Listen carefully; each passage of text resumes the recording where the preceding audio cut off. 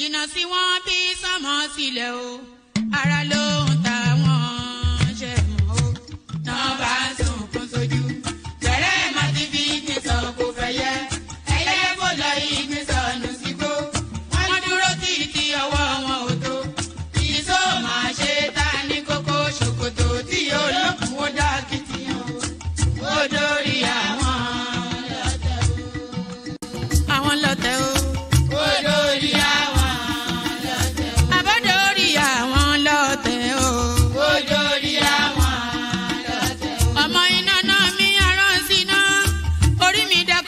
Ṣí mi lọ́nà o, mo tẹríba fàdàgbà o, àgbà ẹ foríjì ni, ojoojúmọ́ ni mo ń pọ́n wọn lé, mo ń ṣèyá sí àwọn àgbà o, mi ò fojú tí rìn wọn láyé, ọmọdé ẹ má fàgbà ṣe yẹ̀yẹ́, torí omi kọ́ tó yẹ ọ̀la ni, ọmọdé ń bọ̀ wá dàgbà o, màmá ń bọ̀ wá dàgbà o.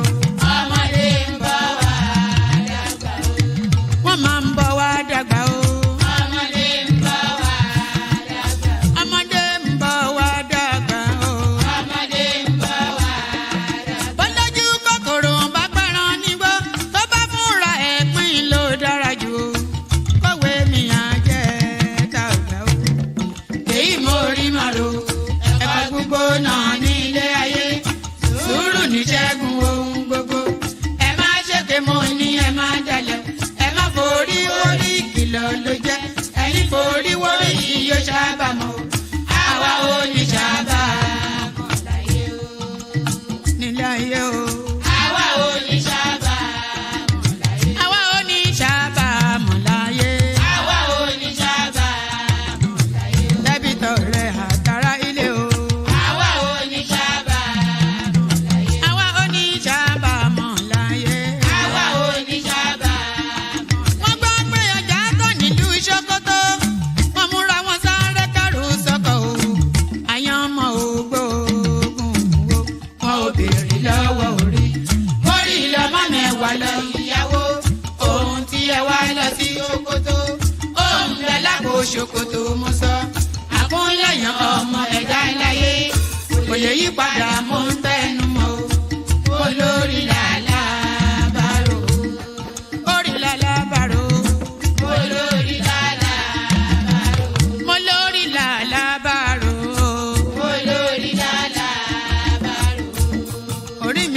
Mi níjà o. Olórí làlábàrò. Làlábàrò. Olórí làlábàrò. Oríjà jogun ìkànnì wọn rí, má fi wá fáyé mu nílé ayé wa o. Olúwa àgbẹ̀ wa níyà o. Àmì nílé ayé wa.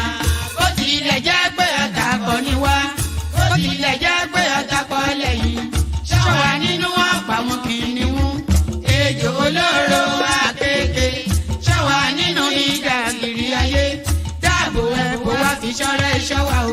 Mo sádì ọba bá lókè o. Mo sádì ọba bá lókè o. Mo sádì ọba bá lókè o. Mo máa sádì ọba bá lókè o. Mo sádì ọba bá lókè o. Olúwa gbé wa níjà o. Mo sádì ọba bá lókè o. Kó má fi wá sílẹ̀ o. Mo sádì ọba bá lókè o. Olúwa má fi wá sílẹ̀ o. Mo sádì ọba bá lókè o. Àwọn ọ̀tá tí wọ́n rè rajọ, ìbànújẹ́ ti bá àwọn ọ̀tá nílé. Àwọn ọ̀tá tí wọ́n rè rajọ, ìbànújẹ́ ti bá àwọn ọ̀tá nílé. Àwọn ọ̀tá tí wọ́n rè rajọ, ìbànújẹ́ ti bá àwọn ọ̀tá nílé. Àwọn ọ̀tá tí wọ́n rè rajọ, ìbànújẹ́ ti bá àwọn ọ̀tá nílé. Bí wọ́n ti ro tiwa sí nínú ilé, bẹ́ẹ̀ ni kó jẹ́ tiwọn lọ́jọ́ gbogbo. Àwọn ọ̀tá tí wọ́n rè rajọ, ìbànújẹ́ ti bá àwọn ọ̀tá nílé. Àwọn ọ̀tá tí wọ́n rè. Oh.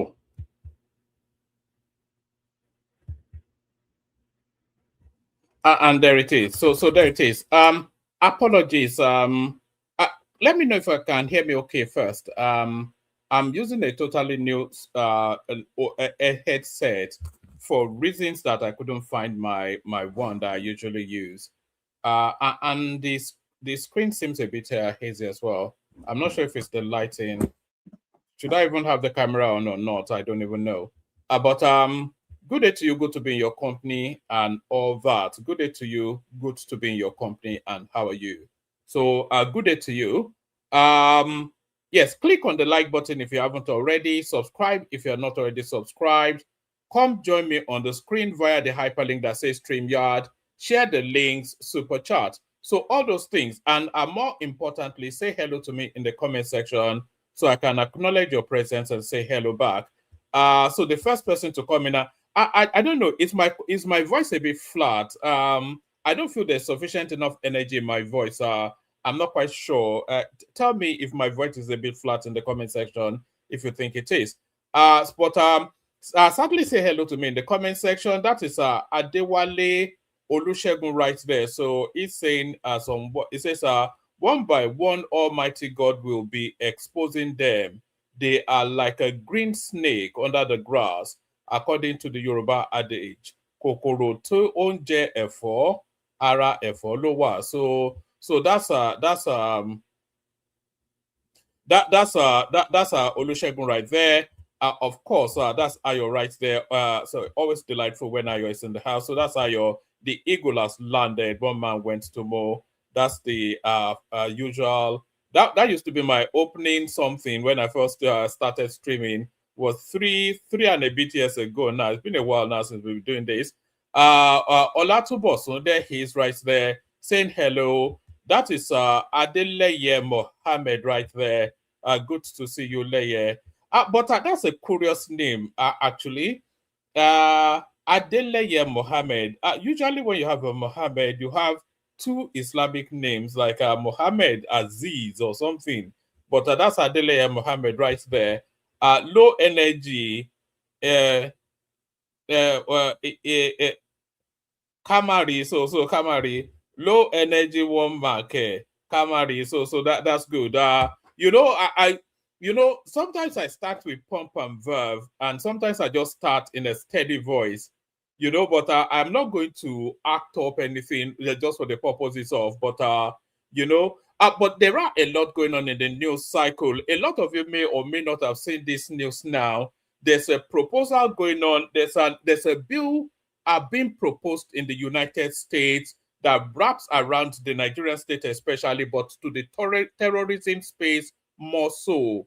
And on that bill being proposed in the United States, Kwankwaso's name got a mention. So there he is right there. And by the way, when they designated Nigeria as a country of particular concern, I have been advocating that they've not gone far enough, because as well as Nigeria being a country of particular concern, within Nigeria, there are citizens within Nigeria. There are Nigerians that should be persons of particular concern. There's you all know the list anyway, but within the person of concern designation of Nigeria, within that overarch, there are Nigerian people within that overarch that should be persons of particular concern. So when I make that mention, my first thought is not actually to Kwankwaso, because he was not on my radar as a possible associate of terrorism, but the Americans are flashing him up. But what is the basis of that flashing up? But if they are now looking to individualize the terrorism thing that we're contending with in Nigeria, then that has to be a good thing. If they are looking to, why is this thing so, or do I need more lights on? Is that what it is? Or do I need to bring the thing closer to myself? I'm not quite sure you are here to see me anyway. I think you're more here to hear the narratives. So as well as Nigeria being designated as a country of particular concern, I was saying there are persons within Nigeria that should be designated as people of particular concern. You don't need me to give you the list. We all know them. People like Abubakar Malami, Sheikh Gumi, the Sultan of Sokoto, some people will suggest, and the whole raft of all of them. There's so many elements just criminal by their nature that should be designated as persons of particular concern.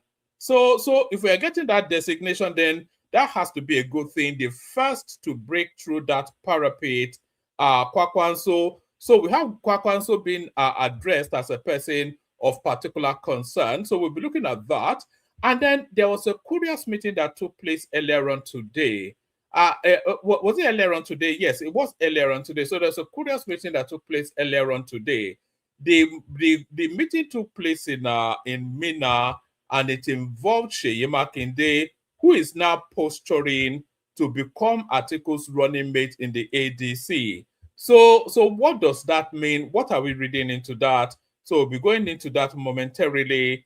And then we'll also be, and then there's also good news. Let me actually show you this one. This one, I can just flash this one up immediately and right now.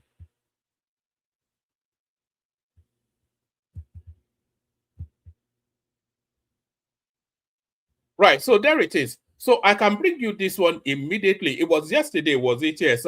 So I can bring you this one immediately and right now. Dangote makes history, becomes first refinery in the world to hit 600,000 barrels per day capacity. So I thought there were other refineries that are capacitated to that level. But that has to be a good thing. This will be buried under the news of the shouts around e-transmission or no e-transmission, of course. But these are some of the good news that's coming out of the Nigerian space now. Dangote makes history, becomes first refinery in the world to hit 650,000 barrels per day capacity.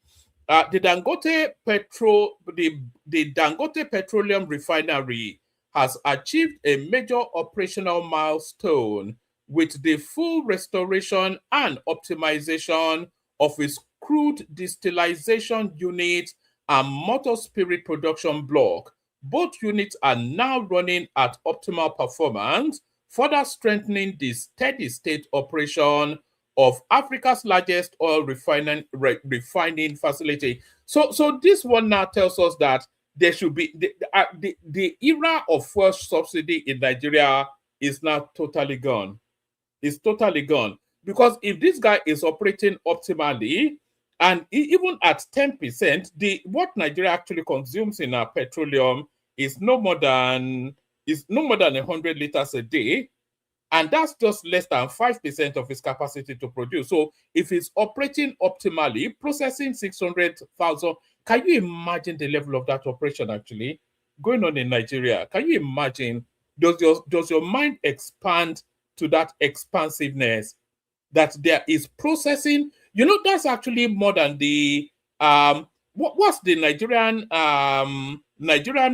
OPEC quota? I think the Nigerian OPEC quota is around about 1.82 million barrels per day. So this guy is actually processing nearly half of Nigeria's oil quota. He's not getting all the crude from Nigeria, by the way. He buys internationally. He gets a portion from Nigeria, but he buys internationally as well. So this guy is now operating a facility that is almost to the level of Nigeria's daily oil production. Can you imagine that? Just the audacity of it all. So that has to go down as good news. Dangote makes history, becomes first refinery in the world to hit 650,000 barrels per day capacity. The Dangote Petroleum Refinery has achieved a major operational milestone with full restoration and optimization of its crude distillation unit and motor spirit production block. Both units are now running at optimal performance, further strengthening the steady state operations of Africa's largest oil refining capacity. Following a scheduled maintenance exercise on the CDU, I don't think we need the fullness of it, but the upshot of it is that Dangote is operating optimally. So that's that. So Dangote is operating optimally, and that, of course, are all shades of good news, especially for domestic consumption. That is especially good news. So let's go to, how we like to share data. So let's go to data and share some data. Yes, imagine, yes, it's just exactly as Abe is saying right there. Imagine if we have 5 people like Dangote in Nigeria. I don't think we'll be talking about lack of jobs or anything anymore in that country. Why am I bouncing back? All right, hold on. I'm bouncing back somewhere. So there's that. So now let's go to some data. Let's go through some statistics. You know how we like to roll out these statistics every so often. These are the best universities in Nigeria. University of Ibadan is the foremost. You know, University of Ibadan has been the lead university. It's the first university in Nigeria, by the way, and I think it's the first university in Black Africa, certainly in West Africa, I suspect, or unless there's an older. And forget Khartoum. Nobody counts Khartoum. That's not even a university anyway. That's all just some mud hut that these people try to. I think you want to categorize University of Ibadan as the first university in Black Africa. I think you want to categorize it unless you know better. So it remains the best in Nigeria. Best universities in Nigeria. University of Ibadan is number 1. University of Lagos is number 2. Bayero Kano. So this surprises me because I did not really think that any of the northern universities, especially rated, and the only one that you might give somewhat of a mild mention, you would have thought was Ahmadu Bello University, but I didn't even know there was a Bayero University, but apparently it's the 3rd best university in Nigeria. Best universities in Nigeria: University of Ibadan, University of Lagos, Bayero University, Covenant University, Landmark University, that's number 5, Ahmadu Bello University, that's number 6, Federal University of Technology, Minna, that's number 7, University of Ilorin, that's number 8, University of Jos, that's number 9, University of Nigeria, Nzoka, that's number 10. You know, I want to contend this list, actually. I will concede the top 2. I won't push too much of an argument that that University of Ibadan and University of Lagos, they are the topmost universities in Nigeria. I can concede that. There's arguments for that. But what argument presents a Bayero University as the 3rd best in Nigeria, in Kano? I didn't even know they had any universities in Kano. So what argument presents that? And this Covenant University, Landmark University, I never even knew that such a thing existed. I thought these were just some glorified technical school. And Ahmadu Bello University. So this list, I want to contend it. Where is University of Ife? Are you telling me that Bayero University, pardon me, are you telling me that Bayero University ranks higher than University of Ife? What how can anybody? So I think this is a stupid list. I'm not quite sure. Even if it was collated based on contemporaneous arguments, there is no argument that they are telling us on this list that University of Ife is not in the top 10 universities in Nigeria. You know, what are we? It says source 2026 World University Rankings by Times Higher Education. So I think this actually comes from an international space. Is what are people saying? It says, where's Unical? Which one is? So Unijust is better than Uniben. So people are fighting for their schools, I think. What criteria makes UI the best? Well, by virtue of being in Oyo Alaafin, I suspect. First and best for a reason. Proud. Okay, so that's an alumni. Abu 6 as how now? So that's my thing as well. I think we can disregard that. It says what about Uniport? Look at this. The one where them they call Obafemi Awolowo Nko. Why is my university not on the list? OAU no they there care. Look at that. The top 10 universities in Nigeria, they are telling us that the topmost university or in Nigeria is not on that list. So you may well want to throw that list in the bin. I think I apologize for bringing you that. Actually, that such a thing will never happen again. Let's go from that list to a different list. And by the way, can people subscribe, please? let's push up the subscription button. We're looking to hit targets. So let's push up the subscription button. So we go on from that to this. This one now is a corruption list. So now, when they tell you this is the list of before I even show you it, this is the list of the most corrupt countries in the world. So you want to, so when you hear the most corrupt countries in the world, being in Nigeria, your mind naturally gravitates that Nigeria will be either number one, certainly in the top three. So now this next list now, this next list now, it gives us then the most corrupt countries in the world. It says most corrupt nations in the world 2025. Corruption perception index score. Lower score equals higher perceived public sector corruption. So the most corrupt country in the world, according to this list here, is South Sudan, followed by Somalia, and then Venezuela, which are one of the justifications that Trump used to go in. And then Yemen is number 4, Libya is number 5. You see, there are arguments for all of what we've read so far, because you cannot really argue that these are not corrupt spaces.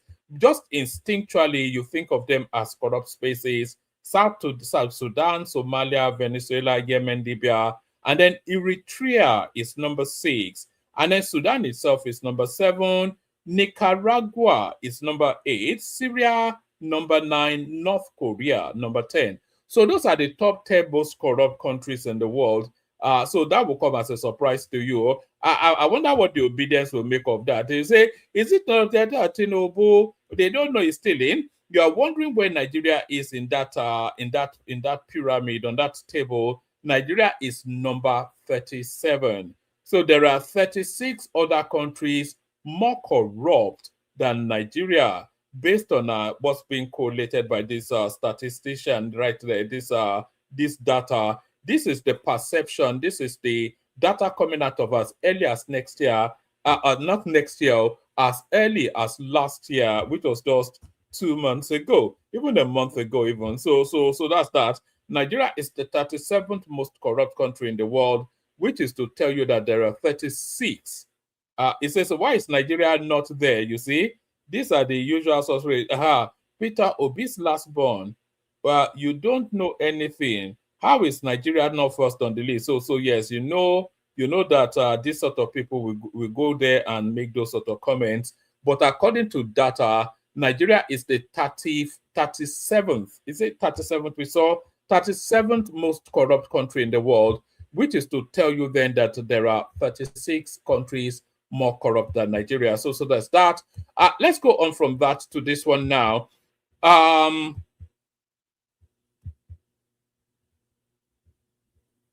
All right, let's go from that to this one now. This one here, Makinde article meeting with IBB over ADC vice presidential slot. So that meeting did take place. Sheyi Makinde did go to Minna. It says between, who is this? Peter Ayodele Fayose. So this is Fayose coming out to speak. Let's see. So everything is topsy-turvy within the political cycle now. It is condensing, but everybody is playing. Peter Obi may well be outmaneuvered in this game of brinksmanship that is going on presently. Makinde article meeting with IBB over ADC VP slot. This is Fayose. Former governor of Ekiti State, Ayodele Fayose, has alleged details of what transpired during the recent meeting between Oyo State Governor Sheyi Makinde and former Vice President Atiku Abubakar in Minna, Niger State. Fayose made the claims in a statement issued on Wednesday, shared on its verified X account, titled Between Atiku and Makinde, Untold Story of What Happened in Minna. The former governor said Makinde traveled to Minna on Tuesday to meet Atiku, and that the venue and key figures present at the meeting were deliberately selected to ensure what he described as confidence and acceptability amongst the stakeholders. According to Fayose, the discussion were influenced by concerns over the choice of a possible running mate for Atiku ahead of the next presidential elections. He claimed that the former vice president's camp believes that the Labour Party's presidential candidate Peter Obi would neither accept to run as Atiku's deputy nor be generally accepted in the North as a potential successor. So that's quite a curious thing, actually, because Peter Obi's acceptability in the North is slim to non-existence.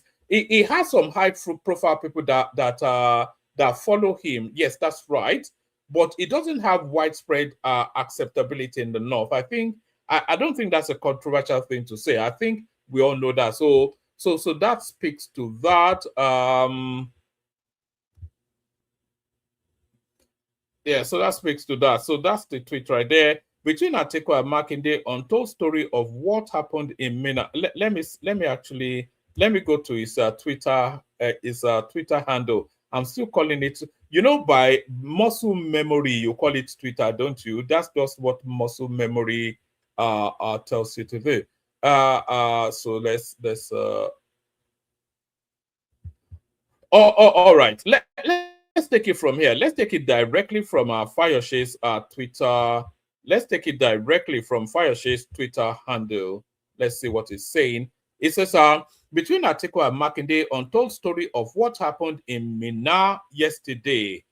It is no longer news that the governor of Oyo State, Seyi Makinde, went to Minna, Niger State yesterday to hold a meeting with former Vice President Atiku Abubakar. Here is what happened behind the curtains. Venue and personalities involved in the meeting were carefully chosen so as to ensure confidence and acceptability. Consideration was given to the fact that Peter Obi will not accept to be Atiku's running mate, and it won't be acceptable to the North as Atiku's successor. Also, Atiku is 70% certain of getting the ADC ticket, having ensured the non-zoning of party presidential ticket. Makinde agreed to join the ADC on the condition that he will be handed the party's vice presidential ticket as Atiku's running mate. This is expected to be presented to Atiku's inner caucus for further discussion and ratification. And Makinde offered to make available a sum of 10 billion naira to be released in 2 tranches as his initial contribution towards what he called proper takeoff of the ADC, and make additional funds available when campaign begins. The governor also assured that for the ADC primary, he would deliver the Southwest delegates and use the influence of his wife, who is from Rivers State, to secure delegates' vote in the South-South. He posited that for the general election, using him to divide the Southwest vote will give the ADC the needed advantage. So there it is right there. So that is Seyi Makinde somewhat touting himself, prostituting himself, but then of course that in fact that's quite harsh a thing to say actually, because that's exactly what he should be doing. So that's Seyi Makinde signaling his exit from the PDP and then to go and join Atiku as a running mate. But Obi could ultimately be played out of the politics to come. So Obi could ultimately be played out of the politics to come. So this now the central piece. Let me give you the headline, and then I'll play you that clip from Arise TV that covers it a lot better than me having to read it out. So there it is right there. U.S. lawmakers propose bill to sanction Kwankwaso Mieti Allah over violence in Nigeria. So that's what's being proposed right there. So let's take it from Arise TV, who covered it not extensively, but they covered it sufficient enough to set the background for our conversation. So let's pick it up from here.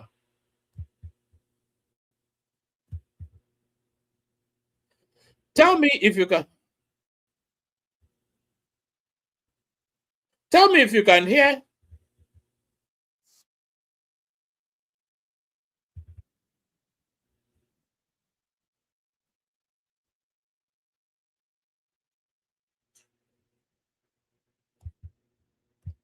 Oh, all right. Tell me if you can hear the Arise clip. Tell me if you can hear it, so that I'm not just listening to it by myself. You can't hear it. You cannot hear it. Okay. Can you not hear it? Oh, all right. Okay. Let me do something. Just let me do something. I'll do something now, and then hopefully you'll be able to hear it. So give me a moment. Let me play your song, and then I'll be back in a moment.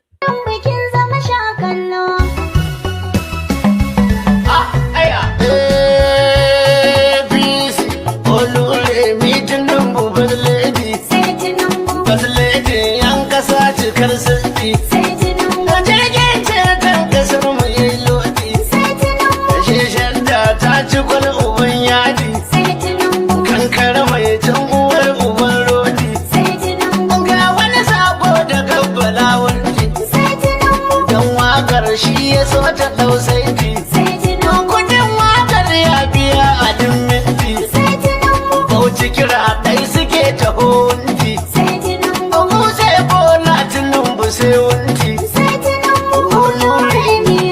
kuma an sami kifi mama remi, mata mata mata mata, mata mata mata mata. Tattaba Samu gaida fislege mata Dan taka Samu gaida fislege mata Dan juya Samu gaida fislege mata Gabar kwaya tela na budar dangi Mata Nan mota sai ya bani mamaki Mata Direbobi dole sai da kutuki Mata Sarki ranar hawa ya hau doki Mata Ashe morewar kudi a kai banki Mata ashe gona za ta so a kai taki kuna ku daban ne ashe na ku daban mata da kunan ki ku gane da kunan ki ku gane kuna ku kullum zabari ne ku kullum zabari ne. All right, let's give it one more try. If this doesn't work, I'm just going to literally abandon the stream. If this doesn't work this time around, I think we just say good night and we go.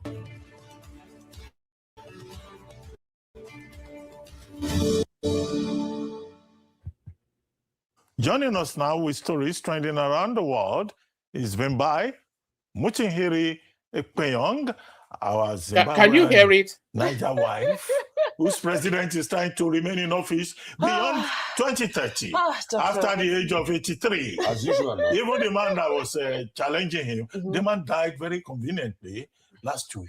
But that's not the story. That's not the story, Dr. Abati. We'll deal with Zimbabwe's issues on another day. But you're used to it now. Of course, you know, I've only known two presidents all my life. But you are a supporter of Mugabe. You supported the while. Yes, I did. I support all Pan-African leaders who want to take the land back from the colonialists. Good morning, Dr. Abati. You supported him with his atrocities. All right, great. I was killing the people and all of that. Did he kill people?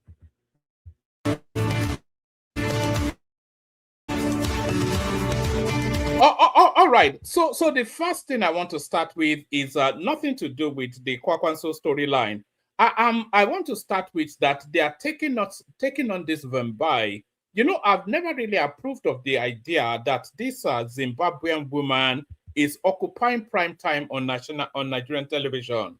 Call me a jingoist, call me narrow-minded, call me anything, but I've never really liked the idea.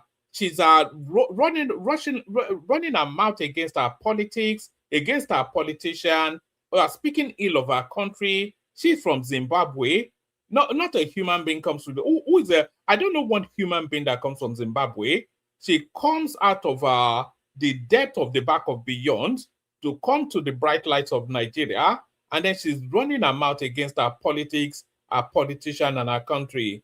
Where is that line now? Where is the line in Nigeria that people must not cross? So I've never liked that lady in Zimbabwe. And I especially detest her because she took the slot of Tundu Abiola, which was my favorite on that Arise TV. That was the only one decent journalist on that Arise TV, Tundu Abiola. I wonder what happened to her. But at last they are calling her out for being a Zimbabwean.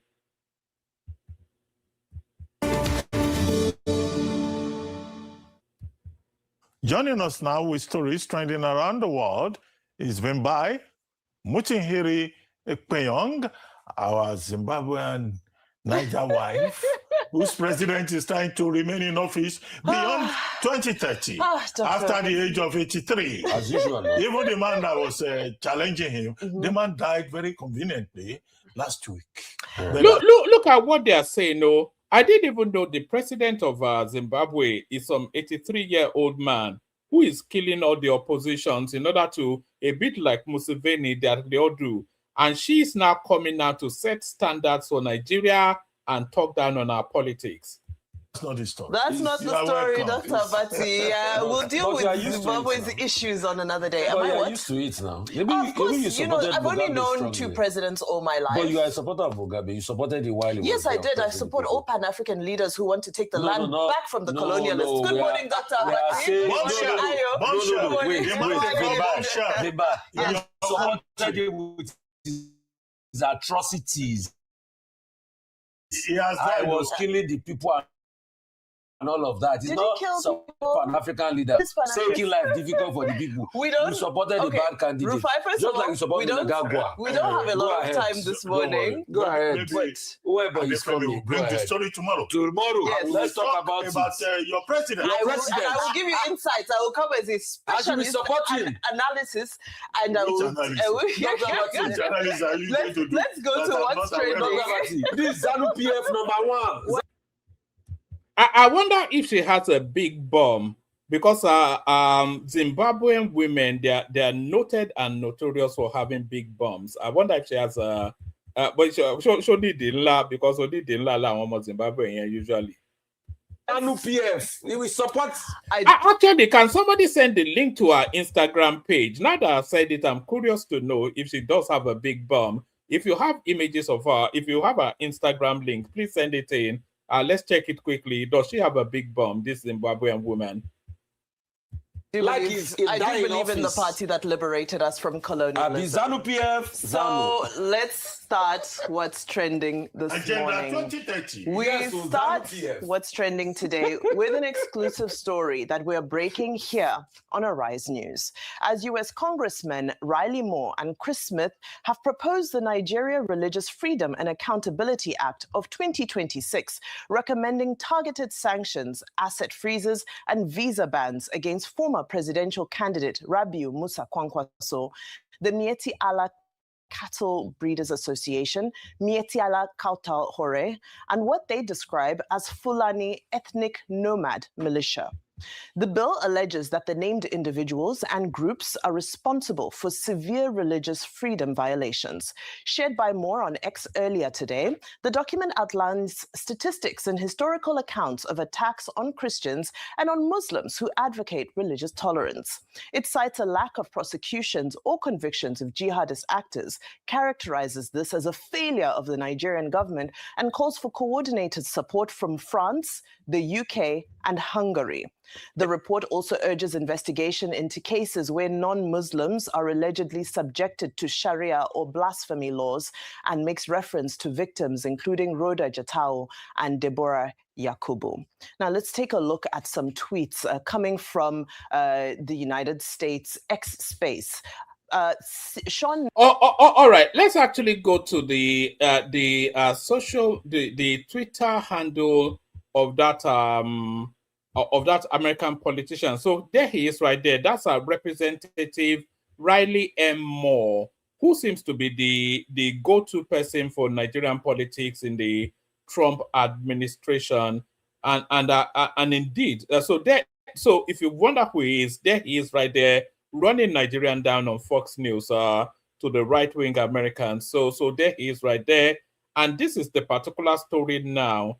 It says a powerhouse team of Representative Christopher Smith and Representative Riley Moore today introduced a new bill on religious freedom in Nigeria, increasing accountability measures, including REC recommendations that should mean for sanctions against Fulani militias and former Kano State Governor Kwankwaso, who introduced Sharia criminal law there. So I don't think just introducing Sharia law is sufficient enough reason to brand somebody a terror sponsor. So let's take the story from here, actually.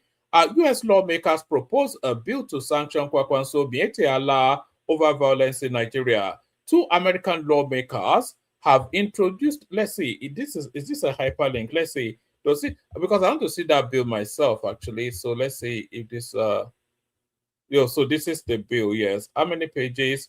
It's 13 pages long. Does it give us bullet points on, just hold on one section. Let me show you this. This is the actual bill being proposed. 119th Congress second session. So that's the bill right there being proposed. In the House of Representatives, a bill to require a comprehensive report on United States efforts to address religious persecution and mass atrocities in Nigeria, to be enacted by the Senate and House of Representatives, and on it goes. What does it actually give us? Okay. I just want to see what the headline spaces are. Hold on. All right, let's just read these bits. It says, hold on, bear with me. And I didn't even want to read the bill, and now we are in the bill. Suddenly, now we are having to have a look at it.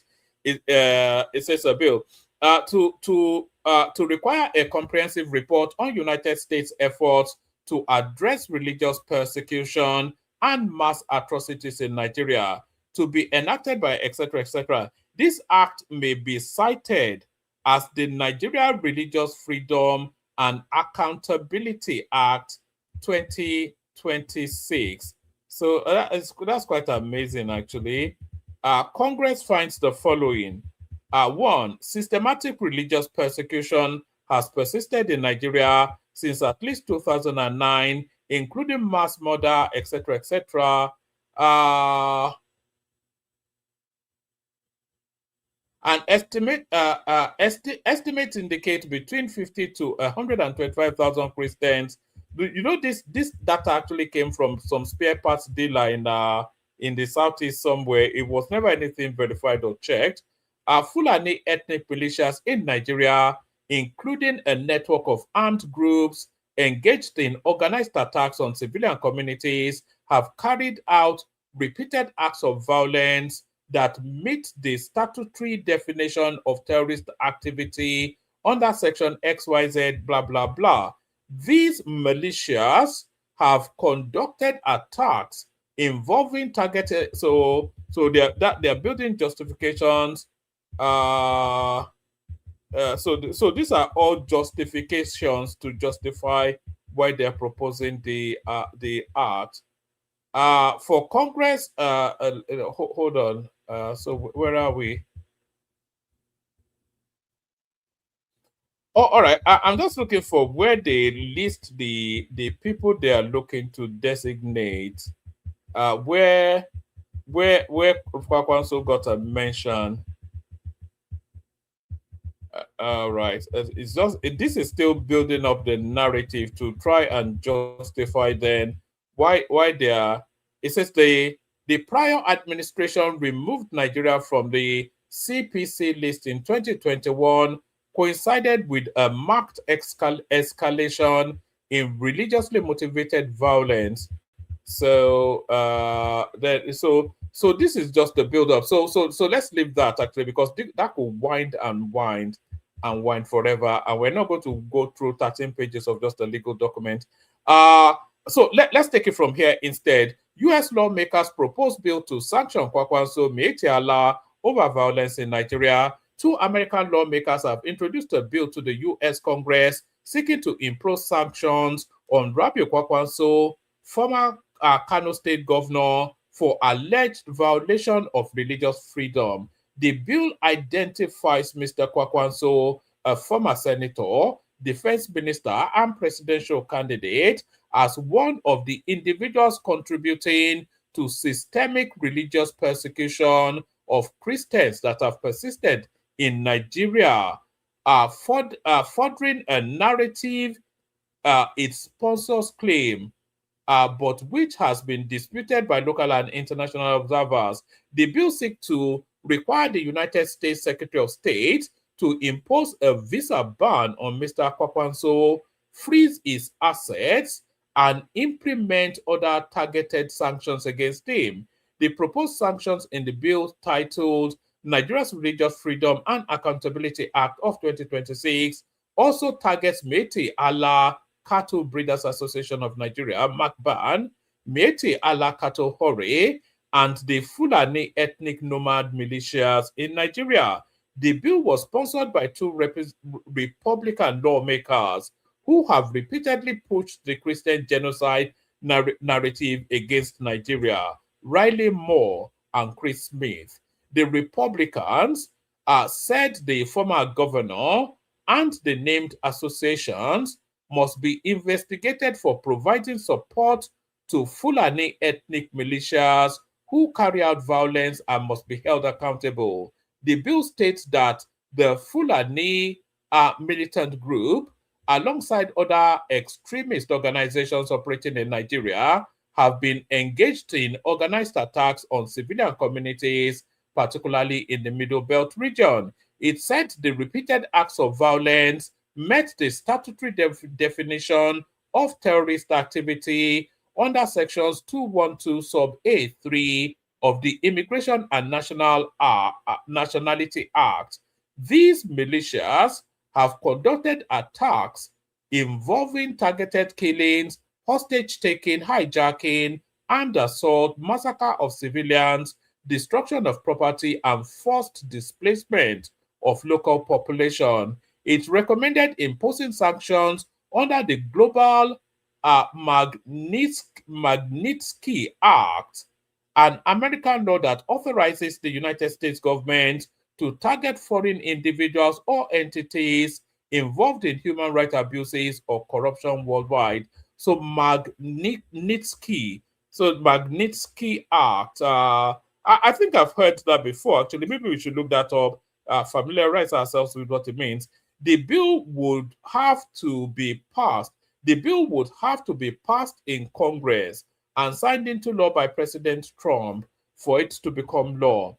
It is not clear why Mr. Kwankwaso was included in the bill. He left office in Kano in 2019 and has not held any major public office since.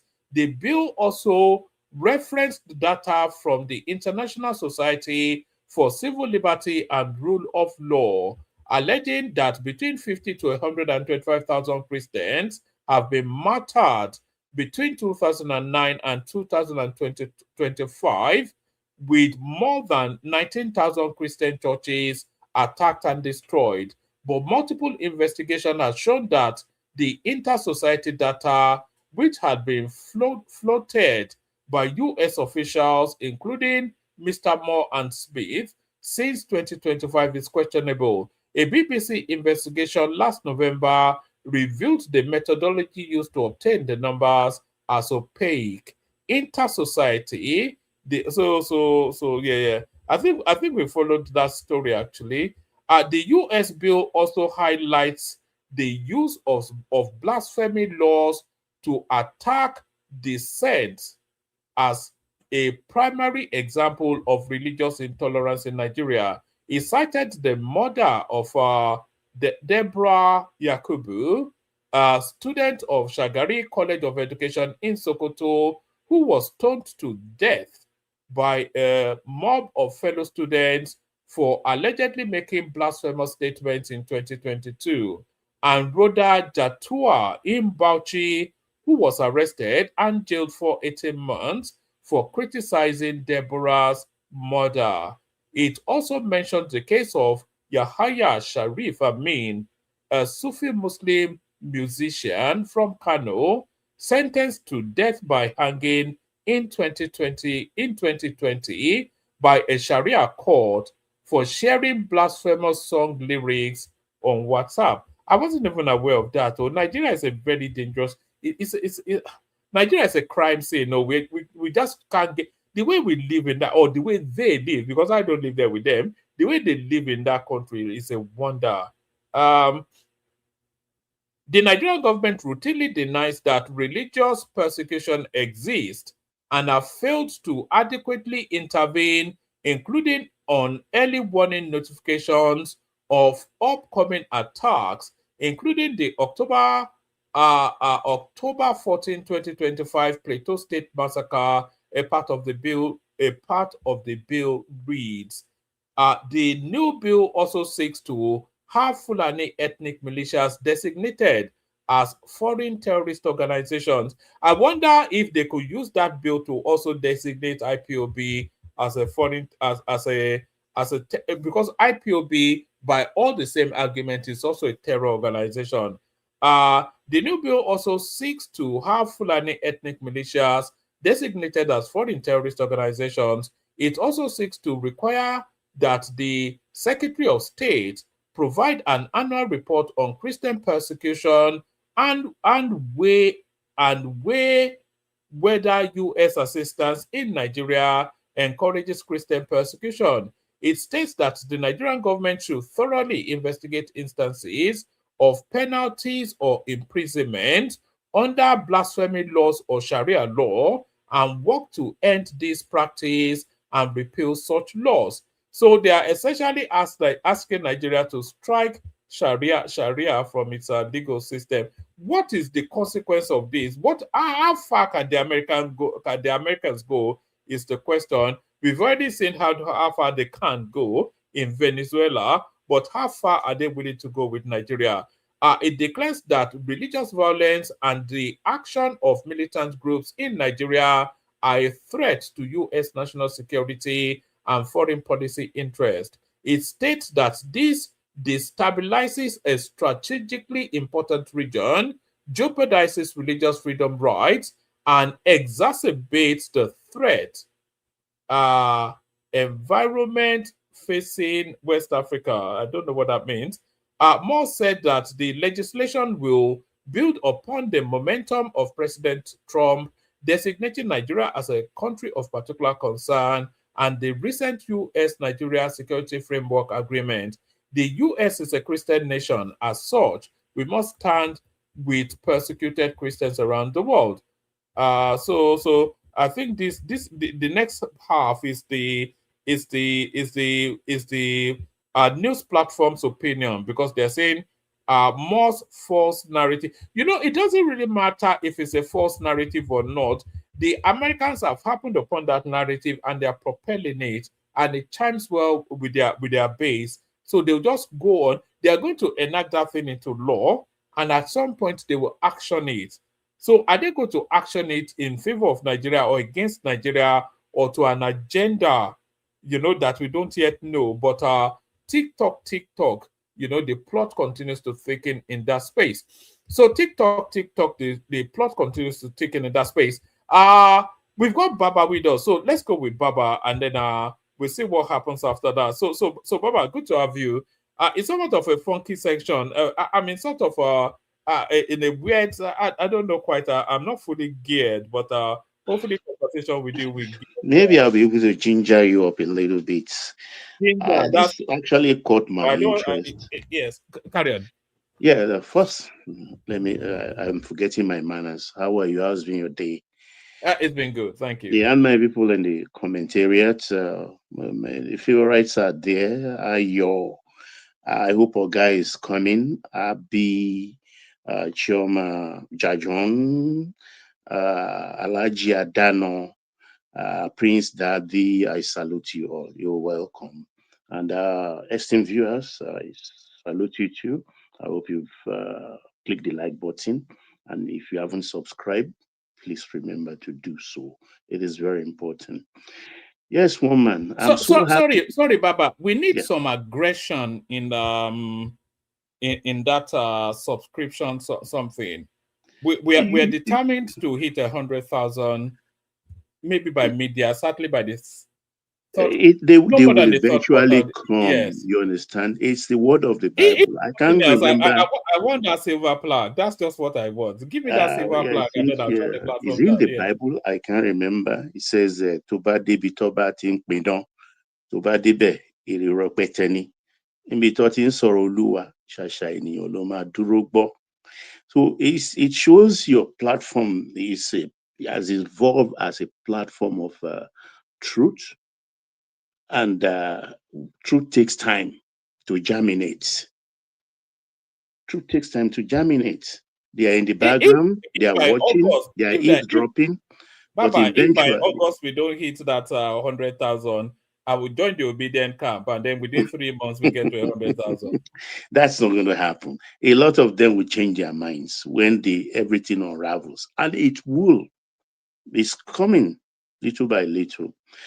If you remember a few weeks ago, I said on this panel that I look forward to the day when the Sokoto Caliphate will be designated a terrorist organization, didn't I? I think on 2 occasions I mentioned it. So I look forward to the day Sokoto Caliphate, and it's inching towards that, because the Imieti Allah, the Imieti Hore, Imieti this, Imieti that is an arm, an offshoot of the Sokoto Caliphate. So it's getting closer to the Sultan. And that means, and the Sultan is a symbol of the Caliphate. So I'm very happy at that bill. You see, Magnitsky was a journalist in Russia that was trying to expose corruption in that country. And he died in Russian jail. And since then, the Americans adopted it and as a symbol. And that's why they enacted the Magnitsky Act. It just states that it's only for foreign targets, not nation, individual, actually. And those that are designated as corrupt, people who have abused grossly human rights and things like that. So Kwankwaso must have fallen into that category because of the Hizbah police, Islamic police introduced in his state. And he was the foremost governor, I think the first to declare Sharia law. And Sharia law is obnoxious, particularly in a multi... Baba, a lot of people have disputed that. They said it started in Zamfara or something. It wasn't the first to declare Sharia. Okay. Yes, it wasn't. Yeah. Okay, that's good. Thanks for the correction. But at least he declared, because as we speak, almost all of them, I think, apart from 2 or 3 states, I can't remember, are all Sharia states. And in a multi-religious nation like Nigeria, it's not permissible. Because, so for instance, if the old South now says they want to introduce canon law, what happens? That means if we introduce canon law, then all those mosques in the South have to be restricted to a certain area. And of course, they can't stop us from eating pork, things they consider to be haram. So there will be confusion in the South if we say, okay, we want to introduce canon law and stuff like that. So I don't know. So I'm very, very glad they've introduced this. And this is what I've been complaining about our president. As much as I'm a supporter of his, I'm a believer in his policy, when it comes to this matter of insecurity, I still will continue to score him 0 until he starts picking these people. Because if you don't go to the roots of the whole matter, you know, when the terrorism thing started with George Bush, that's where the whole world financial system collapsed. It was free for all before, but they have to nip it in the bud because of the money sending system of Islam, where they use individual to send money to Pakistan, to Bangladesh, to Saudi Arabia, and to Palestine, and all the rest. So they have to go in against the funding of terrorism. So these people that are perpetuating it they have to, and sponsoring terrorism in our country. They are the people to be rooted. When the terrorists, the operators, are starved of finances, they will fizzle out eventually when they spend what they have. I mean, look at Malami, for instance. I don't know why such people should be given bail. There should be special law for terrorism. If they discover a cache of dozens of military grade armaments in your house, you are a terrorist. Are you a soldier? Are you a militia leader that you stock that kind of military grade weapons in your house? You should be locked up. There should be special courts. That's what serious presidents will do. You take it serious, and people will know that this president is serious. If they catch you, we should have a low bar when it comes to law to capture into that net of terrorism. Baba, why do you think Tinubu is not acting decisively? There's even the argument, some people will suggest that it panders to the terrorism space. When you consider that the Minister of Defense was Badaru and the Minister of State for Defense is still Matawale, who have associations with links to terrorism and all that.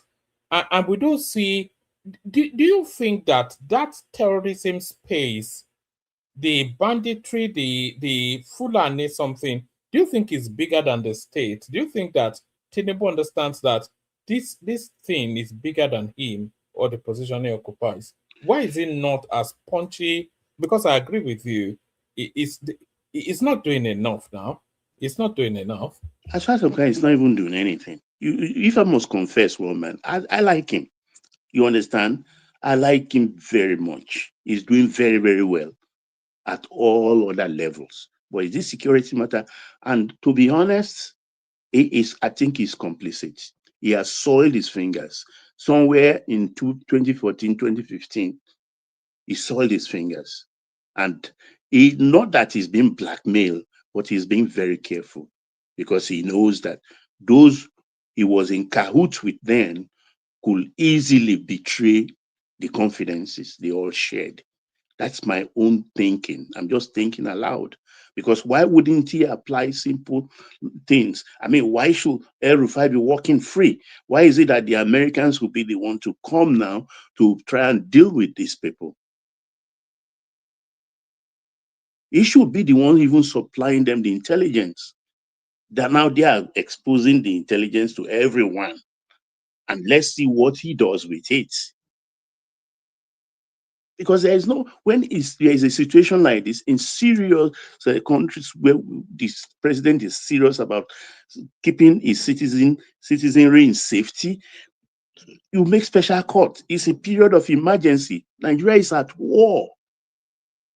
Nigeria is at war. It's a period of emergency. You have the powers. Create special courts. If the judiciary, they are reluctant because they are afraid of attacks or anything, then designate the military adjutant. That's what America did when they were threatened during the September 11 bombings. That's what they did. And when they say, no, they are foreign combatants, you can't bring them to the soil of America to try. They created the Guantanamo Bay, close to the Bay of Pigs in Cuba. And when they have to do extraordinary rendition, where they cannot poke something into their where the sun doesn't shine, they send them to countries like Egypt to do the dirty job for them and extract information from these people. Look, you know how many people being killed every day? What's wrong with the president? For God's sake. Save lives. Grab these people, yank them in. Put them in dungeons. I agree with you, Baba. From them. We don't see anywhere sufficient enough the level of urgency. We're talking about human lives now, Baba. Look at what happened in Kwara. It's exasperating. You know, Kwara, just about 200 in Kwara just last week, 2 weeks ago.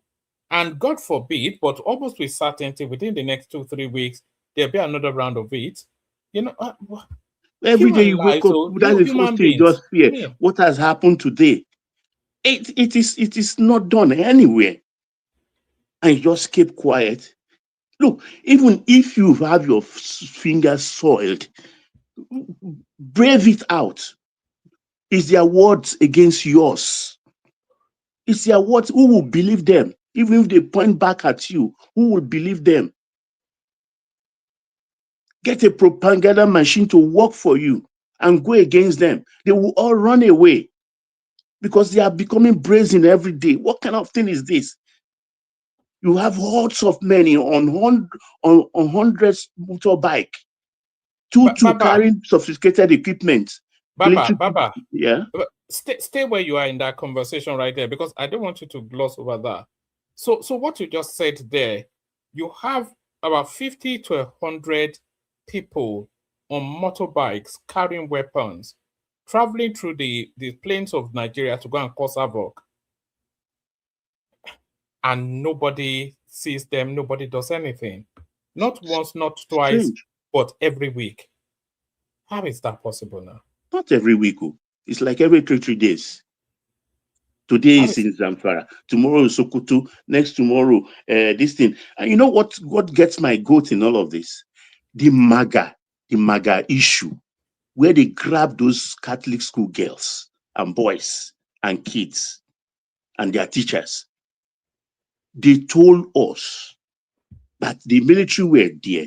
Somebody called them to vacate the space. And within 1 hour, they came in. Who did that? Christopher Musa is not telling us today. The president is not telling us till today. Is it too difficult to know who made that call? Was he a major general? Was he a platoon commander? Was he a brigade commander? Who made that call that withdrew the troop? I mean, why are we being taken for a ride? Who made that call? And there are several incidents like that. Who betrayed the brigadier general that was killed? Who strayed from his troops when they were ambushed? And the poor officer was cut down just like an ordinary person. I mean, what is going on? What is going on? Do you think the Americans should designate the Nigerian security forces as a terror organization in itself? Because I think there are too many of these people embedded. I think that might well be where the fear is. There's too many of these people, especially over those body years, 8 years of recruiting terrorists into Nigerian security forces. Look, in a serious country, you see all those retired generals, colonel, brigadier, and all the rest, including the emirs in the north, all their children in the military, the officers' corps particularly, they should take all their names and start retiring them one by one. One by one, because those are the children. Imagine Gumi has about two officers. Two of his children are officers in the Nigerian army. So waiting snake born not be long, it long. What do those children? Nobody can guarantee that they are not informants. I don't know, because I hate it to see everything. You go to Nigerian newspaper portals to read, you find out they've come again consistently, easily. What is it? And the president is leaving all these people free. Why wouldn't they have mouth? That psycho, El-Rufai, 2 days ago, went to Egypt. Maybe they've informed him there that he will be arrested because El-Sisi, Fattah El-Sisi, Egypt's president, is a very good friend of America. I think he lives there, you know. I think El-Rufai lives. And we have the Brotherhood there. That's another den of terrorists. So when you see them go to Turkey, they go to Yemen, they go to Egypt, what are they going there to do? That's what they do there. And now he broke the news that I will soon be arrested. He knows the Americans are coming. That's the only language they understand. Violence for violence. You know, Baba, this is my headline right here. I would dearly love for somebody to be picked up in Nigeria, a big fish, and taken to Guantanamo Bay. I would love to see that. Especially one of those abokis. One of them picked up, taken to Guantanamo Baba. Bay. Yes, sir. Can I ask you a question? Oh, Larry, how are you? Go ahead, please, by all means. I'm all right, sir. So don't you think Tinubu is deliberately allowing America to come help him do what's been difficult for him to do? Because of how Nigeria is set up. And why I said this is because you see, Nigeria is a very delicate country where everything is around tribalism, religion, and every other thing. And for a president to be objective to face those guys, it's a little bit difficult. And for me, what I think personally is the fact that somebody that has been crying, looking for help, right? And he sees the help coming in, and he's now basically more like, yeah, America, come in and help me face these guys out. Particularly the key politicians, because if you see that ever since this American thing, all of them have been silent. If it were to most of the things that America has, American this, American that, if it were to be a normal Tinubu, it's the normal Jonathan politics that they will play. Oh, he's against the North, he's killing, he's doing this. So don't you think Tinubu is deliberately, America said they are sending 200 troops. He's been silent, and more will still come. The wife went to America and was kind of like telling them that, yeah, the Sokoto bombing was a blessing. Don't you think it's more of Tinubu kind of like saying, I'm asking for help. Somebody has come to help me, then I'm going to accept whatever help they give me because I can't deal with these guys. Yeah, I understand where you are coming from. But my own take there is be seen also to be doing something. Don't just keep quiet. It's not in everything the president should be silent about. Sometimes you come out boisterously and attack. So you can, by doing so, you drive fear into them too. To show, like the other day when the Christmas missile attack on Sokoto, that thing has more deeper meaning, which a lot of people are not even looking into. Because whether we like it or not, I believe, and analytically, that all this thing coming is emanating from the house of what's the Sokoto Caliphate founder now? His name, Usman Danfodio's house, which is the emir, the Sultan of Sokoto. He knows. That's why they attacked that place. That's why they attacked that place. Because it is that caliphate is at the heart of all of this terrorism issue. Have they attacked anybody around him? Has he been harassed? Has he been kidnapped? They kidnap other emirs. They do atrocities around every other place, but not his territory. So, like, he's keeping quiet, and we are putting this suspicion at his doorstep. So, also, the president's quietude is making us to suspect him. So, he should do things that will not make us suspect him, or further the accusation against him. Because people are being eliminated every day. The thing I don't get, Baba, is that why is Tinubu being quiet? Own people being killed in Kwara State, he's being quiet. Why is that? He's a Yoruba guy. Own people being killed in Kwara State, he's being quiet. Why are you being quiet when we be unalive by these people? Speak up. What is he being quiet against? Tag these people. They're whack tags. The Quara one, there is no time. You understand? It's something I'm still watching with keen interest. So that's why I don't even want to talk much about it, because it's about the next election. It's about the next election. If US had not come out to say we will not allow Nigeria to divide, maybe I would have extended the whole thing to say, okay, if it's about the next election, who is sure there will be a Nigeria in which an election will be undertaken?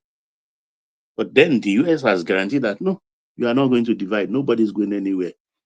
We will marry all of you to you stay in that marriage. So the Quara thing is baffling, because now the last one in Woro and Kuta or Nuta or whatever they call it, was against the Muslim because they refused to be Sharianized. And they look at the numbers of people. That was traumatizing. I've not been able to open the video people sent to me. I deleted some. But so the president just is lucky. America is helping out, though I know it's costing the country, but then he has to lend his voice.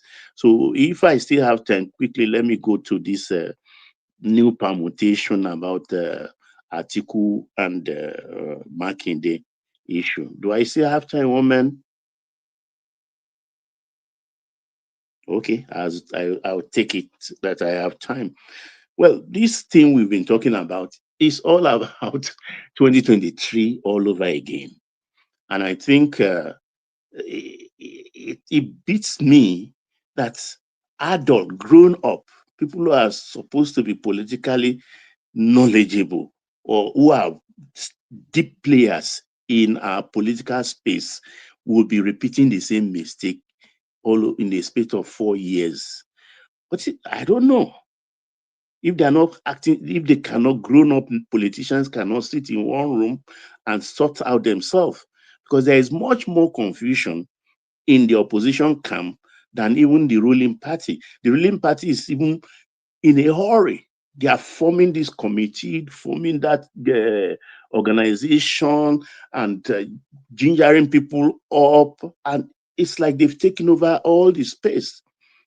Governors donating vehicles and things like that. In the opposition camp, nothing is happening. Nothing. Other than they are trying to reorganize themselves. Have anybody wondered why Amechi came up yesterday, showed up at the protest ground at the National Assembly, and at the same time claiming that they should zone the ADC's presidential ticket to the South? Amechi said that, and I was surprised. So that means he's breaking rank with Atiku.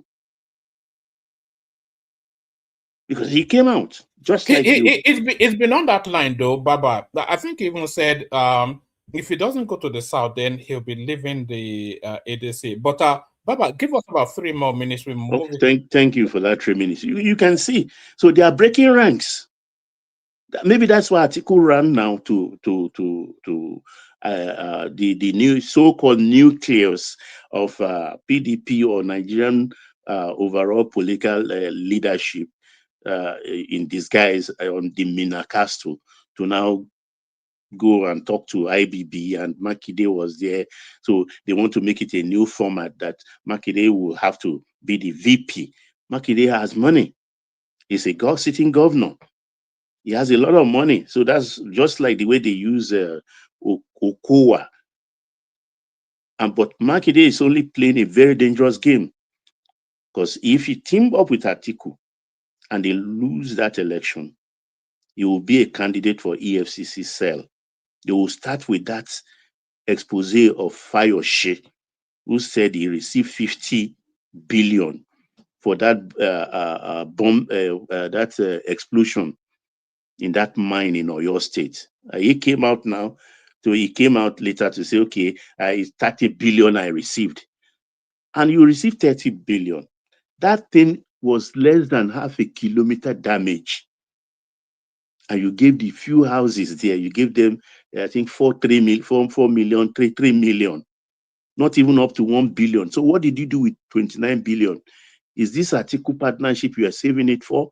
Or is it that's why people want to come around you and make you a VP candidate so that they can chop that kind of money?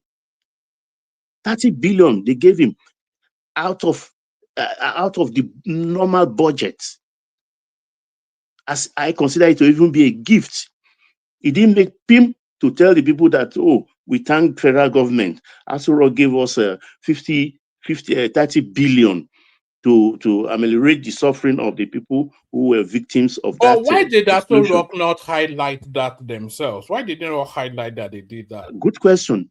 Because they didn't tell us. If not for Fayose, we wouldn't know. Even the recipient, the people who suffered damages and things like that, they thought that money was from Oyo State coffers. It's Makinde they were thanking rather than thanking the federal government. So that is kind of injury this government is doing to themselves. You take out of the purse of the country and give a man to help the citizen. And it's not, he didn't do anything with it. He put all the money in his pocket. Now that he wants to use that money to fight you, you now use Fayose to come out and expose him. That's what happened. Because he will not join their political camp. You are hiding that money.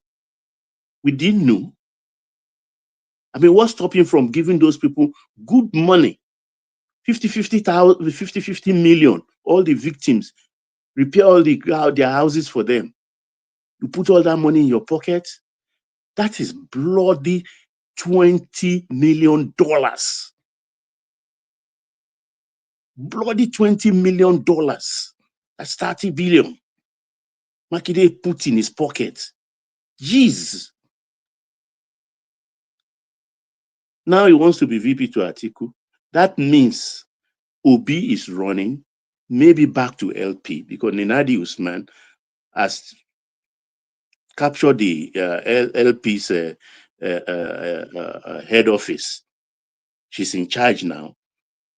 I don't know what game they are playing. She's still a registered member of ADC. Are they going back to LP and leave ADC for Atiku? Or they will leave ADC for Obi and Co. and go get their own party ticket somewhere, Atiku and Co., and take their money and structure there. But whatever it is, they are in disarray. They are in disarray. So it's a win-win situation for the president. Anyhow, is looked at or permutated. It's a win-win situation. And I think it's believable because Atiku will look at, if Obi is running alone on his ticket, Obi will lock down the Southeast. So if I even take somebody as VP from the Southeast or South-South, I will not get anything. Amici is a spend force. So let me look for somebody in the Southwest who has money, and even if you will guarantee me a place, because the Oyo votes, I mean, already is PDP today as we speak, and Oshun still, despite the Adeleke on a court party ticket, is still a PDP state. But then, luckily for the presidency, there is a man who is the Arusa one of Ibadan, who is a very good friend of the president and a politician. That's Olubadan. He has ruled that state before. He has a lot of clout. So it's going to be a neutralizing factor. And a good fight they are going to give Makinde as VP to Atiku. So they will all divide their votes and the Jagaban will be on top again. I yield one man. Oh, all right, brilliant. Excellently put. So, guys, we'll do five minutes monologue to get through the room quickly. So, Ola, please, can you do us the favor and log in as a host? We need you to be logged in as a host. We kick off the 5 minutes, start it with Prince. We go in the order that we have on the screen. Prince, Comrade, Larry, Charlie Boy, Isaac, and Ola. So, Ola, if you're listening, if you can come in as a host, please.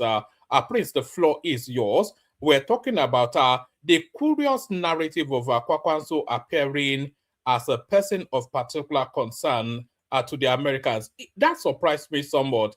Not so much that a Nigerian gets the designation, but Kwankwaso, because of all of the names that we're conjuring with in the terrorism narrative, Kwankwaso was not first and frontal to that narrative. So what are you then making then of this visa ban proposal against Kwankwaso in the United States? Prince Daddy.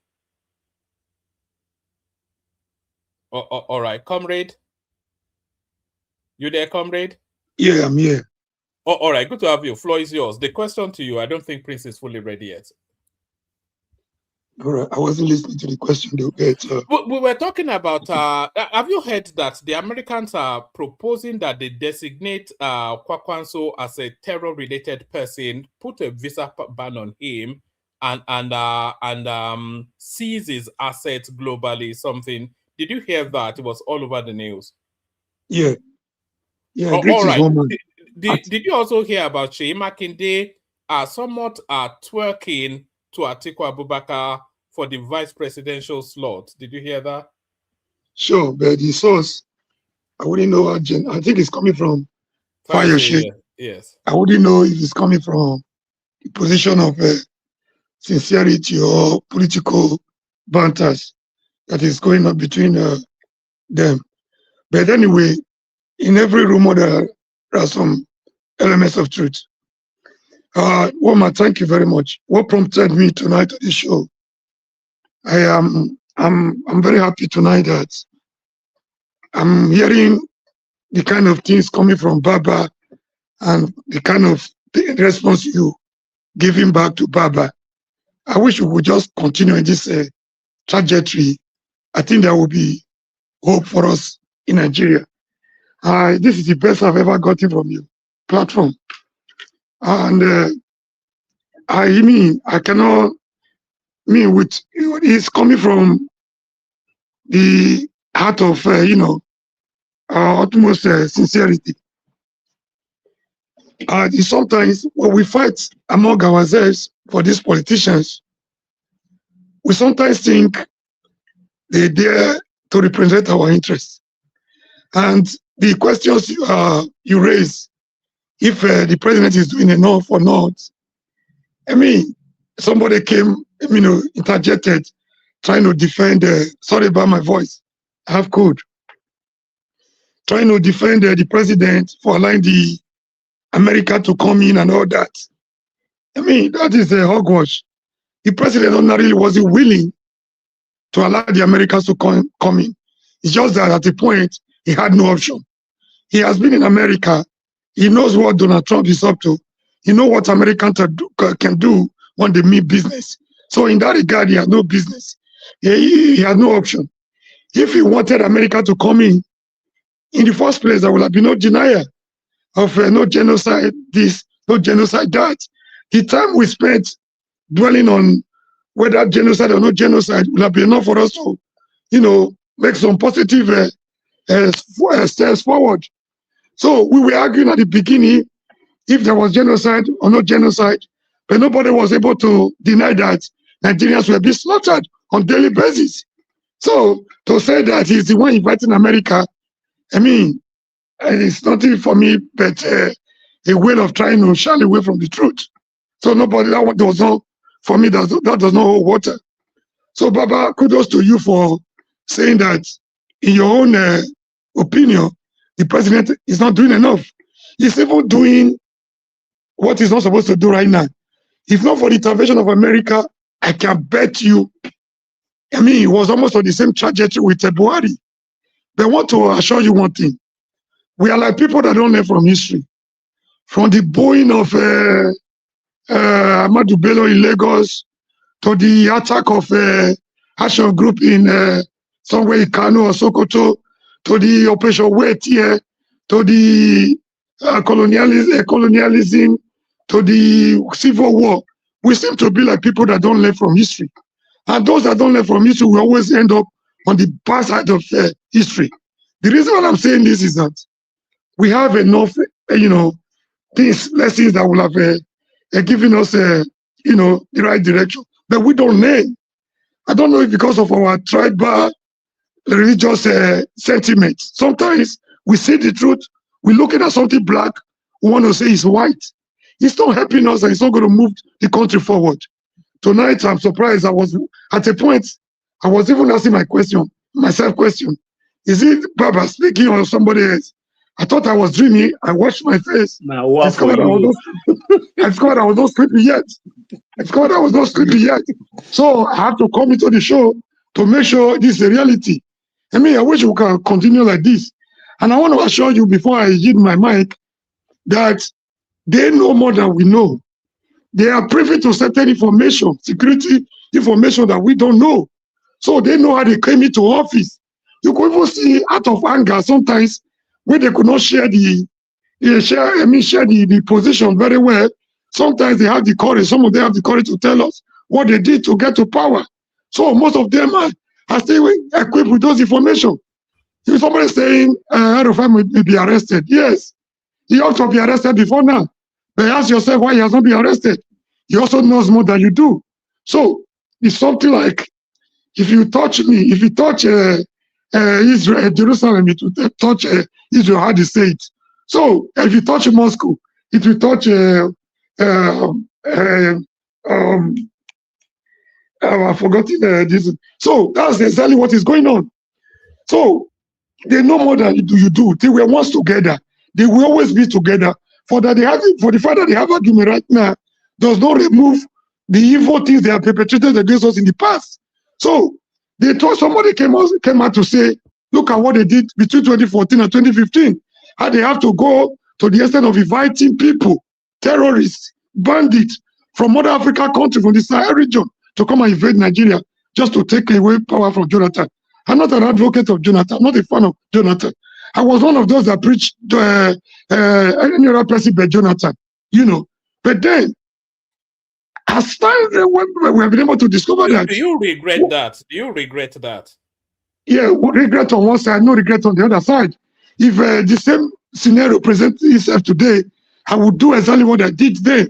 But the little regret is that I think when it comes to national unity and sense of patriotism, Jonathan will not go to certain extent of allowing the country to burn, even just for his own sake, for his own power. Other than that, governance-wise, administrative-wise, it was zero. It was almost zero. So I have no regret. Corruption-wise, a lot of allegations that were levied against Jonathan by Showere, Sahara reporters and all that, he has not been able to debunk any of them. Either directly or indirectly. Either directly from him, or those that were surrounded, that were said that he was surrounded, that surrounded his government. So the alleged material of this was still there. The jet that was discovered with Nigerian Naira in South Africa is still there. So a lot of allegations were there. So on that ground, I have no regret. But to say, okay, instead of the nation to burn, I better step aside on that regard. That is the only thing, that is the only valid, point he has been able to register in the hearts of every Nigerian, even, everybody, every meaningful human being that lives on the planet Earth. He wasn't willing. If he wanted to use the periphery of office to perpetrate himself in power, maybe he would have been there by now. But he had all the resources to say, he could say what the Yorubas of this world did. They never wanted to let him go. They wanted to use him to hatch their secret agenda, their selfish agenda, and to achieve their personal aggrandizement. He wasn't prepared to play that ball. So on that regard, I have no regret.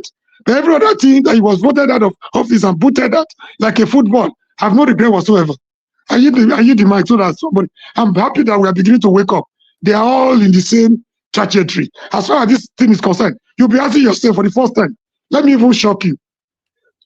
Tinubu had the opportunity of becoming a vice to Buhari, but for certain reasons, for political balance, for religious, balance, he opted that. But he opted for Osinbajo. Did it not shock you when he came and he had the opportunity to balance even the equation more? That he opted for Muslim ticket. A lot of political energy, a lot of political permutations were in play. So people will come here and just wish it off on the altar of winning election. It was beyond that. A lot of conditions were attached to that. So on that ground, he had no option than to allow Shettima to run with him. If he had it in mind that it wasn't okay when he opted for comrade, if Tinubu had not gone with Shettima, he would not be president now. Let's not even go. Let's not even argue that one. Yeah, you say Tinubu is a Muslim, but the Northerners don't actually. And by the way, can every single person not subscribe? Please subscribe. So if you are listening to us now, you are watching us now, you are not already subscribed, can you please subscribe? Very, very important. We want the subscriptions going up aggressively. Very, very smash the like button, as they say. Smash the subscription. If the subscribe button is showing as red on your screen, click on it to depress it to gray. So everybody listening to us now subscribe. If Tinubu had not gone with Kashim Shettima, comrade, he would not be president. The Northerners don't consider somebody like Tinubu of his own particular brand. They don't really consider him a Muslim. They want an easy to associate with sort of. If he had gone with a Christian, he would not be president. There's no way he would have won that election. We are saying almost the same thing. I'm saying, in addition, there are a lot of conditionalities we added to that. That was why he knew it wasn't a good political equation for him, but he had no option than to go with it. We're almost saying the same thing, but from different perspectives. That one you just said came with other conditions, but he needed to win election. Because of politician, it's all about winning. Thank you. I yield the mic.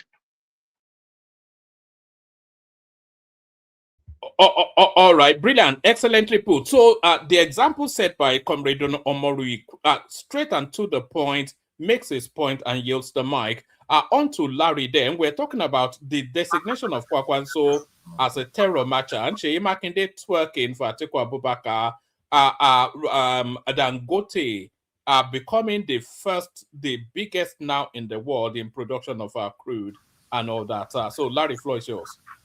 Yeah, good evening, woman. How are you? Good day to you. Good to have you. Okay.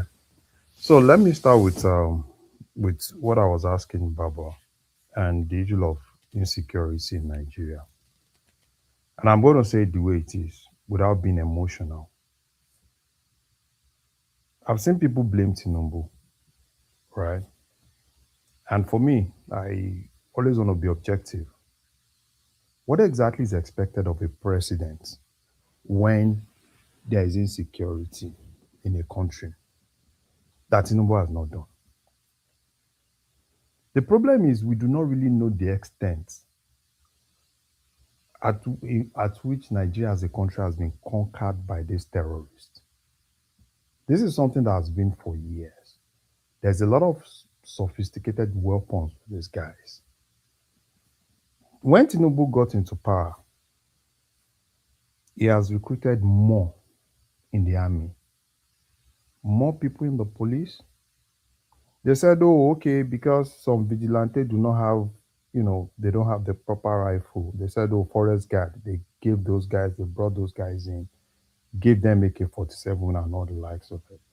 Bought more, put more into sophisticated equipment for the military. People were complaining. They said, oh, because the former defense minister was this and that, they needed somebody, he brought someone else in. Right? Fine. I understand the fact that, people want a president that will be everywhere shouting. No, that's not how to fight it. Because basically, if you look at what is currently happening in that country is facing a very big problem. A very big problem in which the last 8 years before Tinubu's government, these guys were basically almost everywhere. They had free access to do things because they were being pampered.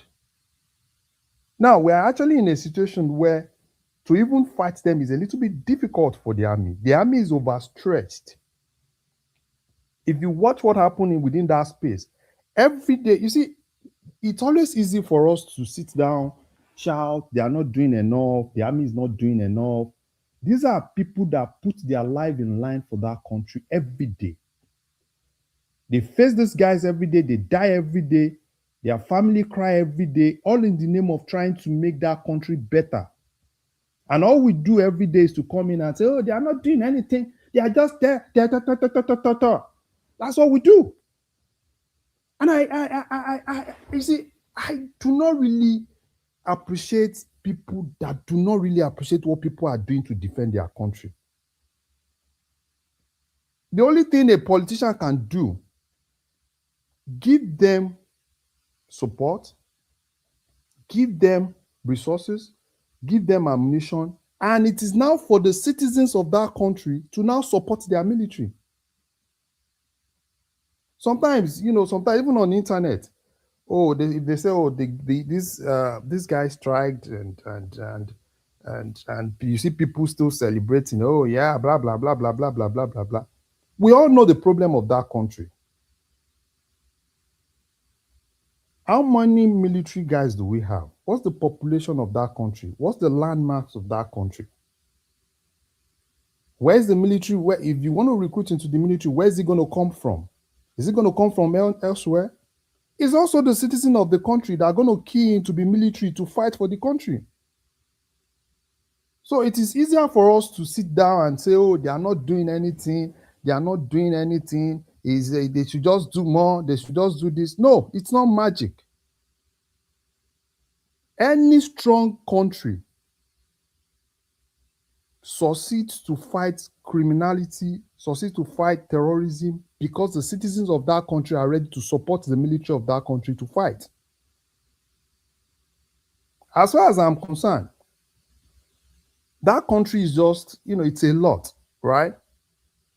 And everybody in that country, everything around that country is either religion or either tribalism. We talk about those guys in the north, right? We talk about the guys in the southeast, even some of those guys in the southwest. Because this issue of, we talk about is Fulani banditry, and in some cases, you look at some of those guys that kidnap people, even in southwest, are not even Fulani guys. Because that's the what? That's the business. It makes them money. The easiest money to make is just kidnap one or two people and ask for ransom, and people, you even see people gathering money to pay ransom, which makes it a lucrative business. So if anybody thinks, oh, probably Tinubu should do any magic, there's no magic. A president cannot, the only thing he can do as a president is to support the military, give them equipment, buy as much as possible, and support them as a president. Why the citizens too? Okay, Larry, may I interject you? Yeah, you can. How does a president support his troop? You are not talking about intelligence he receives every day. So, wait. Okay, Let me finish. A motorcycle needs fuel to run. Okay. It needs engine oil fluid, tire replacement, right? The terrorist group and people they kidnap, they need to eat bread daily, 2 chinkafi. Those things, items alone, part of the intelligence, they came from town. Who are the suppliers? The presidency or his cabinet, which include the DSSS, the NIA, and all the rest. They are not telling us anything. Telling us anything in this regard.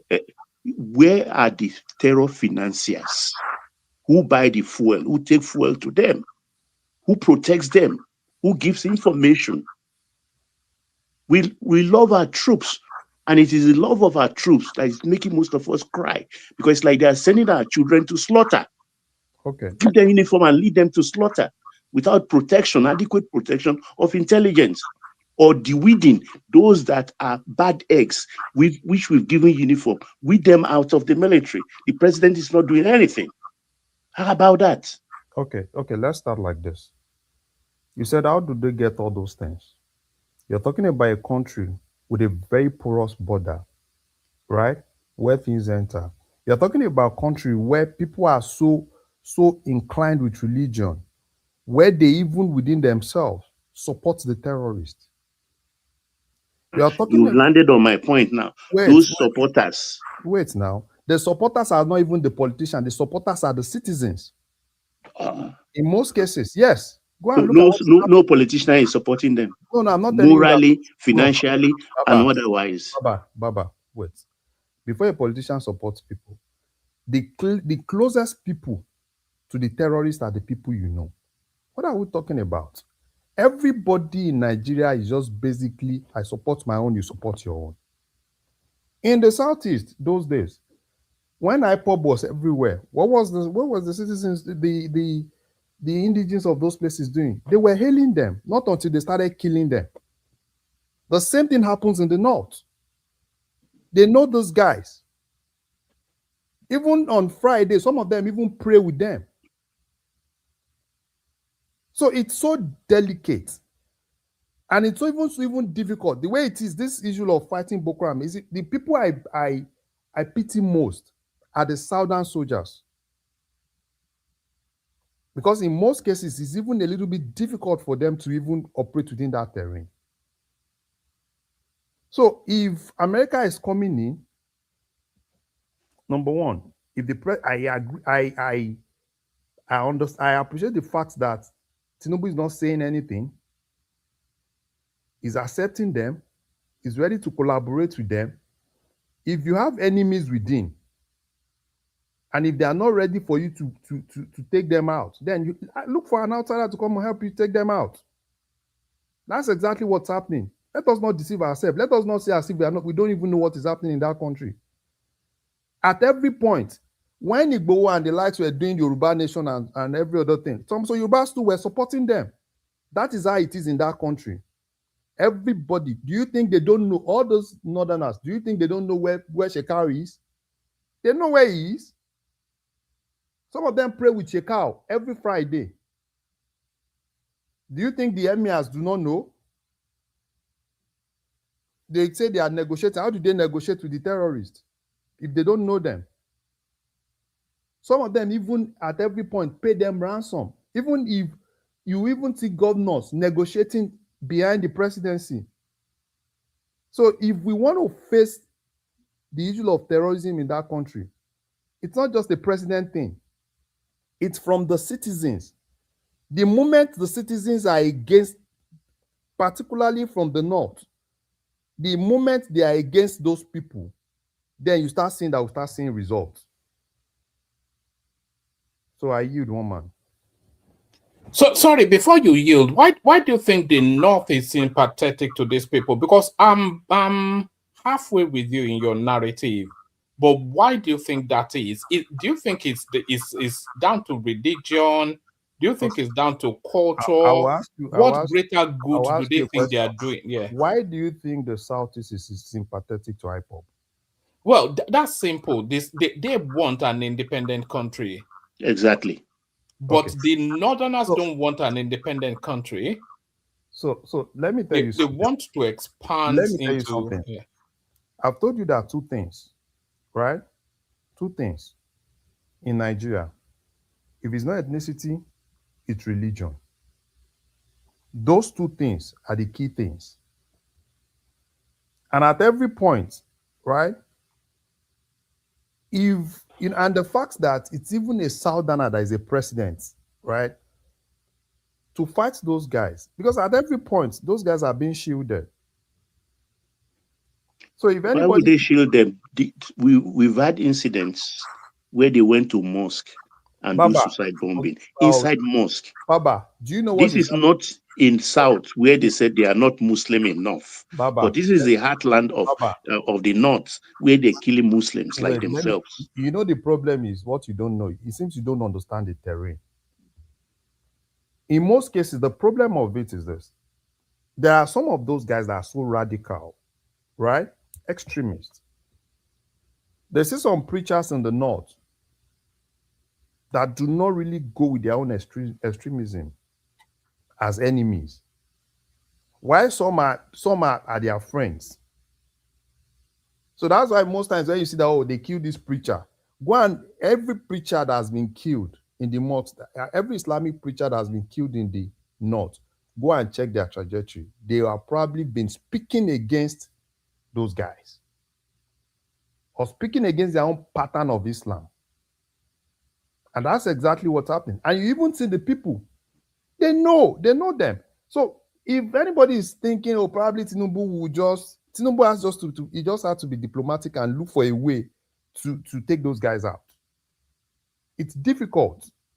It's even difficult for the army. It's difficult for everybody. Because this is not, you know But that. Larry, you say Tinubu has to go in and take those people out. But these people have been, we say they embedded under Buhari, but they've been embedding it even longer than Buhari. The system has always weighted towards the north in terms of the security forces. The top echelons of decisions are with them. A lot of they control the armories as well, and they control the recruitment. They have the biggest number within this thing. And then under Buhari space, a lot of people felt that rogue elements were introduced into the military structures right across the board for 8 years solid. So these people are so deep into the system. And then if they have that tacit support amongst the northern people as well, that makes it even bigger than a Herculean task. It's a near impossible task to take them out now. Yeah. Because they control all the guns. They have an embedment. Even, they reach even through the Sahels, and they can just open their borders, and even these people can overrun Nigeria easily, easily. And I think Tinubu knows that. You are now basically re-echoing what everything I've actually said. This is not, it's difficult. And with what you said, right, prior to Tinubu, the military has kind of like concentrated in the north. What has Tinubu done? Tinubu has tried as much as possible, even though it's not something that you can just do in a day to decentralize everything. But at least we are seeing it. We are seeing it. The Southeast, for instance, they've not really seen military presence like that, taking ownership of things, but we are seeing it. Things are moved to Ebonyi, things are moved to Oshun. So, and that's how to do it. What about, why can't the president use what I call the Israel method? Which is these financiers? You know what I mean by Israeli method? Baba. Take them out one by one. Baba, this thing is not apple for apple, right? And that Israeli method that you said, it's easier to do with the system of government in Israel, not like Nigeria. It's covert. We are not saying they should be advertised. By the time you take 2, 3 out, Baba, the rest will run away from the terrain, Baba, from our territory, from the country. This issue of taking them out is easier. It's easy for you to say, "Oh, take them out." It's not as easy. It's not so easy like that. There are special forces. Baba, why do we have secret service? Don't we? Baba, it is even better, right? That we are having outsider coming in to help us do the dirty job. For any president in Nigeria that wants to do that dirty job is difficult. A Buhari that was a northerner with them couldn't even do that dirty job. He didn't want to do anything. He didn't want to do anything. Not talk of a southerner. When even you know, not simple thing, even in National Assembly is difficult. Even for Tinubu that is being smart to ensure that he kept Akpabio there. The first 1 year, they tried everything to remove Akpabio because if they had succeeded, then Tinubu, I'm not even sure that Tinubu will even survive first time. So to deal with these people, it's a whole lot. Now we are talking about Kwankwaso. Okay, imagine if it were to be probably a Tinubu or somebody that is talking about Kwankwaso. What do you think will have happened? The silence that you are seeing for the last 24 hours in the north. Look at the situation where probably is a federal government that is saying something. Look at what will have happened in Nigeria. And more people will be mentioned. More people will be targeted.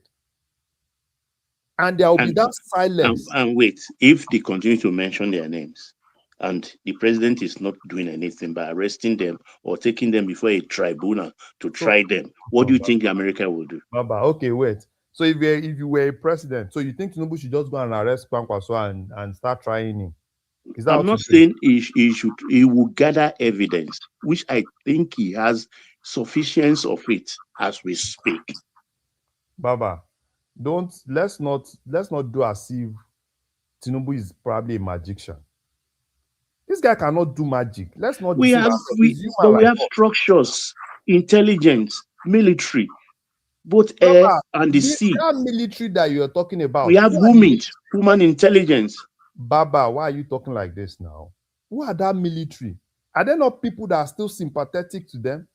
Are there not people that see them as leaders? So you're talking about the military are probably they are coming from the sky. The military itself, to even clean the military is even as difficult as anything. And Tinubu is trying as much as possible to see a way to clean things up.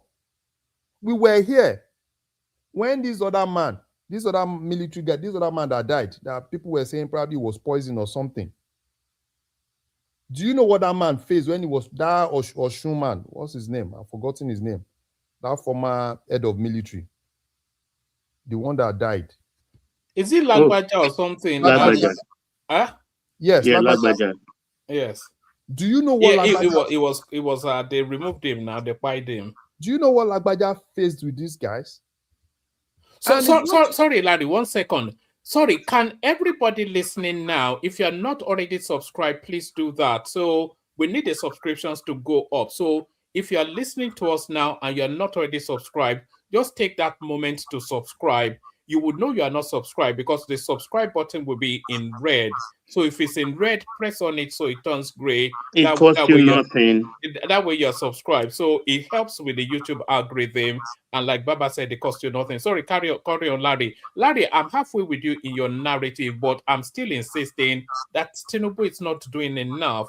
We are not seeing any heavy impact action in the insecurity space that we can build confidence upon.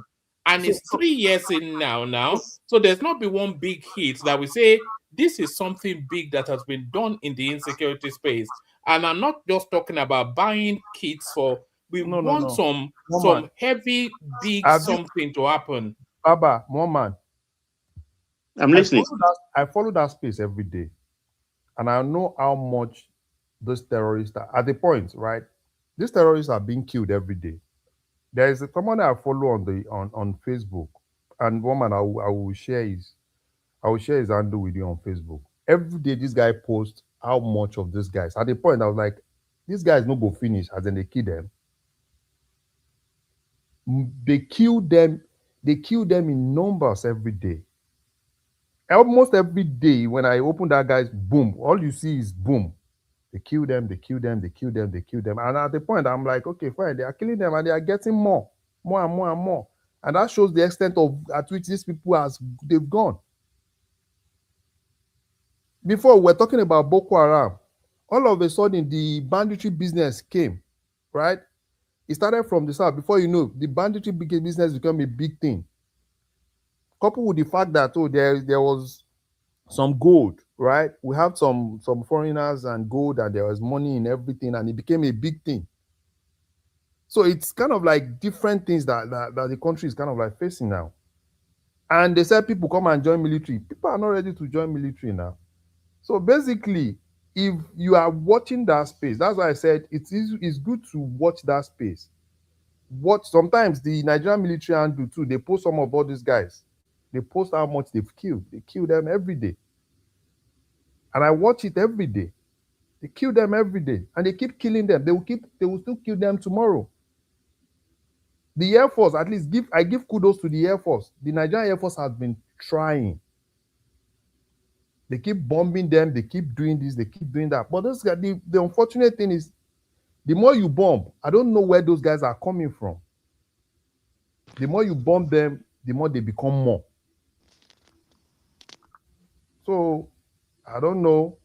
As far as I'm concerned, I think the president should just invest more. If they need to buy fighter jet, buy anything, buy ammunition, keep bombarding those guys till we are able to really get ourselves back. That's what I just think.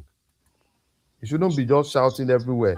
Anywhere it goes to, anybody that is ready to help us, anybody that is ready to sell us ammunition, it should go there, go and get the ammunition, give these guys proper ammunition, and let them keep firing all these banzas. I think what's going on, Larry, these family people, they were kicked out in Nigeria and Mali. I think they're controlled by the French. I think French is funding these people. I be French funding this family band, funding their money. They were kicked out in Mali and then in Nigeria, going to Nigeria for the last stronghold. I think that's the plan. They were kicked out to use Nigeria as a long stronghold for the attack. It's not going to work. But it's working already, Charles. But won't you agree? I believe they were kicked out in the jail, Mali. I think there's something in what you said. I don't disagree. I'm not going to say I agree, but I certainly don't disagree. But you know, if you are saying they are now holding Nigeria as a stronghold, then they are strong in Nigeria. Woman, let me give you an incident that happened last week in the north. They kidnapped some children, and part of their demand was 24 motorbikes. And that's not a new thing. It has been happening over the years.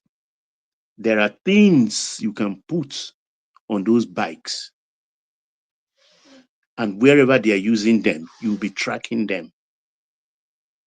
What are they doing about all this? I watched another clip in Niger State, an Air Force off the normal base, where they have an aircraft. I didn't see the aircraft properly. They went in the dead of the night on motorbikes and raid that place and burn the aircraft. That is kind of brazenness they have now. So if they are this brazen, the president should do something desperate too. If they're trying to drive fear into the citizenry, the president has the power, money, everything to also drive fear into them. We don't fold our hands and like we are helpless. We are not helpless. We are not helpless. These armed robber not get wife. There is this adverse that I used to love in those days. Armed robber get wife. Oh, that means there is information can come from anywhere. It shows they are human being. People supply this. Look, a Kalashnikov. You know how much it costs? One Kalashnikov alone. No, talk of all the equipments or machine guns. You see people on the bike. They are two, each carrying 2 Kalashnikov. And you went to a man's house. Wait, just a moment. Let me make this point. You went to a Malami's house. You saw a cache of arms, and you are living them. But the Mamu, the Gumis Mamu lieutenant that you grab in Egypt or where you are still in a dungeon somewhere. So why is Malami not in that kind of dungeon? Because if you find over 100 or hundreds of rifle in your house, military grade, you should not be on bail. That's soft touch. You shouldn't be on bail. Yeah, go ahead, please. Baba, I really don't know why we are putting all these things to one man's table, to Tinubu's table. Tinubu said he was looking for state police, right? Some people, they kicked against state police, right? There are 36 governors in that country. Now, there are 774 local governments in that country, right? And everybody is just doing as if fighting insecurity is more of a presidency thing. And nobody is calling these guys out. To even support them, Tinubu, an NSA office. One man, are we still on the second man? Hold on, can I say something? 5 minutes is already, now people are waiting. Yeah, sorry, Isaac. Yeah, they're not moving it around though. No, I was actually just letting it flow because I wasn't sure how many people were fully with us. But yes, so let Larry land. I think Choma wants to interject and then we come to you. No, let's Choma interject and go. Yes, let me interject and go. No, you're not going anywhere, Choma. Yeah. Huh? Why? Because you're about to take over now. Ola is there, Mr. No, Ola. Ola is not logged in. Ola is at soccer practice with his so it's not Okay. But it's there, but not as a host. But carry on. Okay, so this is all I'm gonna say for tonight on tonight's show is that, I think you guys are being too hard on President Tinubu. And the reason why I'm saying this is because, he's 100 years old, number one. Number two, you guys are forgetting his campaign slogan, Emilokon. I don't really think he came to be fighting your terrorists. I mean, these terrorists have been existing since Buhari. He came to answer President Tinubu. Like, let's be realistic. He's not trying to stress. He's trying to like get through the process, 8 years, and let and allow the stronger men to face the battle. I don't think he's trying to fight terrorists. He has his son to think about. What's his name? Shay. Shay has a political future. You guys are just way over your head thinking Tinubu has to do this and that. No, he doesn't have to do nothing because he told you. And that's the problem. We don't listen. He told you guys that it is his turn to be president. He's not here to fight for y'all. I'm sorry, but that's a fact. And that's why I'm like, you guys are being too hard on him because I feel President Tinubu like he's not trying to get his hands dirty. He knows what's up. He knows what's going on, but he's not trying to get his hands dirty. He just wants to do his job and then retire. Like, he's not a freedom fighter. He's not no what's his name? Shore. He's not doing all of that. No. So what makes you guys think, President Tinubu has strength to even tackle these terrorists? Do you guys know that he's an old man? Didn't y'all see him falling? He's somebody's great grandfather. He's our great grandfather. Let's respect his old age and just let him rest. Joe, you guys should just leave the man alone. That's all I have to say. Thank you. All right, thank you. So if he wants to be left alone, then he can pack out of Aso Rock Villa because we don't want anybody. It's not a nursing home for old people now. It's not a retirement home. It's not a hotel. But he deserves to answer president. He deserves to answer president. Yeah. Once he has he's answered an elder it for 1 day, statesman. He's an elder statesman. Choma, do you know that the moment the Attorney General of the Federation swore in Tinubu, if the minute after that, if he stops being president, he will still go on record as being the president of Nigeria, even if it's Period. Listen, I'm just like him too. I just came to chill, make my money, and go home. Yes, I'm not here to fight with y'all. So he has answered president now, so he can get out and let somebody do the job. He's not willing to do it. He's looking out for his son. Shay has a political future, amongst other people. He's not a selfish man. That's one thing you guys don't understand about. He has no future in anything. Tinubu is looking out for the people in the back. His people in the back. Okay. Should I tell you he's trying to put a lot of people on. Yes, I know. Huh? Exactly. Should I tell you what Shei's destiny is? Shei Tinubu. No, it's gonna sound bad. I don't want to hear. It's okay. No, it's okay. Not bad now. He's already a dollar billionaire. He's going to live his life as a man about town, but he has no future in business or politics. Oh gosh. Okay. Well, I did not hear that. He's not gifted. He's not intelligent. He has nothing to offer. It's okay. It's okay. It's okay. He didn't do anything to you. It's okay. All right. Okay. But stay with us, Choma. We go from Choma to Isaac. So sorry, Isaac, for the wait. I wasn't even sure because I go by people interjecting, etc., to know how active they are. But the floor is yours. We're talking about Kwankwaso suddenly being spotlighted in the terrorism narrative. We're glad the Americans are taking a frontal, aggressive stance. But is Kwankwaso the first name that should come up? All that. Floor is yours, Isaac. Yeah, one man. Good day, and good day to every one of us there. I'm going to come up with the layman aspect of it, not as an expert, but at times the layman aspect could also make sense. But my chairman there, Baba, don't let them cajole you into this. In fact, I'm annoyed with you this night. To be frank with you, I'm just so annoyed with you. The reason I'm annoyed with you because sorry, Isaac. Sorry, don't be offended, Isaac. Let me build. Choma, shut it down when you guys are done. The super chat of the day is Isaac, the guy speaking now. I thought everybody had lost their wallet, but Isaac's wallet never lost. So thank you, Isaac.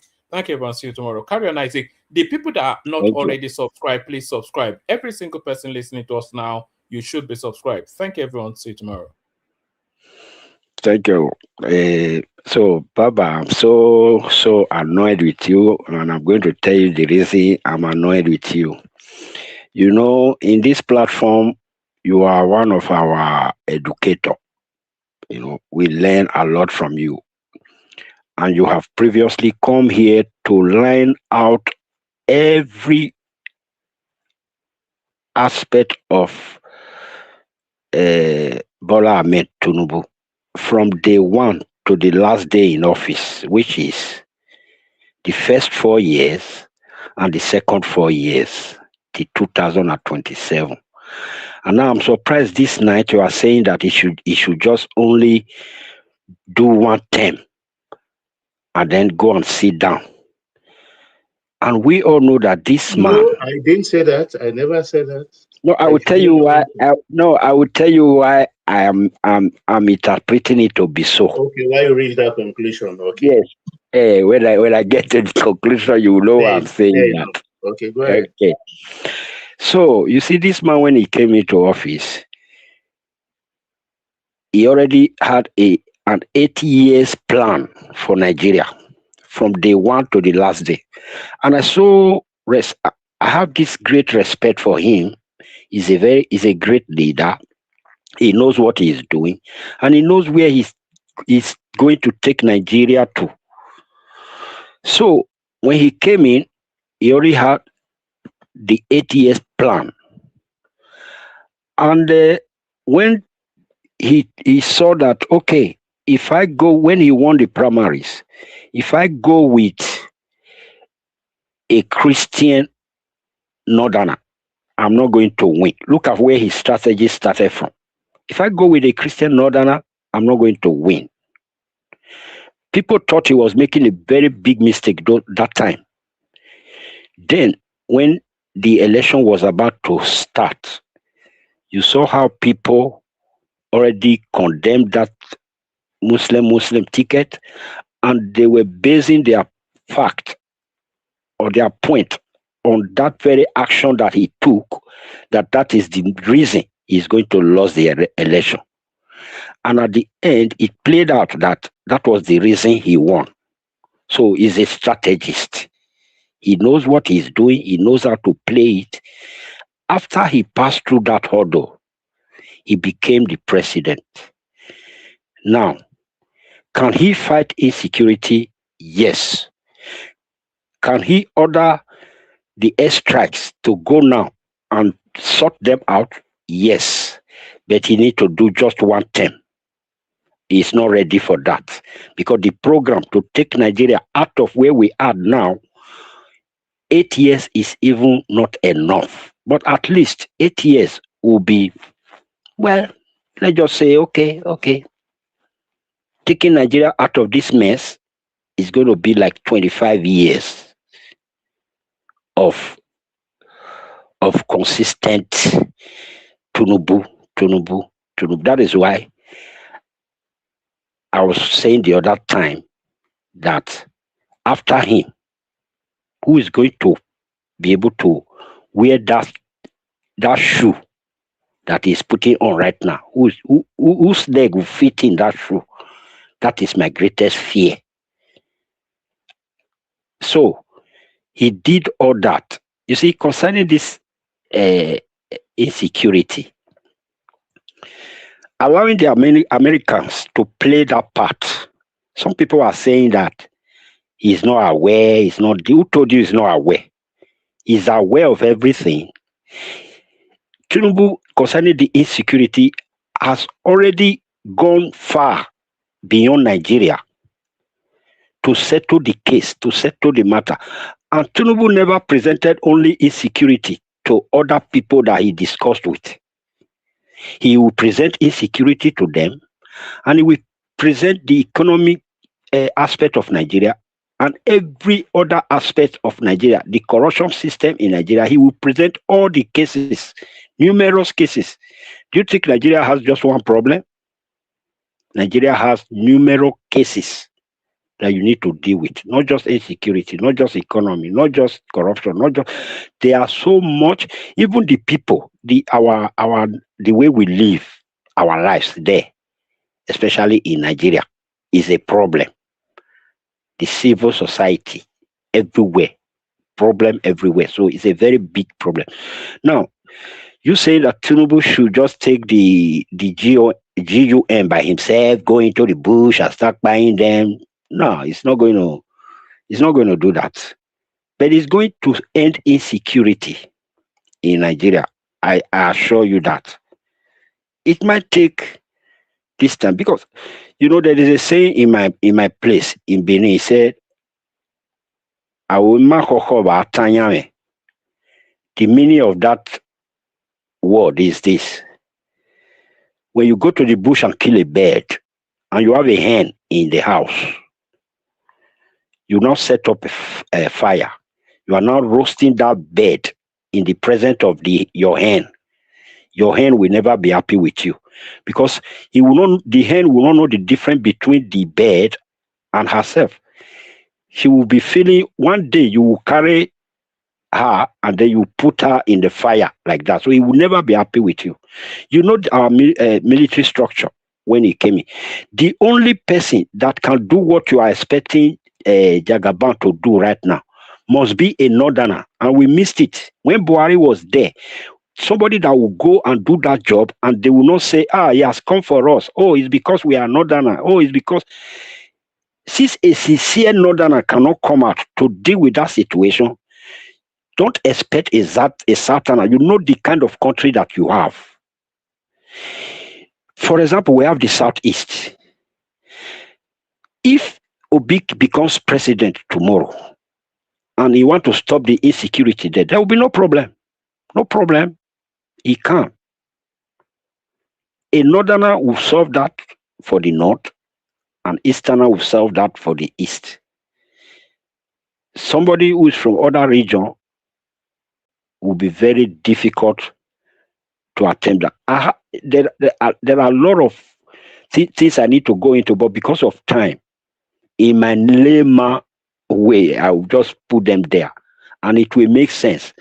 We should reason it so hard that by when you say you should start doing all these things, just know that by the 2027, you are not going to have your president. I assure you that.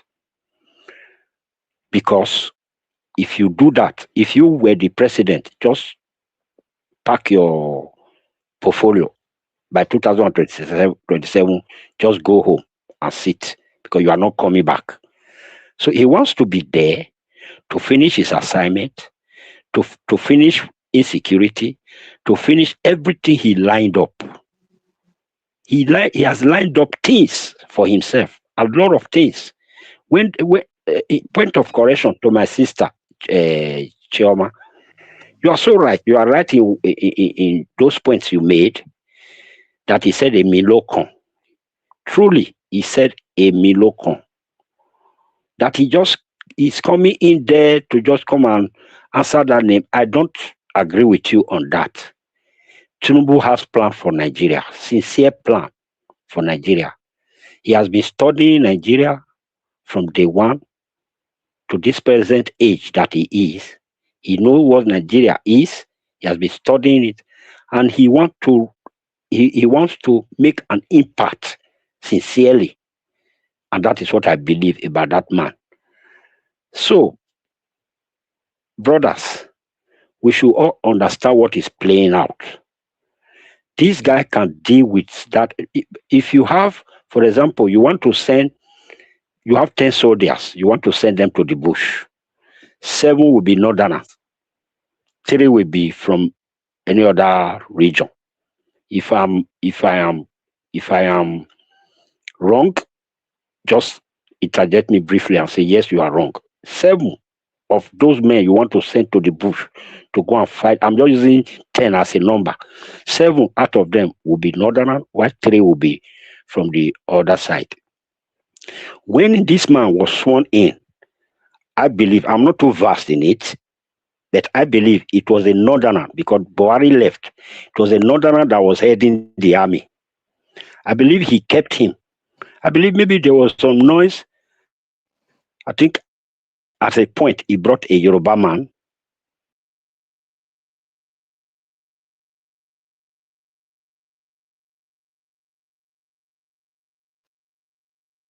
What happened? I think I was wondering what happened too. And I was enjoying the story. Mm-hmm. So let me just, before you come in, he made some salient points. I don't want anybody to get it twisted. I'm a Tinubu's man until tomorrow. I said on all levels, for other policies, I believe in him and he's doing very, very well. On my scorecard, I give him as high as 80% in some cases. But on insecurity issue, I will continuously score him 0 until he did the needful. And what are the needful? Like Isaac just said now, if you have 10 people in a platoon, for instance, 10 soldiers in a platoon, 7 will be from the north.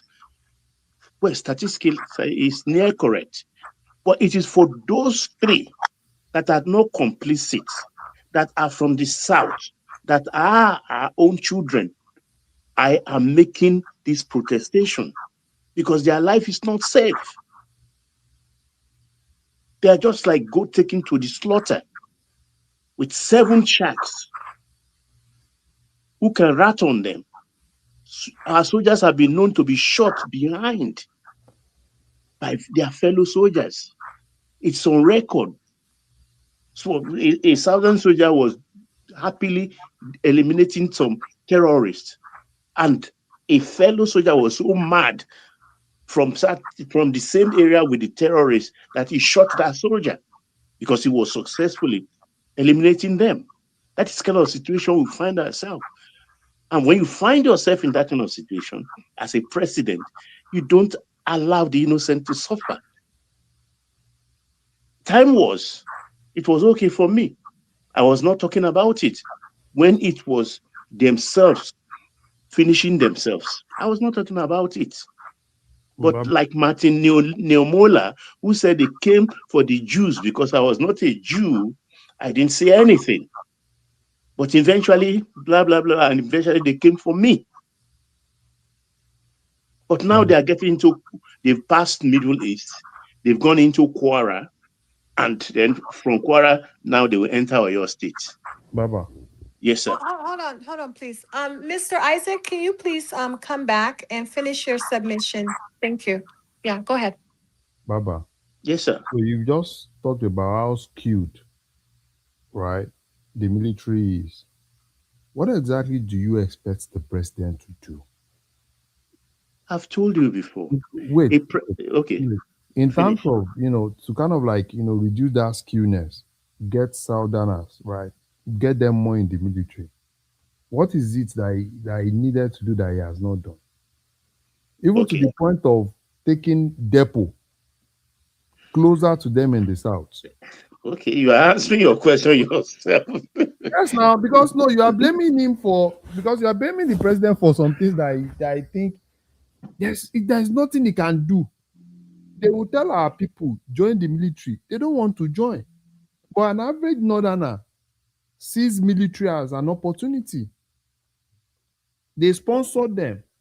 They say it in the mosque. They say it everywhere because they know that in order for you to control that country, you need the country's military.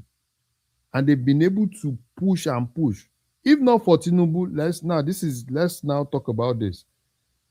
Even it's not just military. Take, for instance, let me give you an example, custom. Baba, you know how skewed the custom was before this time. Even if you go to Apapa, the key people in Apapa, who are they? Even now, it's still there. No, but it's different. The last it's degraded, but it's still there. It will take time. It will take time. You understand what I'm saying? And that's how it is. Go to custom. The only agency that I think will still have more southerner is probably civil defense. Why? Because the first CG of civil defense was a Yoruba man. And he allowed people, every other spaces, That's how it is. You see, what I'm saying here, Larry, which is not registering with you. A president has a constitutional duty to protect the citizen. How? By whatever means, he has the money. He is a woman who owes her string purse. You get my point. What I'm saying here is, as a president, he knows more than you and I and everybody about the happenings in this country. But me, I want to Wait, let me finish tell me this. how you should do it, though, because if Yeah, you're not telling that's me where I'm how, going. That's where I'm going. He okay. receives intelligence report every day from police, from the military. We have military intelligence. We have Nigerian Intelligence Agency. We have another one again. We have Directorate of Military. Look, there are about 6 layers of intelligence services, and we have military, the National Security Advisor to both. We have the defense minister. So he has all these people. So what he receives every day, there will be names. You get my point? There will be names. Those Baba. Yes, you sir. want to turn to Baba, Larry, please As let me add my voice too. Baba, I understand your frustrations, but I think, because myself, I think everyone is frustrated, to be honest. But then, on the other hand, when someone look at this, something made Jonathan run away and said there are Boko Haram in his government. And something made Jonathan say that the blood of a Nigerian is not worth my ambition. So he left the office and even said, "What you don't know, you don't believe me now, right? By the time I leave, you will remember what I'm saying now." You know, he said all those stuff. Yeah, he said it. To me, when they are beginning to point to the like of Kwankwaso, you know, myself and Prince Eddie was chatting in the afternoon that, oh, Kwankwaso, I said, me, I don't care. Because the like of Kwankwaso, they put machinery in place for people that are extremists to key into and to use. Now, the issue of Nigeria, the way I see the thing is this: if they could infiltrate Jonathan's government, when Jonathan did not, when the shifting of PDP did not go and import terrorists in the name of election, it was even difficult to fight. How? Because the likes of America that we depended on refused to sell us weapons. When we were even trying to, Israel wanted to help us, they block it. Then they tried to use PFN, maybe CAN, maybe whatever. The Shah just wanted to use a private jet to get that, and they tip off. And within those periods, these people, they started expanding.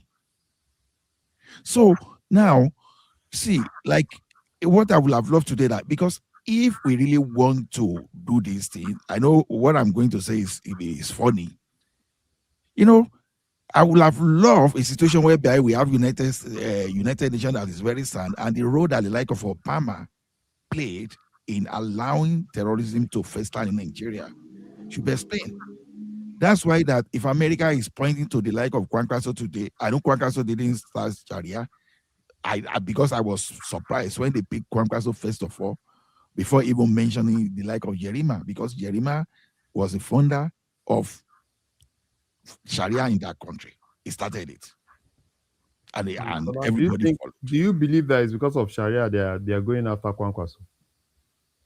I don't know. That's why I don't know. That's why I'm just saying. That's what the Nigerian media is feeding you. I'm saying no. I said no. This is just my opinion. I don't know. I was just saying anybody that brought Sharia that allow extremists to key in, I don't care what they do about them. Why Sharia when everybody was giving their people education? You see, all this education we are having in the South and all those industries we are having in the South, the people in the North are the ones that are going to give unfair competition. in the future, because the leaders are not building their space, and you are paying your tax and you are building your space, they will come and have unfair competition with you. As already now, they are benefiting. Unjustified. You can't justify what they are benefiting even from the sweat of others, working, paying tax, doing all those stuff as I speak today. So because all they could do would be something that is anti-social norms, is what they do. So to me, I don't care whether they pick Kwankwaso. I don't want to have any pity when they pick any southern leaders. Yeah, but the like of Tinubu, because one thing I've noticed, one thing I have come to accept is if Tinubu had gone full throttle on these guys, this guy will burn that country down. Those guys, they will burn it down. Because look at these people that are shouting Kwankwaso now, that are shouting Sharia. So because they will burn it down. So hold on, what kind of statement? Hold on, please. Oh, No, Mike, hold please on. don't. I don't want that type of. Hold on. Okay, go ahead. Hold on, guys. I'm the moderator. Mr. Isaac, did you want to Man, finish shut your up, man. submission? Don't come and start bullying me. What's wrong? No, it's not Isaac that is speaking. No, this is Ola speaking. Chichi. I know, but he Chichi. had to finish his comment. Yes, sir. Isaac is not Simba may be likely to go into work very soon, so let him give him some time to. Baba, let give me him priority up so that maybe Yeah. Okay. So let me finish my statement. Now, you will see those people that are shouting Sharia. They've stolen more than anybody in that country. That's why you see the like of Malami and co. You understand? When you start dragging all those people, that's where we will know that all those Sharia, they were just a weapon to prepare their people. The food soldier, they refuse. When you don't train a child, even if you become Dangote, whatever Dangote empire must have built, that child that was not that Dangote did not train will be the person that will sell everything. So they were looting, they are busy looting, and they refused to train their people, and they made those people the ready-made tools for extremists to use. And that's the consequence of what we are facing in that country today. Please, how did I leave this stage? Welcome back, Mr. Isaac. We don't know. So, I'm in support that any wahala that America want to cause, that we are going to strike any religious thing out of our constitution. If it's going to take us 50 years, we have to do it now for the future generation. Thank you, Shoma. Thank you. So, Mr. Isaac, I don't know how you left. I think you were disconnected somehow. Maybe, did you charge your phone? Yeah, sorry. I was just talking, and then when I look at my phone, I saw that it was on camera. That's normal camera. I said, what's happening here? And I look at the television. There was no Isaac there. Well, sorry about that. So, but you can continue. Yeah, please. Sorry, I don't even know where did I actually. Yeah, you were talking about Tinubu, how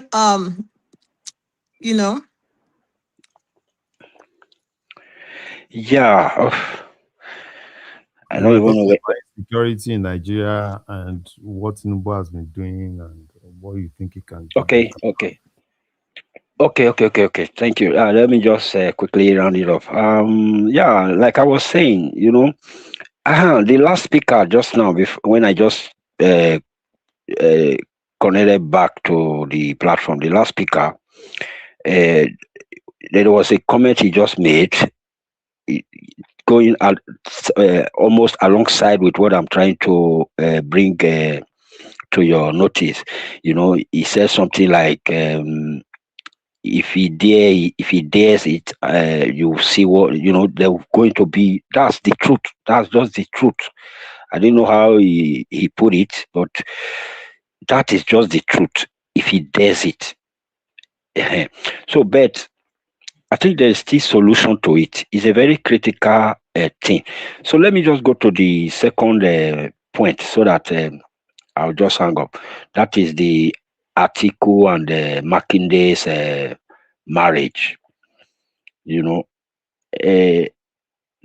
you see, somebody said Atiku might live there and then leave the ADC for the OB. I don't think so. I don't think Atiku will leave ADC and then leave it for nobody. I think what actually happened has happened. The meeting the Obi had with Atiku, that time we're hearing rumors that Obi and Atiku are somewhere having meetings, and then at the end they came back home. Before we knew what was happening, Atiku went to ADC. He went there just to water the ground, and then later we heard that Obi also stepped in after them Amechi and all that, which they are not actually the main factor.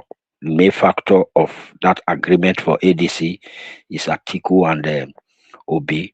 Like I was saying before, I got disconnected. The agreement they agreed upon.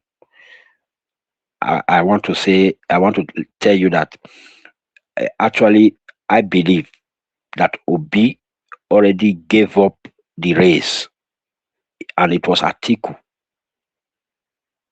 that encouraged him to say, come, you are still young, you can be president of Nigeria.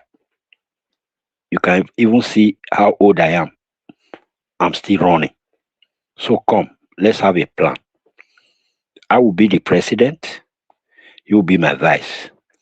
I will do 4 years, then I will help you to become president. And that was the arrangement. I believe so. That's what I believe. And so that was why when they came back, Obi went there.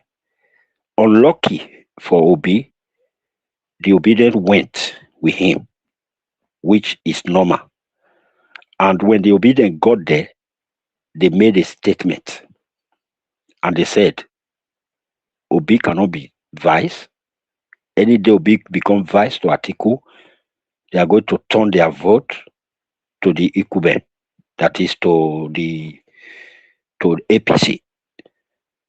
And we all heard all that noise, and that was a big blow to Atiku. From the day one he heard that statement till today, Atiku is trying to come up with another strategy, and I believe it's not going to favor Obi. If there is a timeline to cross to other party by INEC rules and regulation, if there is a timeline, if Obi is wise, before that timeline elapses, he must leave. If he is there, hoping that Atiku, after getting the ticket, will say, okay, you are now you will be my vice, he is going to face disappointment. Because right now, Atiku's fear is that since his people already said they cannot follow Obi if he is vice, it means he's not going to get the vote that he anticipated. So definitely he's not going to get Obi by his side. So the new move, which is with Makinde, I believe that he will see that as a more fruitful journey for him to Aso Rock.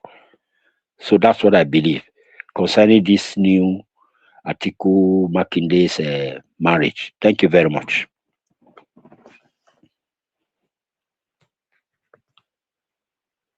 Thank you, Choma. Yeah, Shoma, are you there?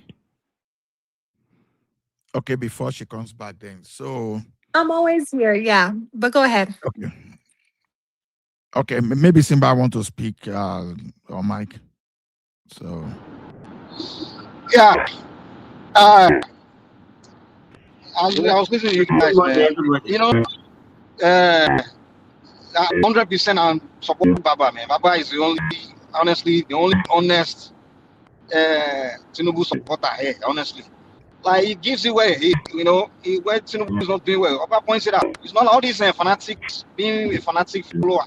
I don't believe in it. We have to be straightforward. Like in the area of security, let's stop excusing Tinubu. It's not good. It's not good at all. I listen to it's particularly Remy, Larry. Sometimes you do it, but sometimes you try not to do it. Like I'm disappointed you today. Like said, you're going to give that excuse, saying if it goes after them, and they will burn the country down. So because they will burn the country down, if you go after them, we should leave them alone to continue buying us.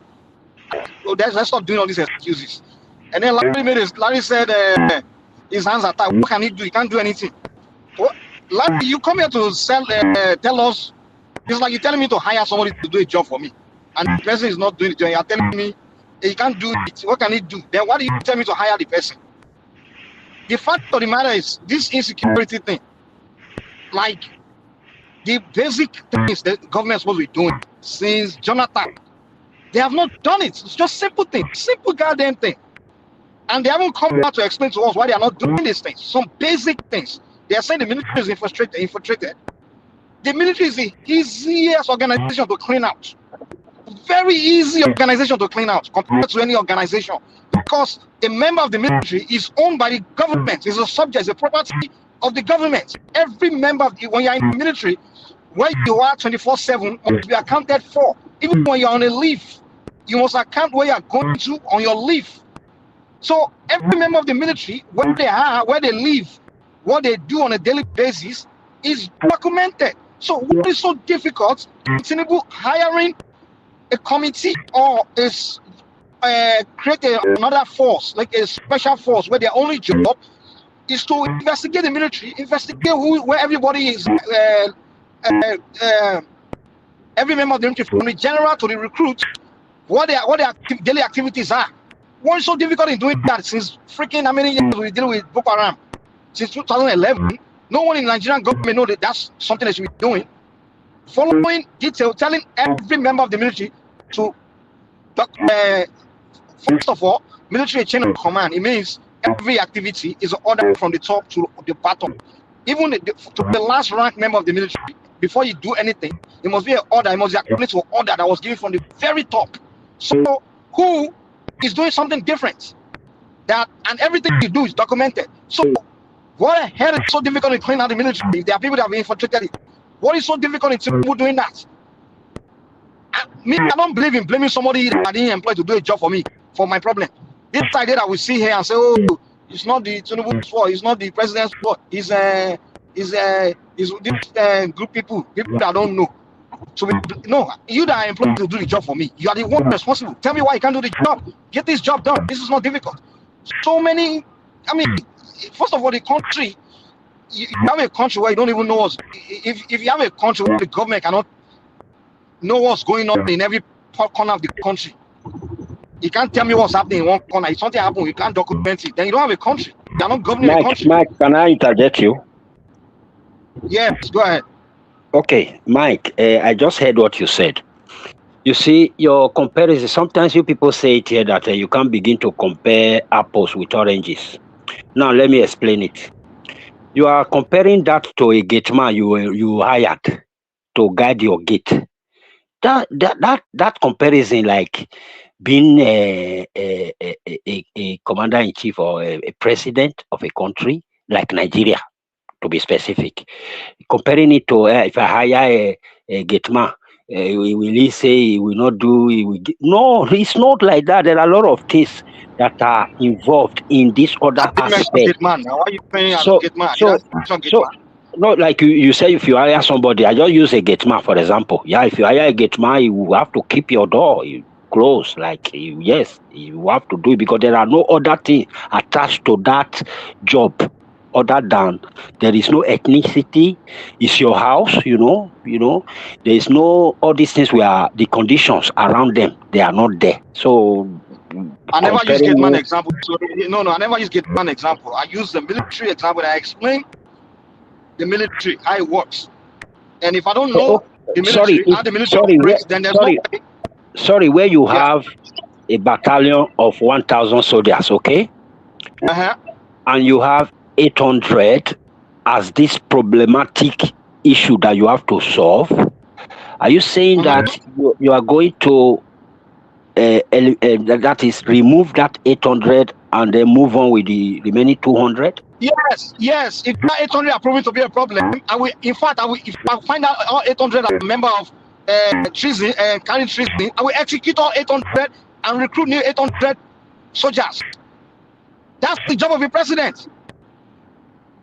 The military soldiers are not civilians where you are playing. They have rights. When they sign up for that job, you understand? They become property of the government. So if 800 soldiers are indisciplined, according to the military code of Uniform Code of Military Justice, you can execute them depending on the level of crime they've committed. If any 800 out of that 1,000 are found to be any kind of connection with terrorism or anything or suspected, you put them to firing squad and you recruit the next 800. That's what the military is. Military is not. And you guys know what military is. This is it's a very serious organization. Military. This is not civilian, man. You're talking about military. If your military is suspected, will be compromised. Imagine Americans suspecting their military is compromised, or Russia, all these countries. They will go have because that's the pillar of your country. Your security forces. Baba, please, are you still there? How easy is that? Can I please just help Mike to tell us how easy that will be? How easy? How easy what will be?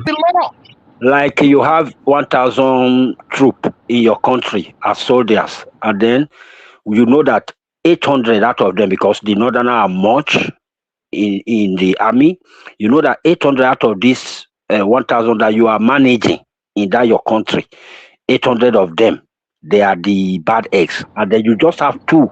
That even that 200, now just manage. Then Mike said that you will eliminate those 800, bring new 800 on inexperienced. They've not handled, because I don't know where he's going to get them from. So I just want you to talk on it, how easy it is. But you don't know where to get out 100 million population. You don't know where to replace 800 people. Okay, go ahead, Mama, answer his question. See, like he said, not because he acknowledged me when he wanted to start. The military is a different organization entirely. It's a structured, well-disciplined organization. You do not function like you and I in offices or in factories or elsewhere. You get my point? So if 800 had to go and march for 200 that are functional, highly moral, would go, they can do the job because it will be clean. But no one has still answered my question, particularly Ola and Larry. Who asked those military men to vacate guiding those children, the school premises in Maga? They promised us. That could be a starting point for the president, because the buck stopped at his table. We were told those people were recalled, and within 1 hour, they came and captured over 200 teachers, children, people, students, male, female, young, old. Who made that call? Who recalled? Like Mike said, the military is a no-brainer. Those sergeants, those corporal that were withdrawn, they are whoever leads it, be it a warrant officer or a second lieutenant, will know those who gave them the command. There will not be more than 20. Tell us who phoned you or who radioed you that you should leave that place. Can we start from somewhere? And that's exactly what I've been saying. These are the basic things. These are basic things. In the military, you don't do anything without the order. You don't, in fact, you don't leave your room without the order. It's an order. I think we that are with the contrary view, we should answer that. Ola and me, let's all answer Baba. Ola, can you want to go first? No, go ahead. Go ahead. So let me answer Baba. You said when you have that 1,000 and you see that 800 of them, they are the ones constituting nuisance, and you have 200 clean, you will put away the 800, then the 200 can do the job, which I don't really agree with you. But let me tell you something. These 800 you are talking about, they are like this Boko Haram in the bush. They are radical soldiers, terrorists in the army, and that their leader. That 800, they have only one leader, and that it was that leader. You were asking who ordered the coming back of those army. It was that leader that ordered them to come back. It's not like you are discharging them. It depends on the level of what the crime of what those 800 committed. At times, you have to execute them. Baba, he just said they are Boko Haram member. He just said it himself. And he's, I don't know what he's telling you. His own idea is that you just keep them. That's what he's telling me. No, Mike, when there is a problem, people committed crime, killed innocent people, and then now you locate their hideout, and soldiers are already surrounded. They already, to go and guide the girls. Okay, fine, to go and guide the girls. According to the story, they were there, and then by the exact time that these people that want to commit that crime, by the time they set up to come to the area, they were recalled. It means they are also part of those people who came to commit that crime. That's why I call them, associates. You understand? In the army. So I think I'm right to say that they are terrorists in the army. Because if tell us that maga one, for instance, let me answer Baba what I know. Let me answer Baba what I know about that situation. You see, one thing is this: although a person like Bello Matawale, I'm still questioning his business as a minister of state. But let me just remind us what he said. According to the finding, they said they never gave any formal order of withdrawal. That's so far what the military has said, that the soldier on duty just left their post. They just that way as a delegation of duty, or maybe except some of them, maybe they were sympathizers to bandits or terrorists or whatever they call them. So it was just more of sabotage. So they, based on what we heard or what we read, so they say as at that time they were being interrogated and they could be court-martialed. That's what they told us at that time. So I don't know the updates now. Maybe we have to figure out the updates. So according to Matawale, he said there was no military order to formally withdraw them. It was just those people. Do you know that in the military declaration of duty that leads to death or leads to even the sabotage of a mission is death sentence? Yeah, that's why they say they will, because even you saw it during the I think it was sometime during Jonathan's administration, when some soldiers abandoned their weapons and they were court-martialed and they were sentenced to death. About 200 of them. It was the Falano that was because people started doing publicity that in attention and went to save those boys. Military is not a child's play. If you sabo a mission, if a mission fails, and the investigator found out it was a soldier, this action that made that mission fail, death sentence. Military is not a place. It's like during war. It's like during serious time. And you're the president of the country. So those soldiers were actually arrested. So that's my understanding. So to me, you see the problem of that country, you understand, it is, I keep saying this thing, I want a full regional structure where we have our police, our everything, because the compromise is too much. It's too much. We are all in that country. We are all in that country where some people were just saying, let us reform Boko Haram. Someone was even telling reform Boko Haram can even terrorists can even become the president of the country. So even by that statement alone, you should have known the type of country we are. You understand? So, and don't forget that many Ola, people let's in not the waste our time party. keep blaming country. I'm sorry. Let's not waste our time keep blaming country. There's one person No, that can hold solve on. I'm take your issue, hold and that's on. the president of that country. I've been consistent with it. When Jonathan was there, Mike. hold on. When Mike. Jonathan was there, I said the same thing. When Buhari was there, I said the same thing. Mike, Now hold Tinubu on, is there, I said the same thing. The president is the one that got to make his decisions. Let me be a little bit personal. Nothing so personal, actually.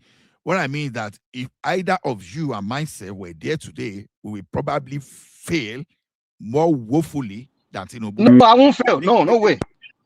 Okay. At least not on a basic level like this. Come on. Let me tell you one thing. As strong as IBB was that time, he was scared of Abacha.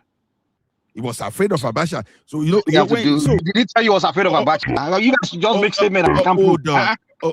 Hold on, Mike. This is not. You may see this thing as joke, but funny enough, it's not a joke. Even Buhari was even afraid for his own life. If you're afraid, then don't be president. You have no business being there. That's why, listen, to me, leaders are respected in this world. Okay, people Mike, like, that's why I said, listen, some people that don't have business being leaders. Hold on, there's some people that don't have business being leaders. There are people that will call natural born leader of men. Those are people we need to rule Nigeria. People like Jami Dada of Uganda, Donald Trump. See Trump, see how the guy is being decisive. Look at Trump. He's not even looking at Obama. When Obama was there, the guy was being a puppet. He's afraid of Israeli politician. Even see Trump. That's a leader, decisive. You need leaders like that, man. If you are afraid, if you are scared of Trump that almost got killed. I thought the guy would be shaking, be afraid to be after that bullet misses his head. See the way he's still acting. He's not afraid of the entire NATO. He's making decision. That's a leader you need, man. That's how a leader should behave. If you can't lead, if you're afraid to die, then don't come there and lead. I don't need you there. You can't do the job. Get out of there. Mike, come there and make decision, man. Make decision that needs to be made. The only thing I appreciate in the matter of ground is America intervention and how Tinubu plays along, whether intentionally or unintentionally, whether he does not have any option. But then, why I think he's willing is just because of the budget now go into the military. Because, you know, one thing is for you to have someone to cooperate with you. It's another thing for you to intentionally frustrate by not releasing money. But going by the way the country has been releasing money just to follow what America is helping us to do, make me feel. And what exactly is it that helping us to do? What exactly is it? What exactly is this? We don't know. We don't know because our president is not even coming to tell us what they are doing.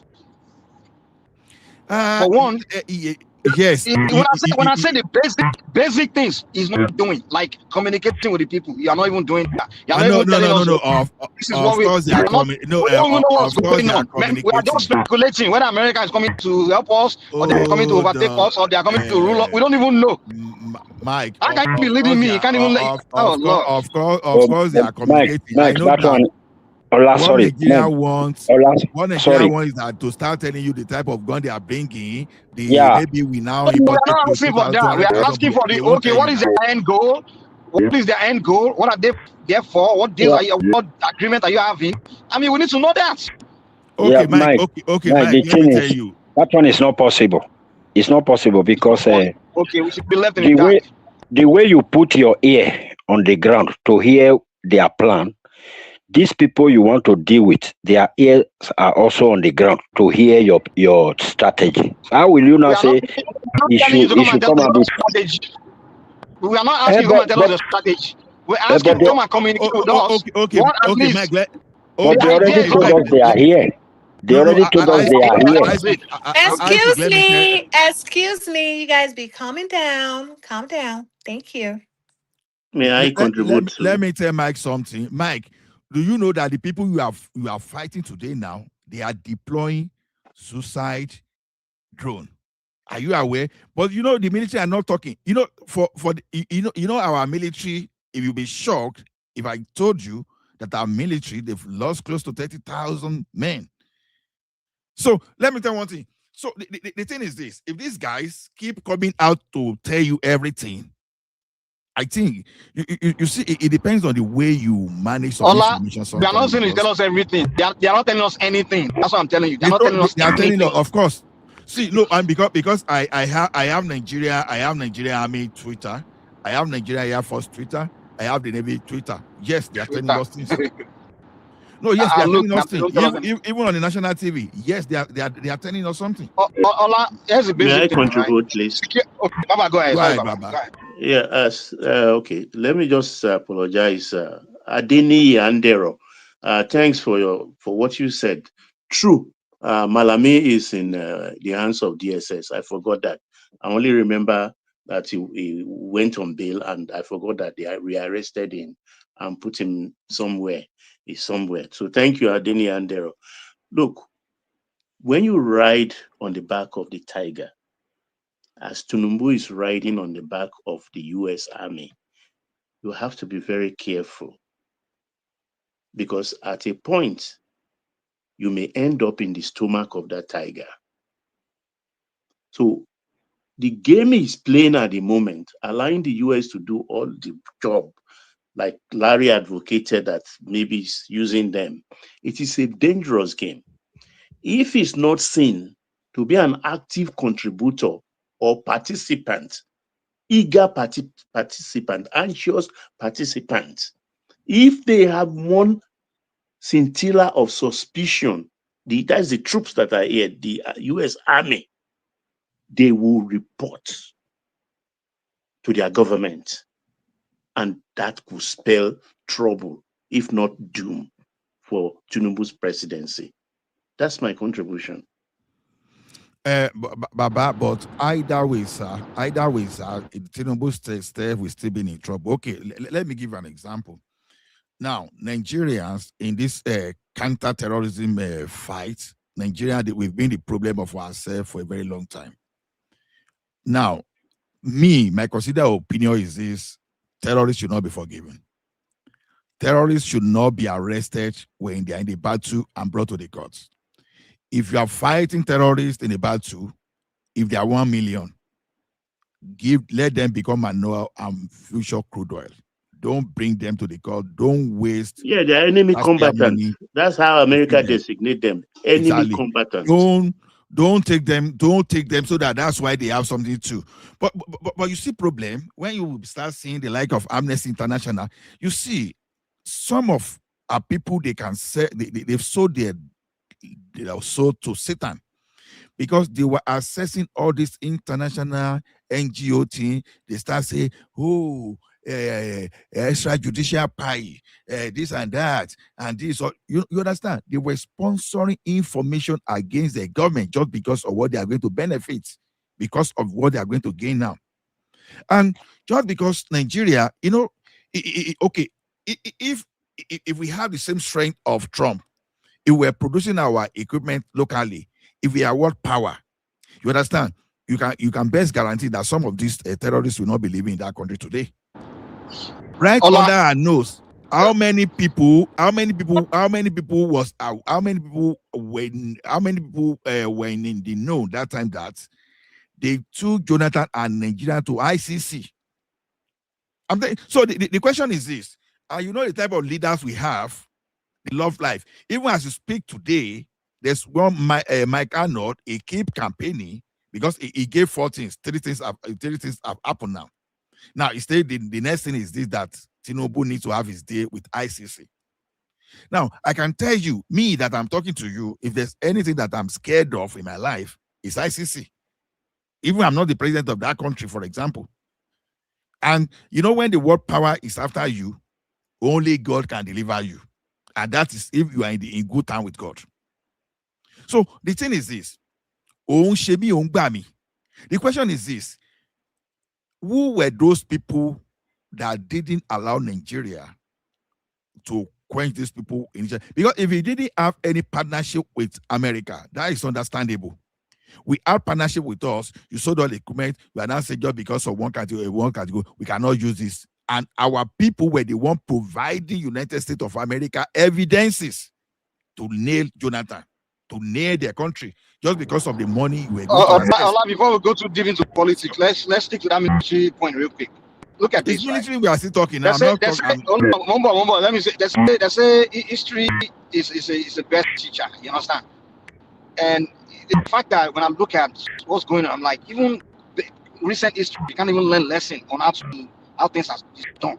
Okay, during the Biafran War, right? When Ojukwu realized he couldn't get weapon anymore, and he realized, like, wow, we're in serious trouble. Back was against the war. What did he do? Immediately, he was like, whoa, we don't have solution here, but the brain, we have to solve the problem. What did he do? He went to the universities in Suka, all the universities, all the professors. He called all the people that are professors, or even students, chemistry student, physics professor, philosophy professor. All of it, brought them together and said, okay, put your brains together and come up with something. And within a short time, probably a month or so, they came up with a weapon. I'm talking about weapons. That's just a small lesson Nigerian government could have learned from just a recent history, what someone did. And for the past, since 2011, not a single politician or president in Nigeria has even attempt that same idea of, yo, we're in a mess here. All the professors at Nigerian University, students of every discipline, come together, brainstorm, come up with splits, philosophers, thinkers, whatever you are. Okay, Mike. Give me a solution for this problem. They have not done that. Okay, Mike, hold on, sir. You know, when you are solving a problem, there's a short. They just sit around and talk ethnic rubbish. That's what they do, man. Go ahead. Sorry. See, when you are solving a problem, you have short term, you have medium, and you have long term. You see all those professors in Nigeria bringing their heads together, all those stuff. Let me tell you one thing. Terrorism is a global challenge, and Nigeria, we don't have experience. So if our military will not have that experience, I don't know whether our professors and students will have that experience we are talking about. Now, military. What we are saying. Hold on, sir. Hold on. We're talking about experience here. We're talking about brainstorming. We are saying brainstorming. You're talking about experience. Hold on. Because you got more experience before you was able to. You want to respond to my point, man. Go ahead. Hold on now. You are talking of experience when these people, they are gaining ground, they are capturing territory. I didn't talk about experience. Mikey Farabale. See, the best we could do was what Jonathan did that time, and Buhari unfortunately reversed it. What did we do? We hired foreign mercenary. Oh God! Now, hold on. But meanwhile, those foreign mercenary, they were decimating the Boko Haram. But now look at where Nigeria is complicit, because all your professors, even if you carry professor from all Africa, if your president, your leader is compromised, you understand, it becomes difficult.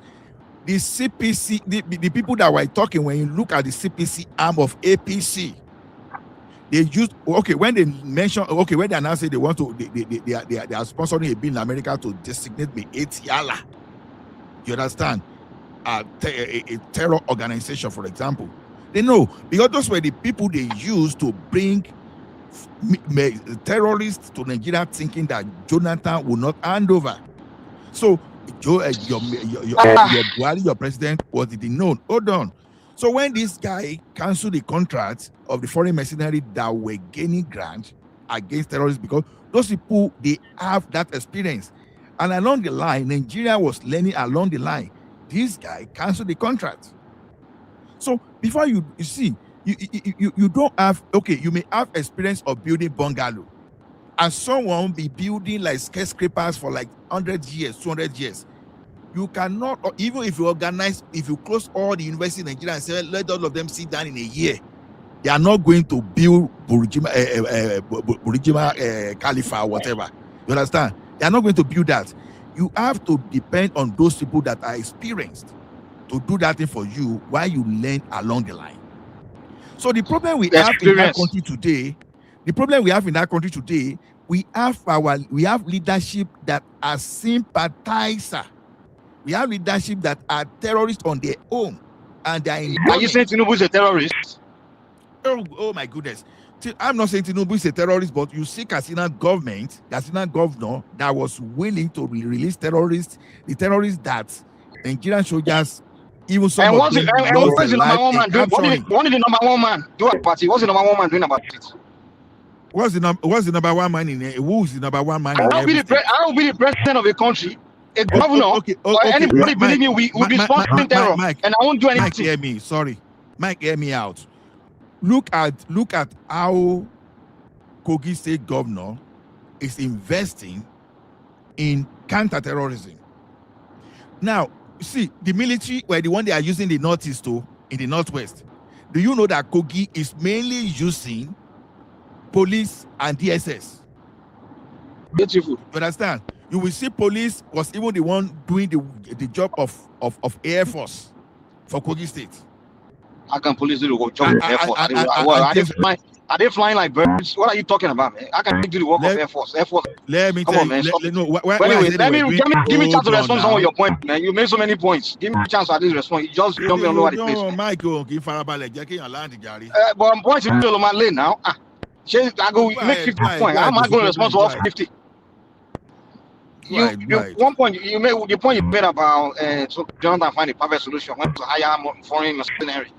I mean, that's just, it's not something someone should be saying, man. It's like a man that he has a man head of a family, head of a household. You want to hire another man to come and be solving his problem, wives and children's problem. And I mean, come on, you trust another man. He's all my just like your daughter. You can't do that. Mike, you can't say Mike, if you have a problem. Mike, why are you not the megad in your house? Why do you have to hire a megad? Are you not a man? Why are you hiring security police to guard your house? Hold on. I said if you have problem, your house. If that's the example you want to slide. Okay, you already have military. You have a military, bro. It doesn't. If I already have megad, why go and hire another megad? You already have military. Why are you going to hire mercenary? Your military is supposed to sort out. So if you have a megad that is not working well, hold on. Won't you hire another one? Hold on. What the hell are you talking about? If I have a megad, that's what? If you have a megad and you feel that your megad cannot currently handle the security situation around your compound, won't you go and hire another one? That is the question. First of all, I hire megad that I know, right? You go hire foreign missionary. Processing the feedback. Your analogy is not making any sense. First of all, hold on. Naturally, you're talking about territorial integrity of your country. Bros, give me a chance. Give me a chance. As a man, you are looking for another man to come. I said if you have problem within your family, your children, internally, right? First of all, we all know it's internal issue. It's internal terrorism, right? It's a family issue. Like you guys always claim, it's a Fulani boys, whatever. It's an internal issue. Now, you couldn't at least get your the family together to try to solve the problem first. You want to go and look outside, calling somebody to come in and come and it's like you're handling the territorial security of your country, your national everything, handing it to somebody else to map your terrain and know another country's military. That doesn't make sense, man. If you're talking about another country attacking your country, and then wait. If you're talking about another country attacking your country and another country to help you to fight them, that's different. But yeah, we're talking about internal terrorism. No. Let me give you another example. First of all, if you are taking at least that first step of learning lesson from what someone has done in your country before, where would you put it? You call the thinkers together.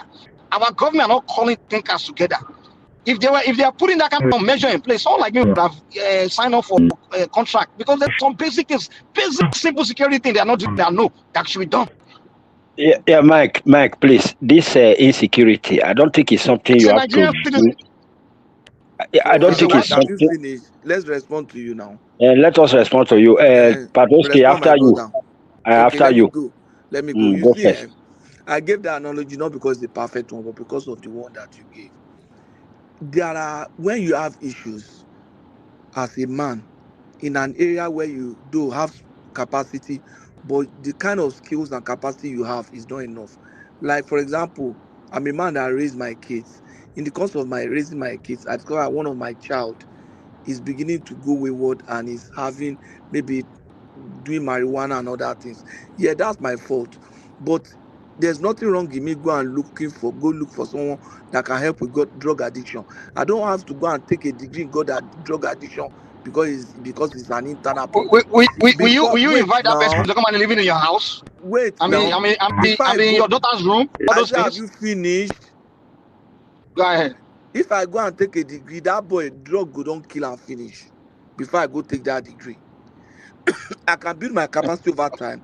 Why I seek help? We did it in Liberia.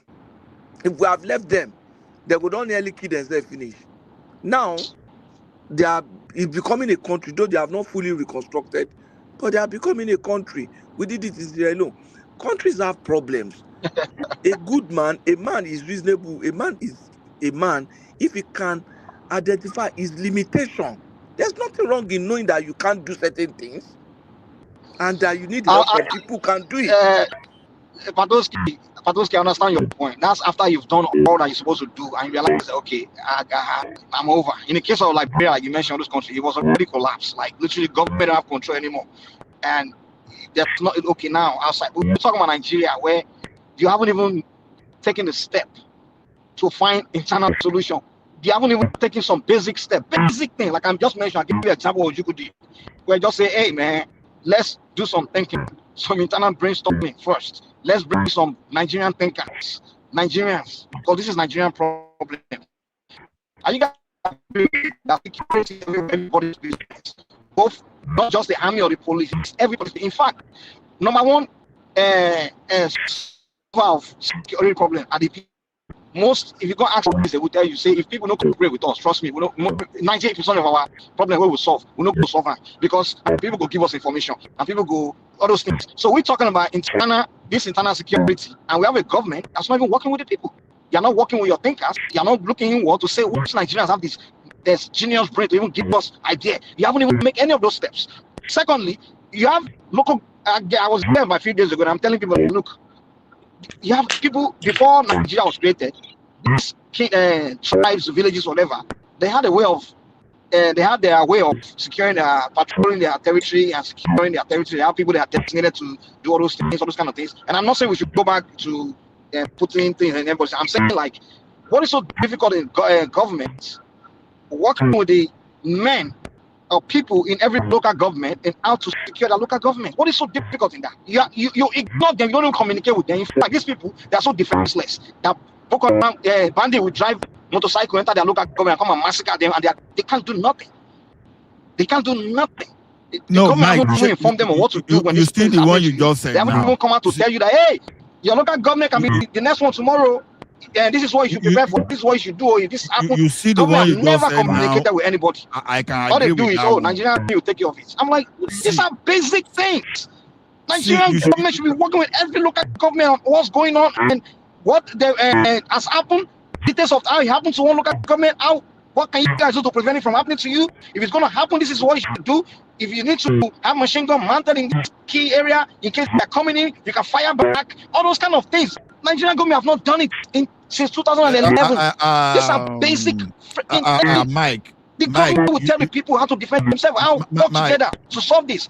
They are not working with the population. Can you hear me? They're just keeping us in the dark. Massacre will happen. We hear nothing from the government. And their supporters just come to kind of give excuses. Oh, no, some people just make up stories. Like, most of the stories that come to tell us hello, it's not Mike. true. Mike, I'm can sorry. you hear us? Yeah, I can hear you. Yeah. Can you hear us? Or somebody else talking. Can you hear me? You, Jama. Okay. I think Mr. Ola was trying to interject you. Oh, I didn't hear his voice at all. Maybe it happened again where sometimes someone will talk. Okay, maybe yeah, we can hear you. Ola, we can hear you. Now? Oh, I'm not even hearing him right now. So I'll go back and come back. I'll go back and come back. Let me log out. Okay. Let me log out and come back. Okay, before two of you log out and come back, Auntie Chioma, my point I want to take, because if they come now, they will allow us to talk. But the point I want to make is very, very crucial. For example, I want to use this girl, the one that was sending, the one they said was sending WhatsApp messages. For example, you remember that situation where they were sending WhatsApp messages? I think they were doing fasting, things like that, and then they said what she said is blaspheming their religion. Deborah. Yeah, and then they now buy her. Now, let me use only that environment as Nigeria. Now, you see those people, those youths, they have parents at home. These are the things they were taught. Their parents already have that thing in their head. They taught their children, and now mistakenly, a Christian girl went into their group with the mind that I want to go and study. I want to go to school. She now went there in the class. These people with their parents at home with the same mentality, almost the whole community, the same mentality. They taught their children. Anybody you hear, say you just talk anything about Muhammad, they are already surrounded. The girl is already surrounded by this community. Now, that thing now happened. You are now the president from Aso Rock. You are now asking the community now to go into that matter. What do you think will happen? And Mike is just here saying they are not doing anything. They are not going to do nothing because both the people, that community, I'm using that community now, they are the soldiers now. That community now is the one the president from Aso Rock now will send message to, because he cannot go there and go and carry the GUN and begin to buy all of them. No, he will not call the community. I heard what happened. Oh, we are going to the matter. Everybody that is involved, no single one should be spared. What do you think will now happen? Will they do justice for you? That is my question. Okay. Thank you, Isaac. That's So just now, this thing that I want to add to it is this. See, there's a reason we have 36 states. The only and I keep saying this thing that people look at that Abuja. You know, I'm not someone that likes situation whereby everybody focus on Abuja, and the only reason people focus on Abuja is just because they want to go and loot, nothing more. If they are not offering us anything. When the issue of kidnapping was becoming something else in the Southwest, you know, Sunday Igboho and co, they could not bear it, all those stuff, you know, they responded, but thank God for Akeredolu of the blessed memory. He was able to summon courage and said, no, we have to do this. Meanwhile, all of them, they failed their duty because naturally, they ought to have employ forest guard. Forest guard has always been the duty of the state government. I even thought forest guards for a forest guard was out of the role. Just like less than 2 months ago, I found out that they were even supposed to have. So the Amotekun, they were even forming without even codenaming it Amotekun. Every state should normally have forest guard. That as those people were settling far back in 2014, when they were settling in our forest, that was the time that the forest guard normally should have taken them out. You understand? Even sorry. This your forest guard issue. Now we are talking about the insecurity problem in Nigeria. This forest guard issue you are saying, for example, in Osun State, there is no terrorism there. You put forest guard. It is going to be the Osun people. Now, those Osun people, because these people are not terrorists, they will guard their forest against external this thing. But where this thing is happening mostly, you put forest guard in Zamfara. This forest guard, before you know it, they will become the bandit because it's in their blood. So you cannot send your forest guard in Osun when something happened in Zamfara to go into Zamfara. No, that's not what I'm so saying. forest guard is in Osun, it will work. In Edo State, it will work. What I'm saying is this: forest guard normally is just a level of state police. Even the state police we are requesting for, I understand the psychology. We want state police that can carry assault rifles, basically. But I'm even telling you that even the Amotekun is a form of forest guard. And whether we like it or not, they are still restricting these bandits in our forest, whether we like it. So what I'm saying is this: our forest should not have even been left unguarded to start with. So that alone is the failure of the governor, because our governor, you understand, they love, since they love power so much, they hijack the resources of the local government and all those stuff. You understand? They ought to have put forest guard on ground even before we started having this bandits. That means that the governors there, including the like of Fayemi, Fayoshe, and those people in the southwest, and everybody generally, including Obi and every one of them, they all failed. Because that is like saying, because you don't there's no war now, so you don't have a soldier. You don't have you don't have the military. That is exactly what happened in those states. So they failed. When they were settling the camp, the like of Iba Gani Adam, they said, there was some kind of terrorist camp now coming there, Fulani terrorist camp now coming up in Southwest. So I told you, I can tell you, Yorubas and co where the one shall be, shut up! Just because they will take money, it's lying. You see how we are. Well, instead for the governors to respond and recruit forest guards, because normally, whether bandit or no bandit, we were supposed to be guarding our forest. So that because, forestry is a big deal for some country, you understand? Even if not to protect our the lumbering industry, timbering and lumbering industry only, and to protect all those reserved games.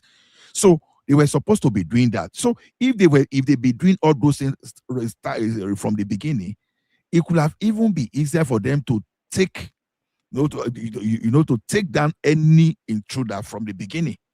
They all failed.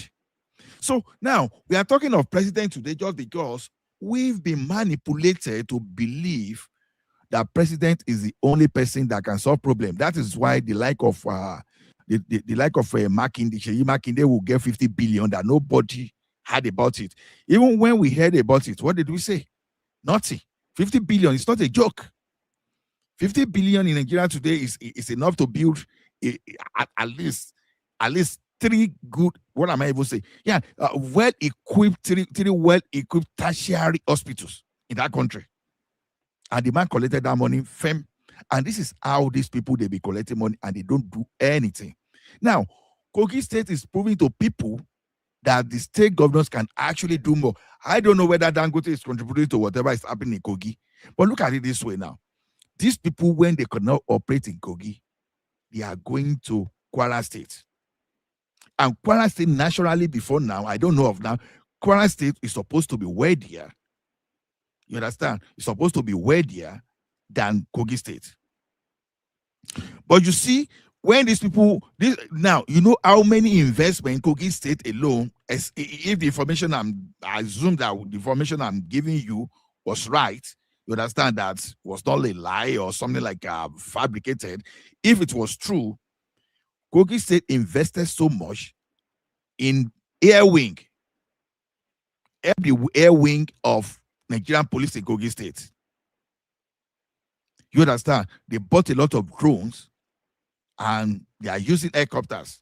When I said the other time that instead of saying, okay, please, we need the Air Force, so it was actually the air wing of police that is going to that is using a gunship to be dealing with all these terrorists. But whenever the same thing happened in Kwara, everybody seems to be helpless.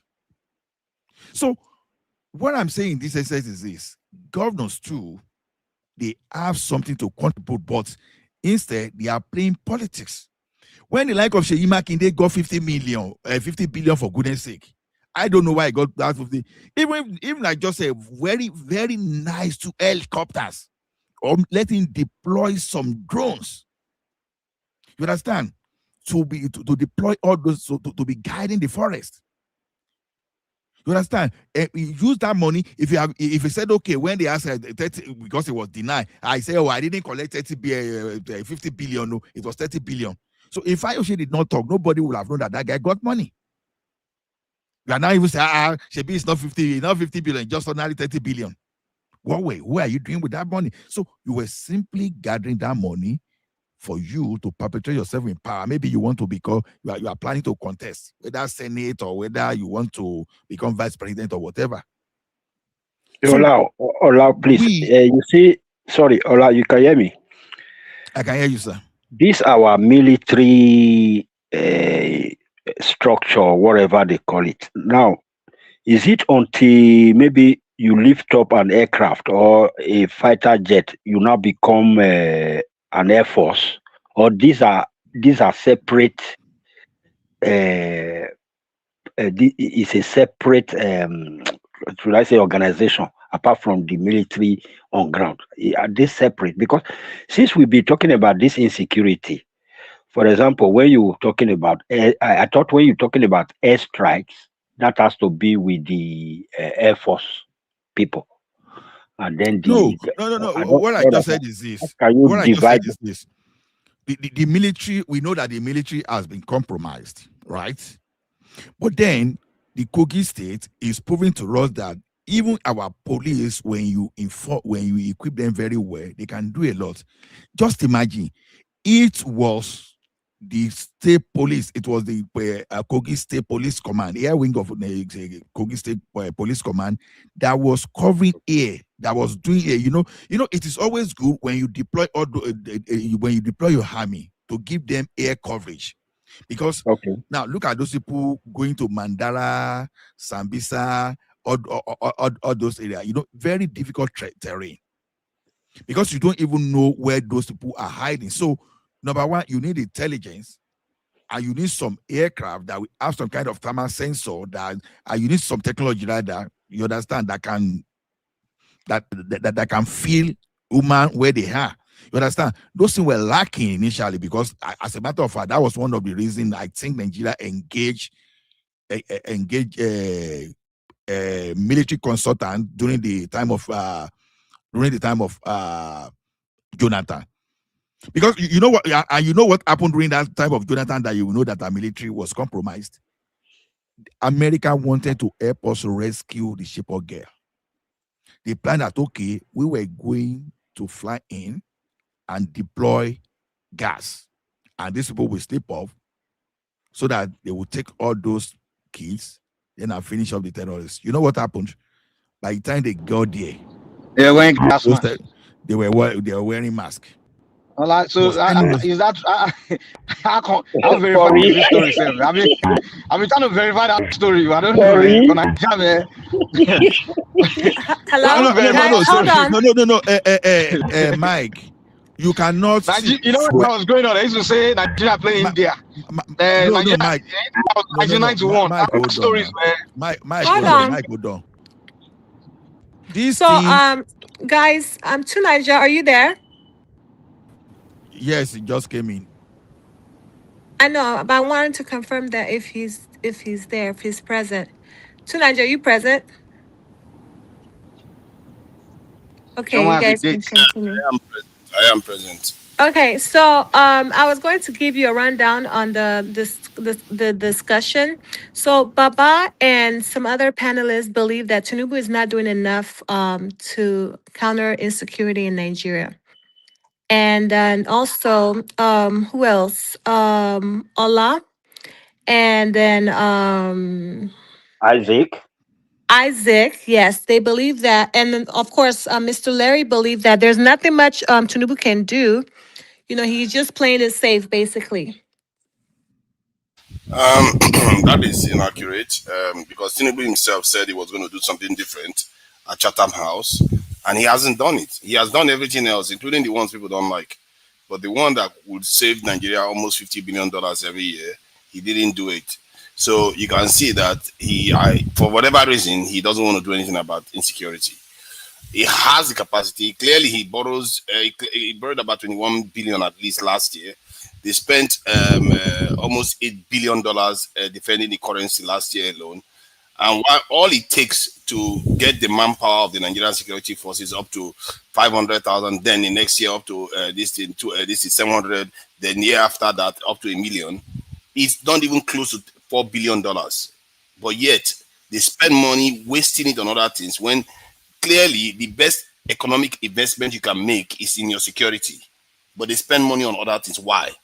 Nigeria has lost more than $1.5 trillion in the last 10 years in terms of GDP because of insecurity.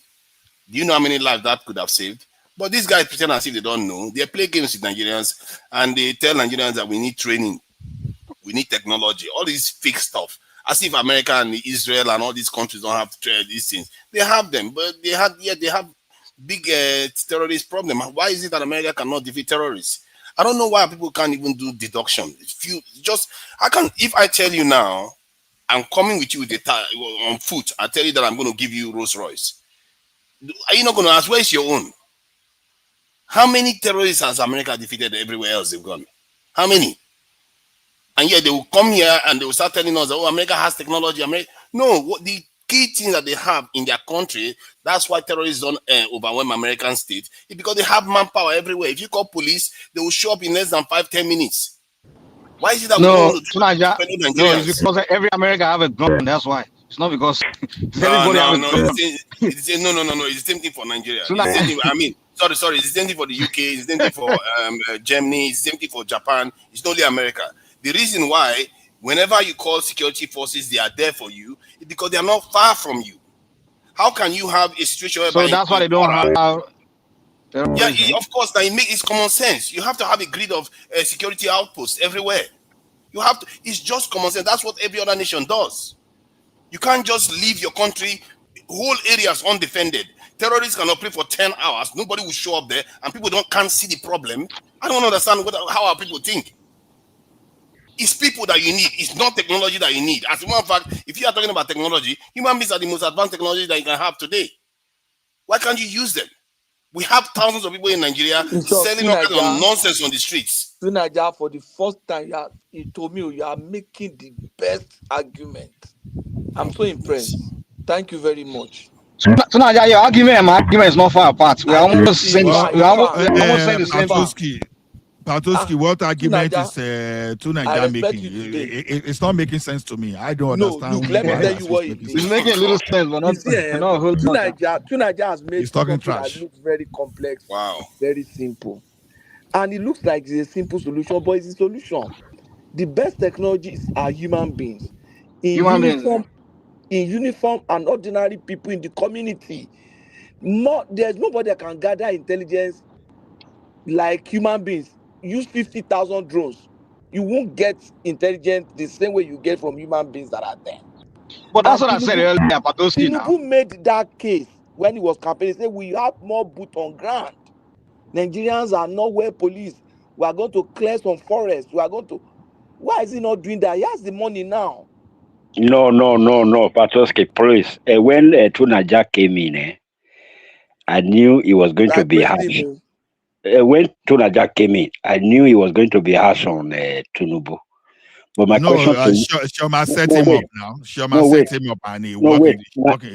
My question to you is this. How many soldiers or military men went to Venezuela to arrest Maduro? So Maduro now is not terrorist, eh?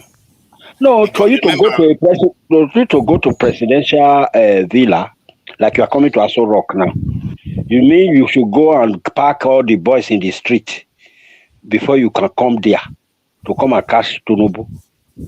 That's why I'm asking you, how many military men went to that operation? Did they pack more Americans? You know why it's different? You know why I don't... That doesn't correlate with Tunaja's That's not the same operation. That's not the same operation at all. I'm talking about reaction time. Maybe he didn't understand you. I don't think he understands your point, Tunaja. No, sorry. I thought he said that Tinubu should just go to the street, that there are boys littering around. They are not doing nothing. You should just pack all of them and put them in the military. There's a lot of to recruit more people. That's what he's saying. He's saying to recruit more, like a lot more soldiers. More footprint on the ground so that you deny the terrorists to operate. Yeah, your point is accurate. Like more you have, the more problem you solve, definitely. But the question I want to ask is, how many number of soldiers do you think can secure every perimeter in Nigeria? You know, Nigeria is very huge.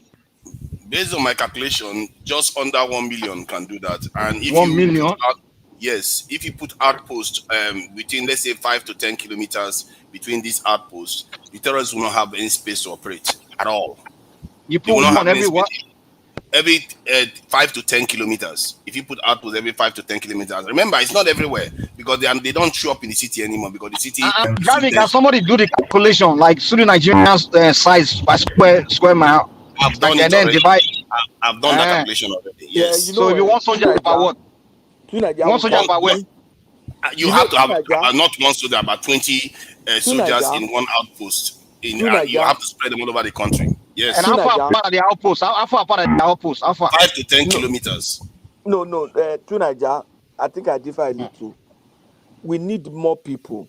But you see, when we have 500,000 people with the right equipment and the right logistics, they can do the work of maybe 700,000.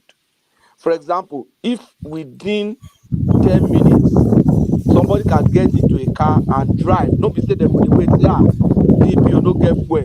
This one, you won't wait for them to call you. They will have enough car to patrol. Like if you put like 20 or 15 cars on that Lagos-Ibadan Expressway, you don't need too many policemen now. Each car with 4 men, just be patrolling, just be driving like troopers. You understand? They don't have to be. So 4 men is going to stop 200. No, 4 men in a vehicle, and you put like maybe 15 of that on Lagos-Ibadan Express with gadgets, with equipment, such that if they see anything that they can't handle, they can call reinforcement, and within 15 minutes they can get. People are coming from Shagamu to join them. People are coming from Benin or Road to join them. People are coming from Ibadan to join them because they are spread. They are not as many. Yeah, but the area you are talking about are not areas that are the serious insecurity problem that we have in Nigeria. No, sorry. You're not just talking about rural area. Sorry, people. Let me make one apology. You understand? It was a wrong information because someone told me that whosoever gave that information that they were just talking trash. Nigeria has never lost up to 30,000 soldiers, so say it's a lie. The maximum Nigerian soldiers could have lost was around 5,000. To that, even though 5,000 was too much, but someone saying 30,000, that was a BS. Sorry, apology for saying that. Please go ahead. Yeah, the insecurity problem is mostly in the remote areas where they are busy wiping out whole communities and people are living in IDP camps within Nigeria. That needs to end. And if you want to end it, you need boots on the ground for at least 5-10 years to completely change the culture and pacify the whole region. If anything, you will have extra soldiers to go into the Sahel and clear that nonsense. So, do you think the reason why the government, like those areas, like you mentioned, those rural areas, those poor areas, do you think the reason why the government is not spent, because it costs them, security costs money, why they are not putting the money to go secure the areas? Because they don't extract enough taxation or revenue from that area, so they feel like no, Mike. Mike, you see the governors we have. Like I told you, the governor we have, they are Jaguda. You understand? Because look at this. Look at Kwara. Look at what federal government has done for them. They send them forest guards. They have enough military. Wait, before you derail me from that financial part, because I noticed that's exactly where I'm going to now. In America, for example, area where they don't get a lot of taxation, those kind of things, they are less. They provide less security for those places. So more expensive communities, they provide more, because the more tax you pay, the more the service the government give you. So I'm thinking maybe these rural places, the government like, I have to spend 1 million a month to secure these people here. We don't extract any revenue from them. So maybe that's the reason. I don't know. Hold on, Joe. See, the thing is this, Mike. It is you see, look at where the terrorism reigns supreme. You understand? When you look at it, northeast, northwest, then you come back to Kwara State. Look at something that in common with those people. You understand? They are not showing enough interest.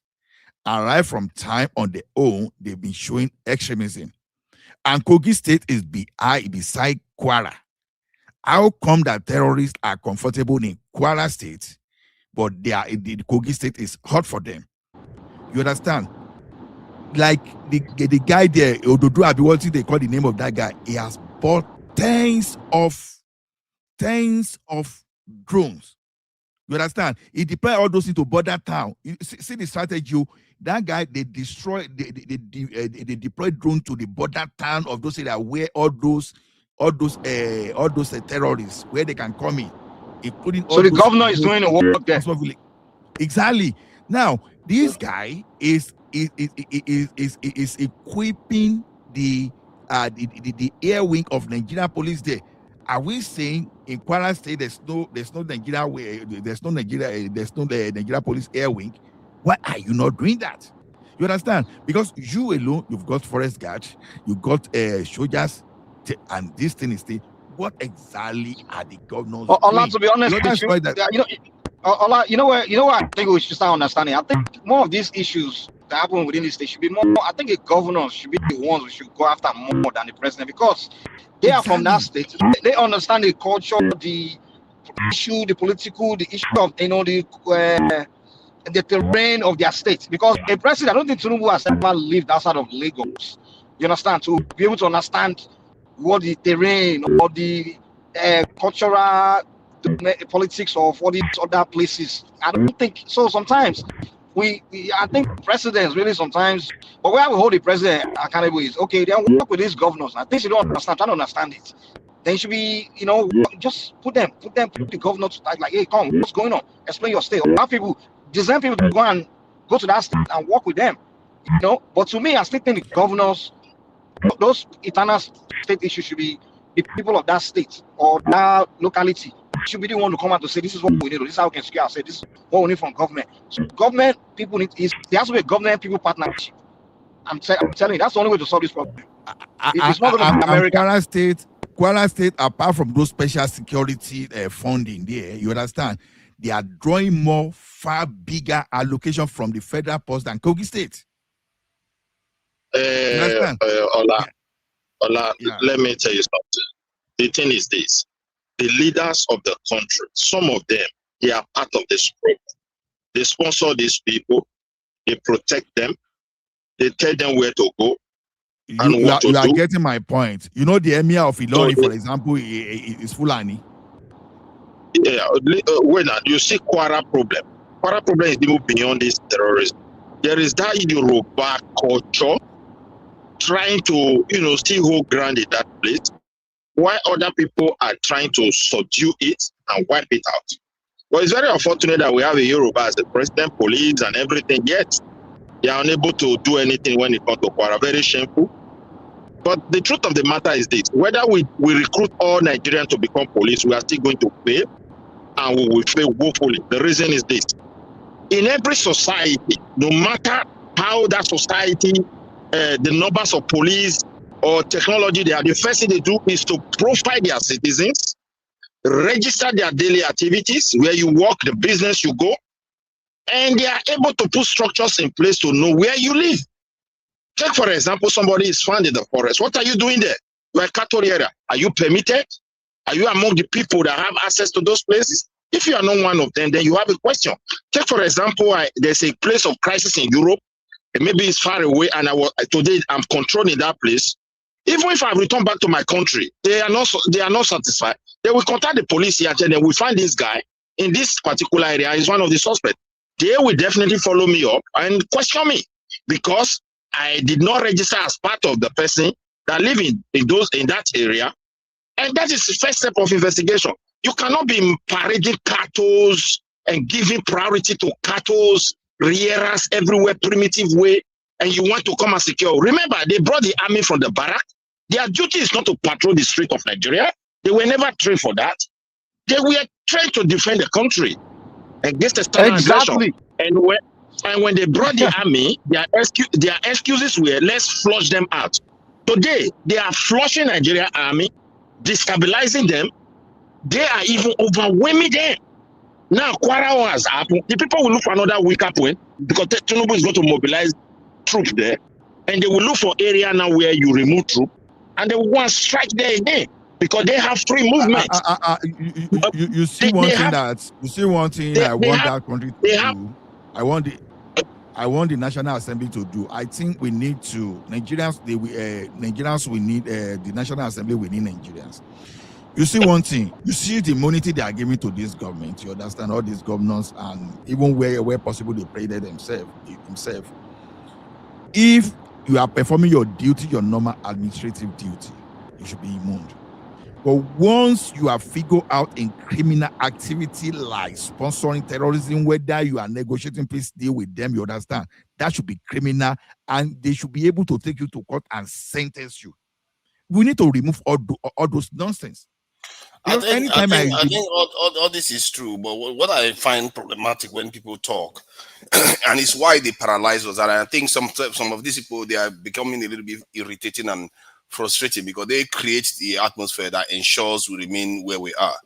They complain about lower tier problems that almost every state has. Do you know, just as we speak, the UK, one of the UK top ministers had to resign because he was sharing information of UK government decisions with foreigners.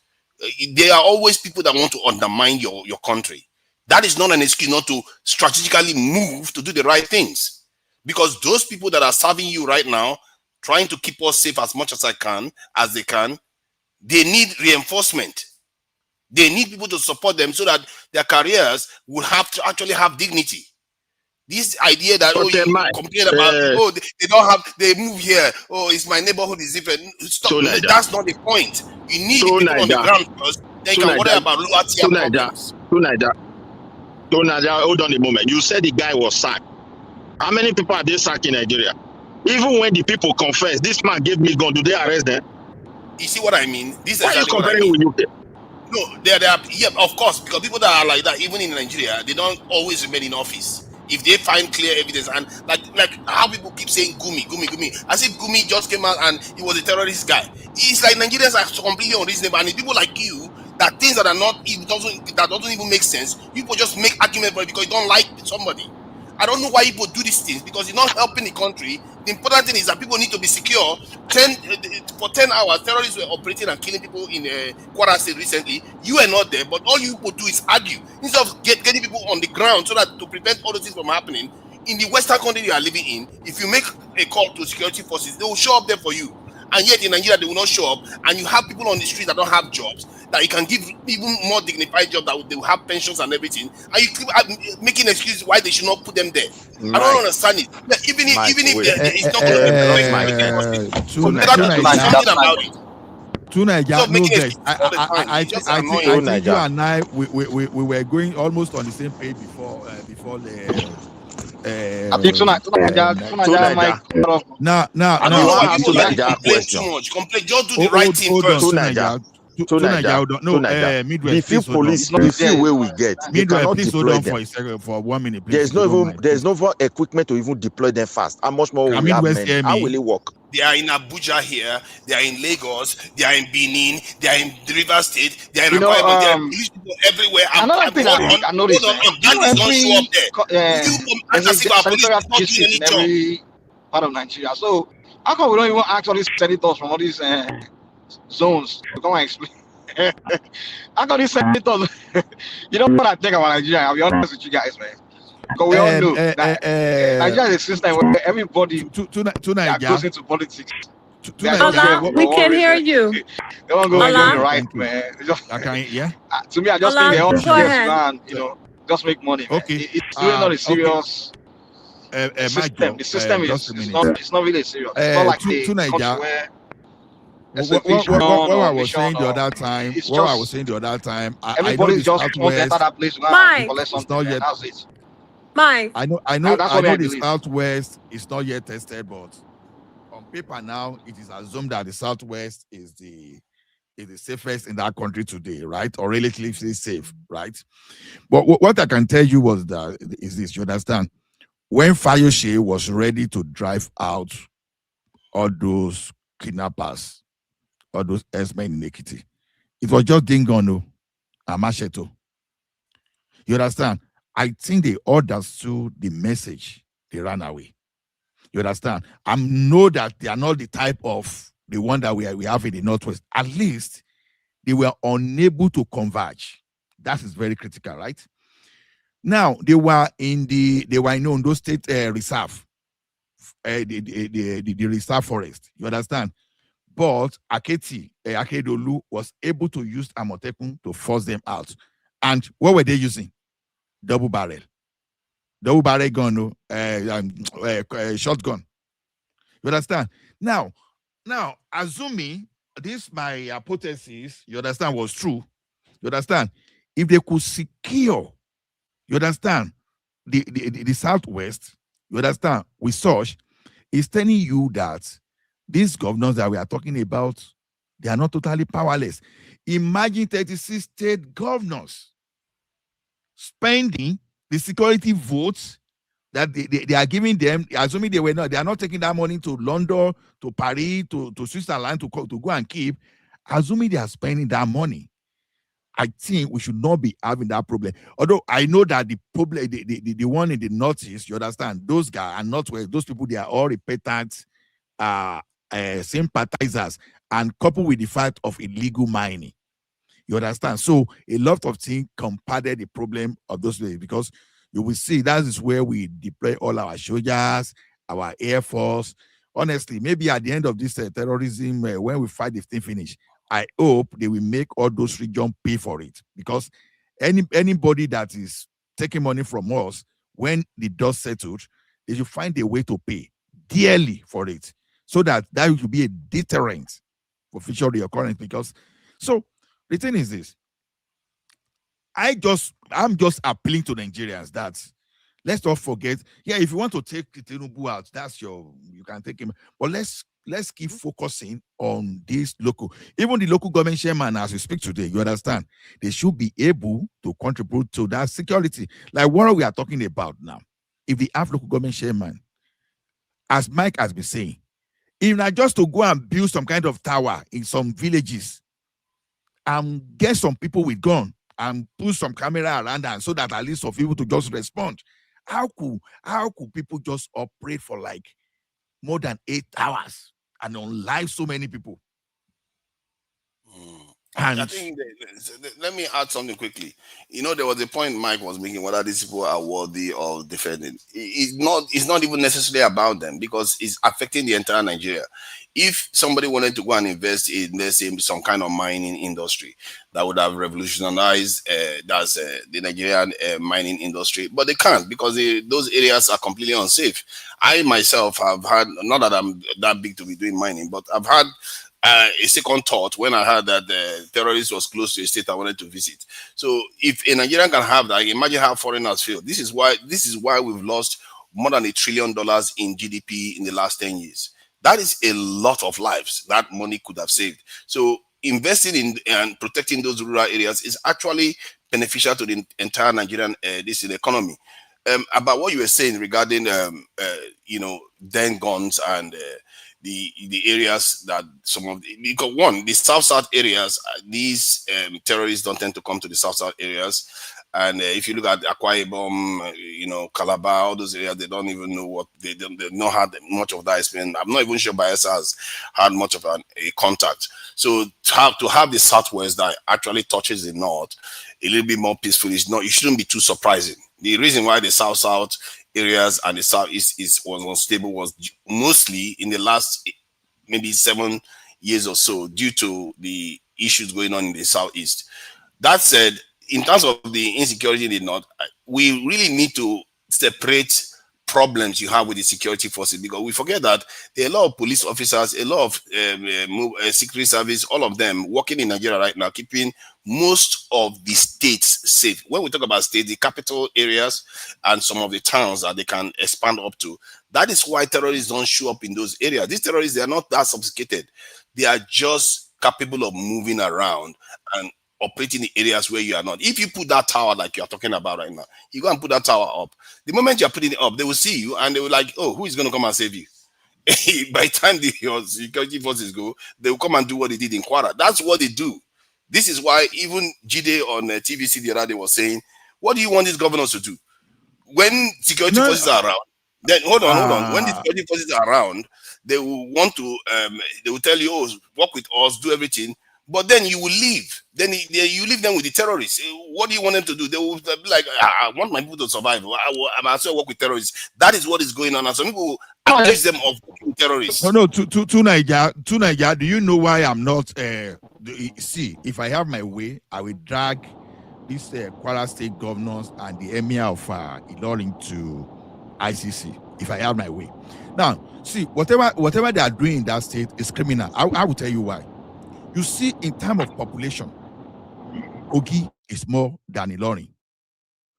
Now, in terms of revenue, Ilorin is making more than twice, if not close to thrice.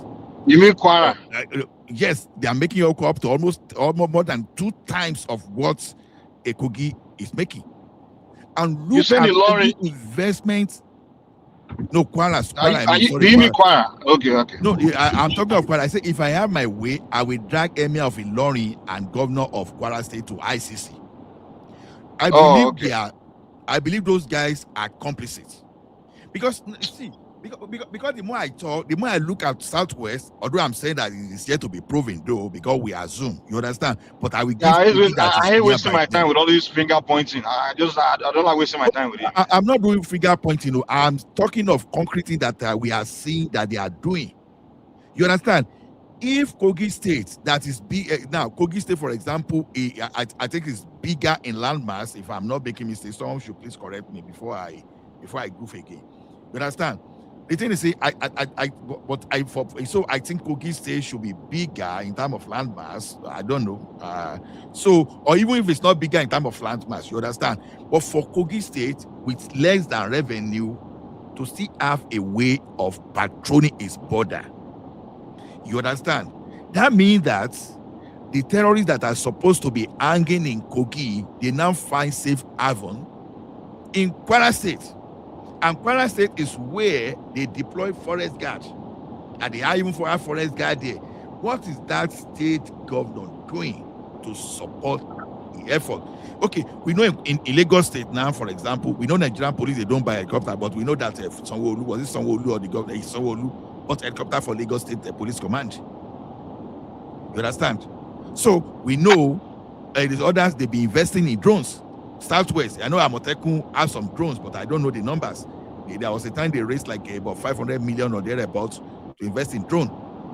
So I'm interested in what that Kogi, because if you are not seeing effort Tunaja, I have a question for Tunaja. Tunaja, that your idea of recruiting more troops. Now my question is, are you recruiting them from all over the country and posting them everywhere, or what's the?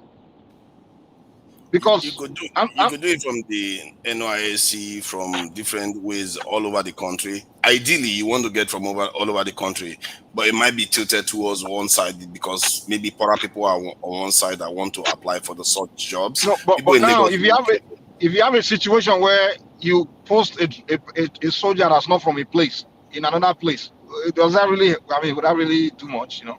The result is the same. What I've found is that it doesn't matter what configuration. What if you end up recruiting bandits and all those kind of things?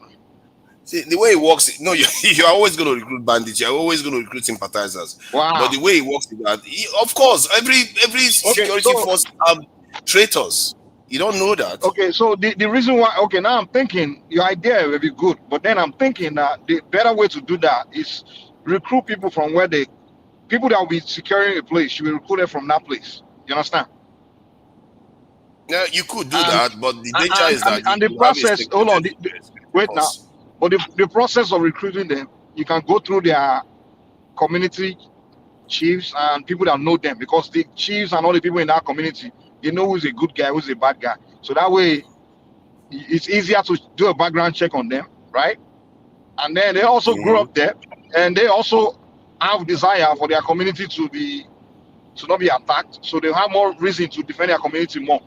So I'm thinking the recruitment should be done within each local government. And to me, I don't think they necessarily have to recruit them to the army.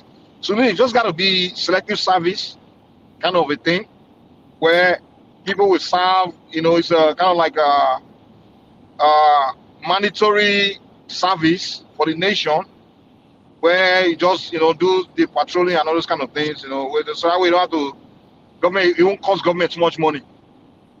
You know what I'm No, saying? it's not. The government is wasting a lot of money. They just spent $8 billion equivalent defending the naira needlessly when they said they floated it. So if you want to invest in something that saves lives, you better spend real money in it. Because what I've seen is that I don't have any reservation issue with what you are saying in terms of recruiting from the states. But the danger is that if it depends on the future you want Nigeria to have. If you want Nigeria to be more and more integrated, you don't want to be creating security forces that are state-based. But if you are okay with that, then I don't have any issue with that. So you're against state police then? No, I'm not against it. I see you are, but if you want a state police, better make the center strong. No, but that's what I told you. Hold on, but that's what I told you, that it shouldn't be military recruitment. It will be more of service, like a selective service, in a sense where they are just doing. You kind of like, to me, I believe we do what they do in Europe, where every 18-year-old will serve some weeks. You understand? It's kind of like it's a service. We can call it whatever I want to call, security or whatever it is. It's a service where you must do in order for you to military service. Yeah, military service for 2 weeks. Maybe after all senior secondary school. 2 years. Exactly. I have millions of senior secondary school students now. Maybe you serve 2 weeks before you get your high school diploma. So at least you know that who you are. You can account for whoever you are recruiting. So all they're doing is, what we really need is more of intelligent this thing. So if you have people that are patrolling the perimeters of communities, right? They are patrolling. Their job is to patrol, to gather information. So whenever bandits are coming or things like this is about to happen, you have people that are doing a patrol that can see it coming and they can quickly report. And then you can have like a team of maybe the Nigerian soldiers ready to come and counter it or whoever. So those people you have, they are doing the patrol, doing that. Their job is to just gather information, gather intelligence. So you think that those places they were being attacked for 10 hours, they didn't send information to soldiers to show up? See, sooner or later, I don't know why you have reservation about having military. Yeah, I get what you're saying. Let me say this. The military doesn't only serve against the terrorists. It also serves against the forces that generate them. Because sometimes some of these forces are foreign. They threaten your nation, they threaten your leaders, they make you do things that you don't want. Foreign country has spies all over Nigeria. I'm telling you, they have. But that's the thing, and that's why you have to build those infrastructure to resist them. Exactly, resist it. Exactly.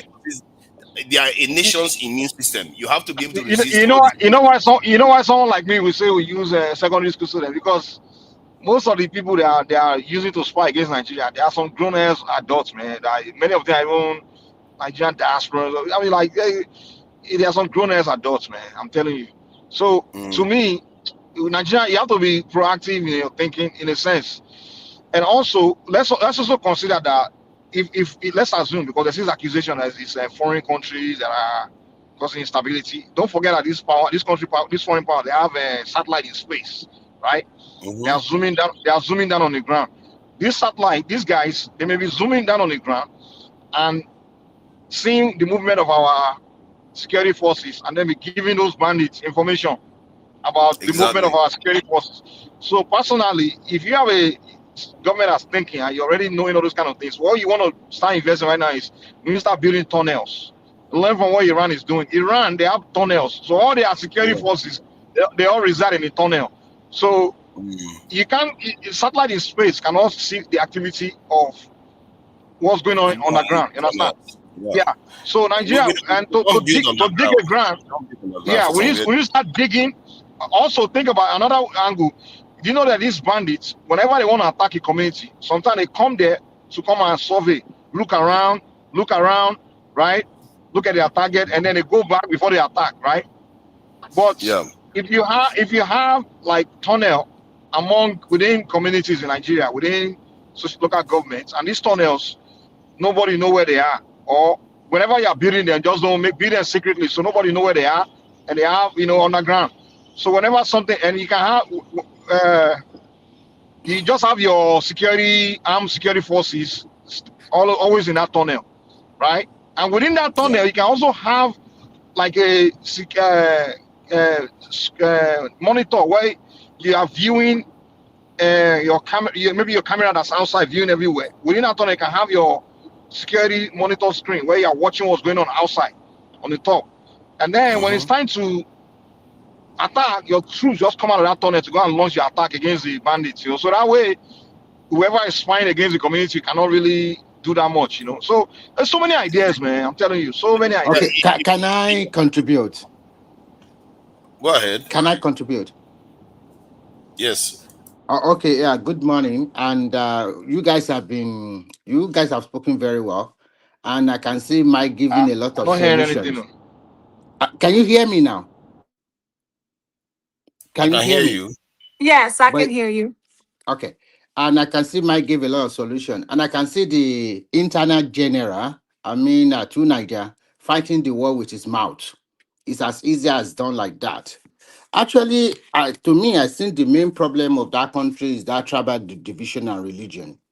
And when you have some people that, unfortunately, they don't have exposure to education, and unfortunately, they also have religion to weed them together and to tell them what to do. And because of our not planning over the years, so these are the results we are seeing today. And secondly, unfortunately, we are practicing constitutional democracy, whereby the president cannot just use his power to do whatever, to do anything, to do whatever he wanted to do. It's not easy because he has to look at the people that voted for him. A lot of interest is at stake. But first, I will give a salute to our gallant army. They have been trying their best. There's a lot of success stories, which sometimes we do not know because we are not at the theater, we are not in the front of war.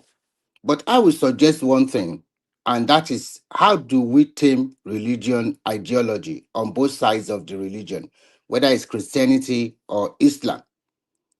If we can find a way to tame that one, the first thing we should do in Nigeria is that there should be every child should go to school by fire, by force. And if you are serving the Nigerian, if you are doing your youth service, or maybe you graduated from the high school, like what Mike said before, you should go for a military training of 1 year. And if you are also doing your national youth service, part of the 1 year should be 3 or 6 months for military service training. So we have a lot of backbone of reserve to call in when we are in trouble. Because I do not see any reason why you said people go for NYC, we just do 2 or 3 week training exercise of something, and we cannot know how to use gun. Here in Finland, when they graduated from high school, they will go and serve their military for about 1 year or 6 months? I've forgotten. So that is why they have the highest number of soldiers in Europe. They have 1 million reserve, and they can call in another 2 or 3 million at any time. So it's not going to be easy for any European country to fight against them. And they have prepared for war over the years. They have a lot of underground, they have a lot of supplies, they have a lot of water they put there. So in terms of war, there are people who just go inside there. So Nigeria, the first thing is ideology. Then secondly, we are not a united country. That the people there are, I'm also a Nigerian. If we check our patriotic level, I don't think it's up to 50%. So most Nigerians are not patriotic to their country.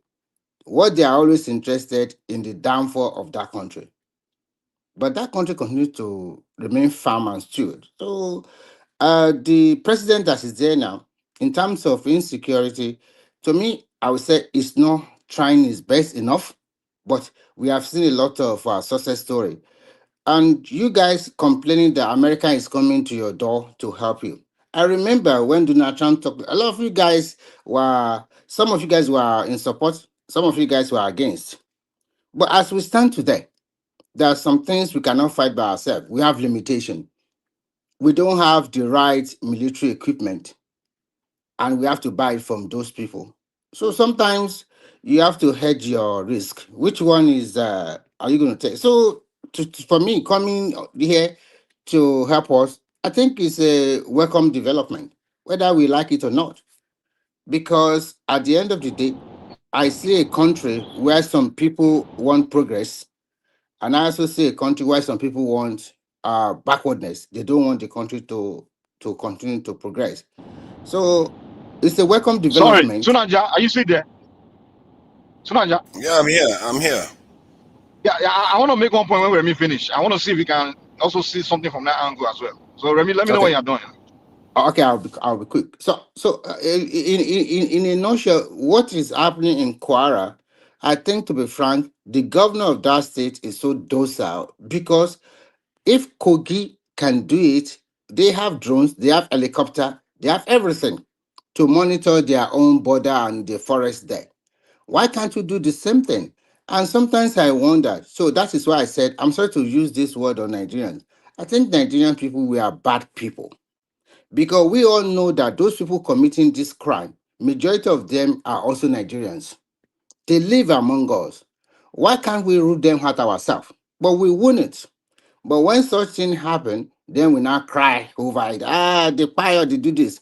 But you know them initially, and you know the doctrine they are preaching to you is not good.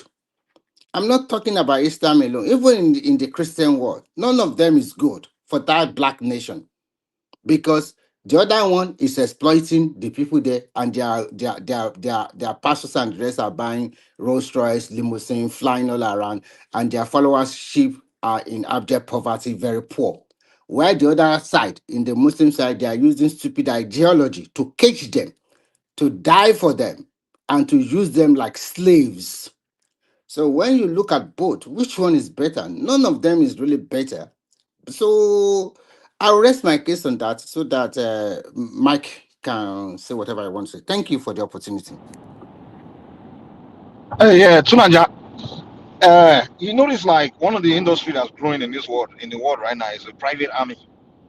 Like some people they create like private army and then they just get contracts from governments or countries to go carry out operations for them. And I'll give you example of the likes of the Blackwater, the Wagner Group, and there are so many of them that are really popping up. Usually former military people, they start their own security company and they create a private army, they carry operations. Do you think some of these things that's going on is like some private army somewhere that has been contracted by some government somewhere to come and carry on all this madness, in all over the place, all over the world? Because these guys, man, their tactical level is on point, man. These are like they're very, the way they operate, man. It's not easy. The ordinary person that just trained for like short period of time cannot really be carrying out those kind of operations. Those guys are carrying out, man. Do you think it might be some private army from somewhere has been sent to do all these things? Yeah, there's a lot of private militia out there that are used for plausible deniability purposes, especially from the US. Because you notice even the aircraft that is carrying out surveillance over Nigeria, they said it's not even like directly linked, directly part of the US military, but they have to, it's a private company that they hired to come and do those things. So yes, and my thinking is that in the near future, that will be something that society will be frowning against, because I think society will turn against all these privateers that are very, very powerful, especially when people start losing their jobs because of AI and all the robotic revolution that is going to be facing us in the next 5 to 10 years. When people start losing their jobs, they are going to start feeling like, okay, why should we be beholden to all these billionaires? We need to take control back from them. And that is going to be the struggle that we're going to be facing in the next 10 years or so. But that said, private security forces, they are for private endeavors. As a matter of fact, I don't think it's very good. It's damaging the American state. As you can see, American state now is suffering a lot of reverses because of all these antics that they have. But in the case of Nigeria, we don't need them. We have more than abundant people. As a matter of fact, people that know about these things always tell you better to have a national security force, not a. You're not understanding my point. I'm saying like private armies, no, they are not affiliated with government. Although they get they register with of course the companies. So you have to register your company. You understand what I'm saying? And also, of course, some government, whatever what do you call it? Whenever you register, usually they can give you So you are remuneration saying when that you they are register. using them to destabilize different parts of the world. Is that what you're Yeah, to saying? destabilize places. Yeah, they will send them like they just contract them because it's not Mike, possible I for. think your mic is malfunctioning. Destabilize places. Yeah, they will send them like I Can you think hear me they better now? do that.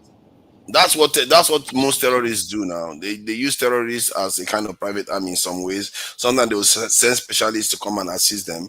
So that is not entirely unheard of. They do that quite often. But in the end, we have a particular problem that we need to confront. All security challenges, we have to face all of them. Because, like I said, if the UK can fire their own minister because they shared information with an ally like the United States, that they are part of the Five Eyes, not to So now, yeah, mention people can you hear undermine me? each other all the time. Yes, nations undermine each other, and it's for you to So protect now, your own so nation now, from being so now, undermined. yeah, you have to agree with me that every war is solved by economy. You know that, right? It's rooted. The reason is rooted behind is economy, right? Yes, sometimes. Now, yeah. Almost, in fact, in almost every cases. Now, when you see a economy that's maybe a emerging economy, where you know that, when one country rises economically, it affects another country. You know that, right? Like every country has already established.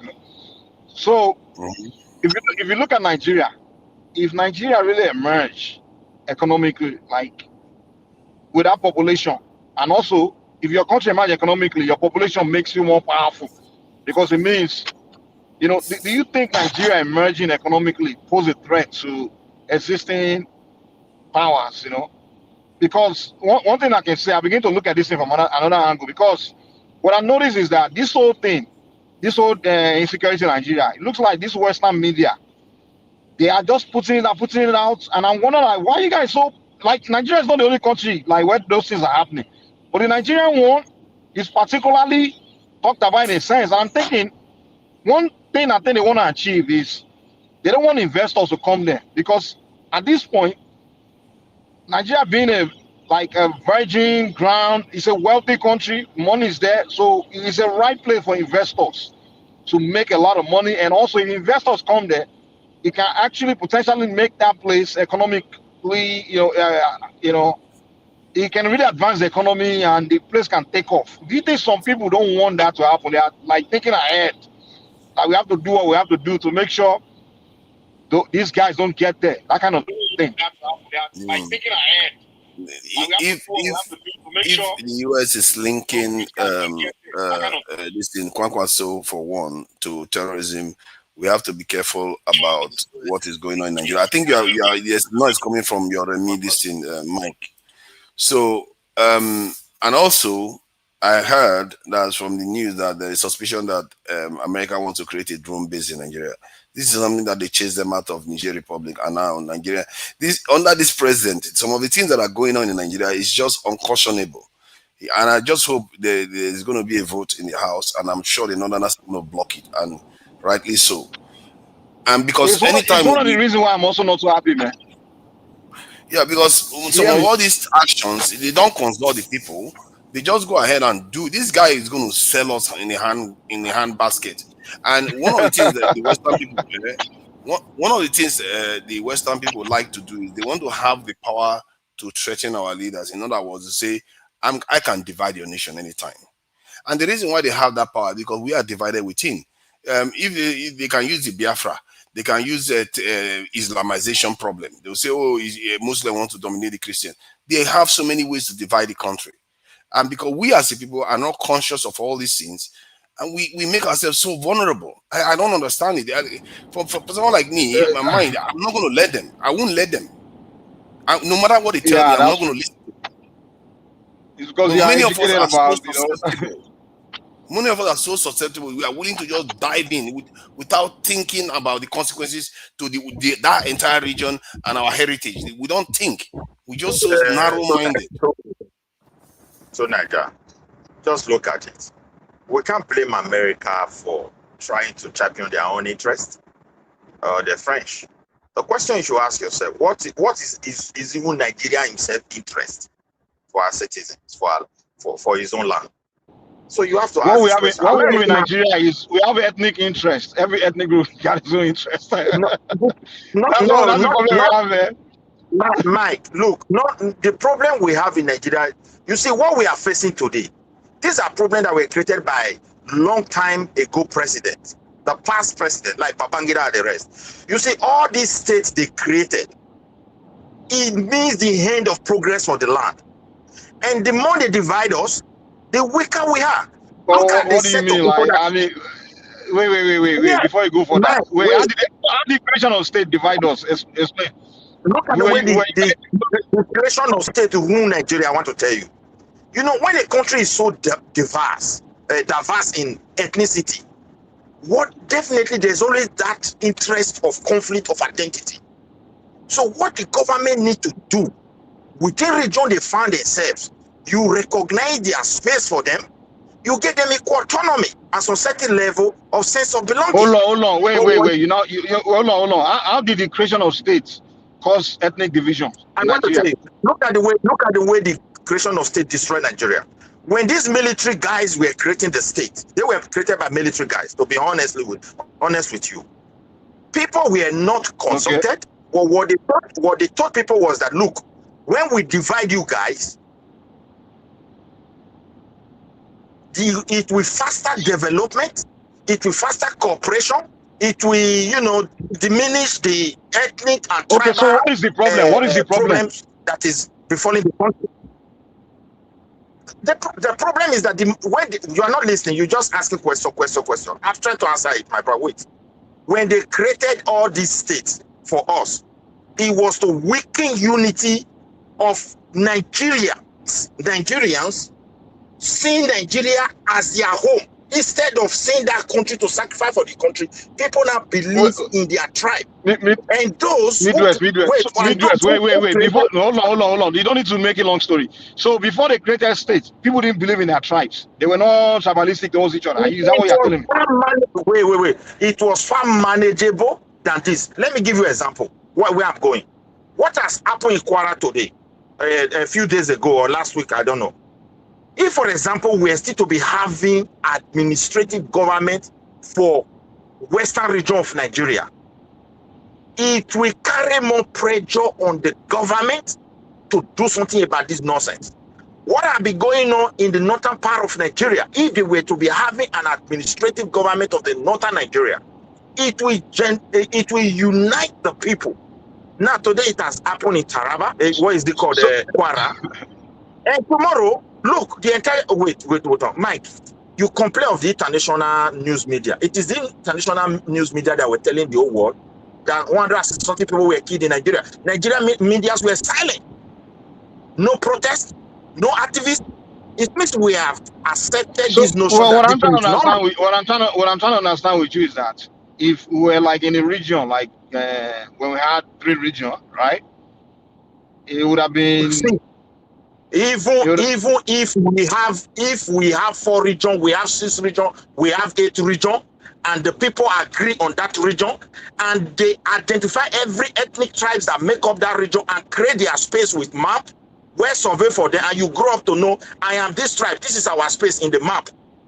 There is no need you will be conflicting with your neighbor. Then you look for administrative system that will make people gradually. People don't know their tribe now.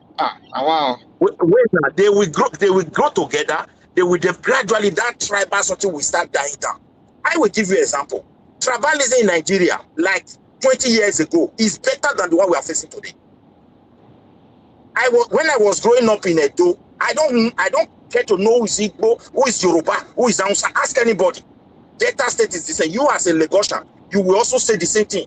But today, we are now looking at ourselves with suspicion of dominance. Why are we looking at ourselves with suspicion? Huh? Is it because of creation of states?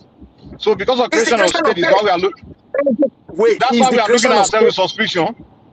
Yes, it's the creation of the state. Because I will tell you why. Within a state that they created, ethnic nationality that make up are not even satisfied. You don't even know where exactly is their space. Okay, if Nigeria government said they want to come and create state today, what of those that were so liberal that other tribes were moving closer to them, they did not chase them away? and why you cannot go to other people's place. You want to come and carve those land and use it to create state for another person. Were they not debating it the other day? That's different now. Wait, hold on. Midwest, man, you're calm down. You say when you were growing up, you didn't know no difference between Igbo man, Edo man, but because they created states. I know difference. No, maybe I did phrase it well. I know who's a Yoruba, I know Hausa, but we don't care about that your ethnic nationality, the way we relate to one another.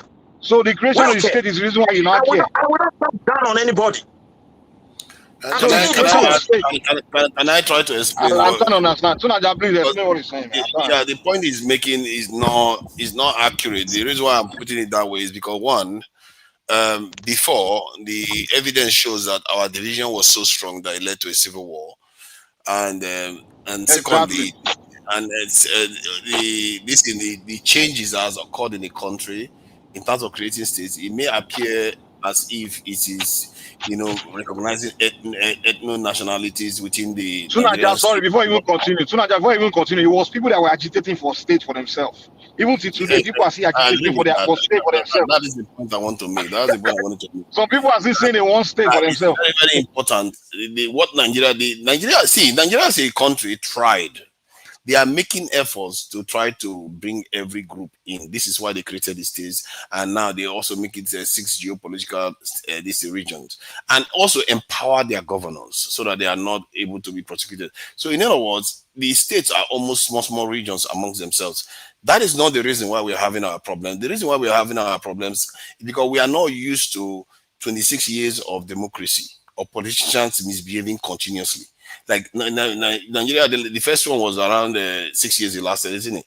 Then the second one was 3 years or so, 3 or 4 years. So we've not really had democracy for 26 straight years of politicians misbehaving, and they divided us along ethnic lines quite significantly. So that is the main reason. I know another thing. I know another thing. You know that when that 1999 democracy came, right? You know that many people were suspecting that the military, another coup will happen, because every time the civilian come in, a coup happen where they overthrow that civilian, right? If you look at the timeline, the first coup, they overthrew civilian. It was a bloody coup.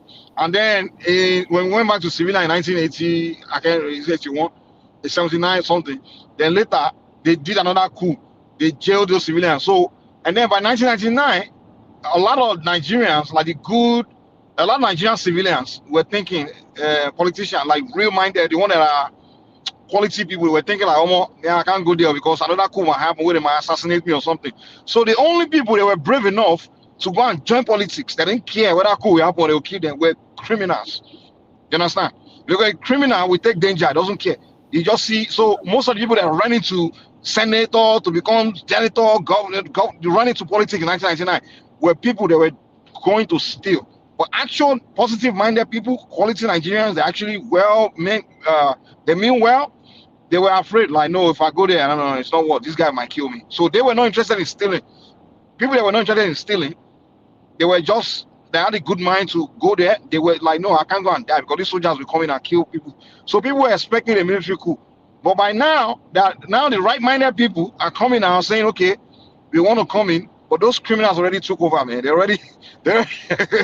It's like now you have to knock on the door, find a way to overthrow them. So now it's like we have to do a civilian coup to overthrow the too many corrupt senators and criminals that's just all over the place, man. So that's what I think the problem is. Because Nigeria has a lot of quality people that should be running for offices and also the democratic system that we are running, like the American system, is adversarial. It doesn't lead to proper accountability. If you look at this Epstein stuff that is going on now, you can see the difference between the way UK is reacting and the way America is reacting. In the UK, people are already retiring. People are getting banished from royal family and all the rest. But America, they are busy double downing the way Nigeria doubled down on things going wrong. So you can see the similarity between the system. The kind of system we are running, it doesn't hold people accountable soon enough. It's a serious problem that I've noticed that we really need to think carefully about if we want to go on in a country that has a level of accountability. That's what I see. So now that sometimes it's not just the system, it's also who's running the system. You understand? even if you put the best system in the world, they give it, and you put the wrong people that are not willing to prosecute, that just where you can easily bribe the prosecutor, you can bribe the judge, you can bribe the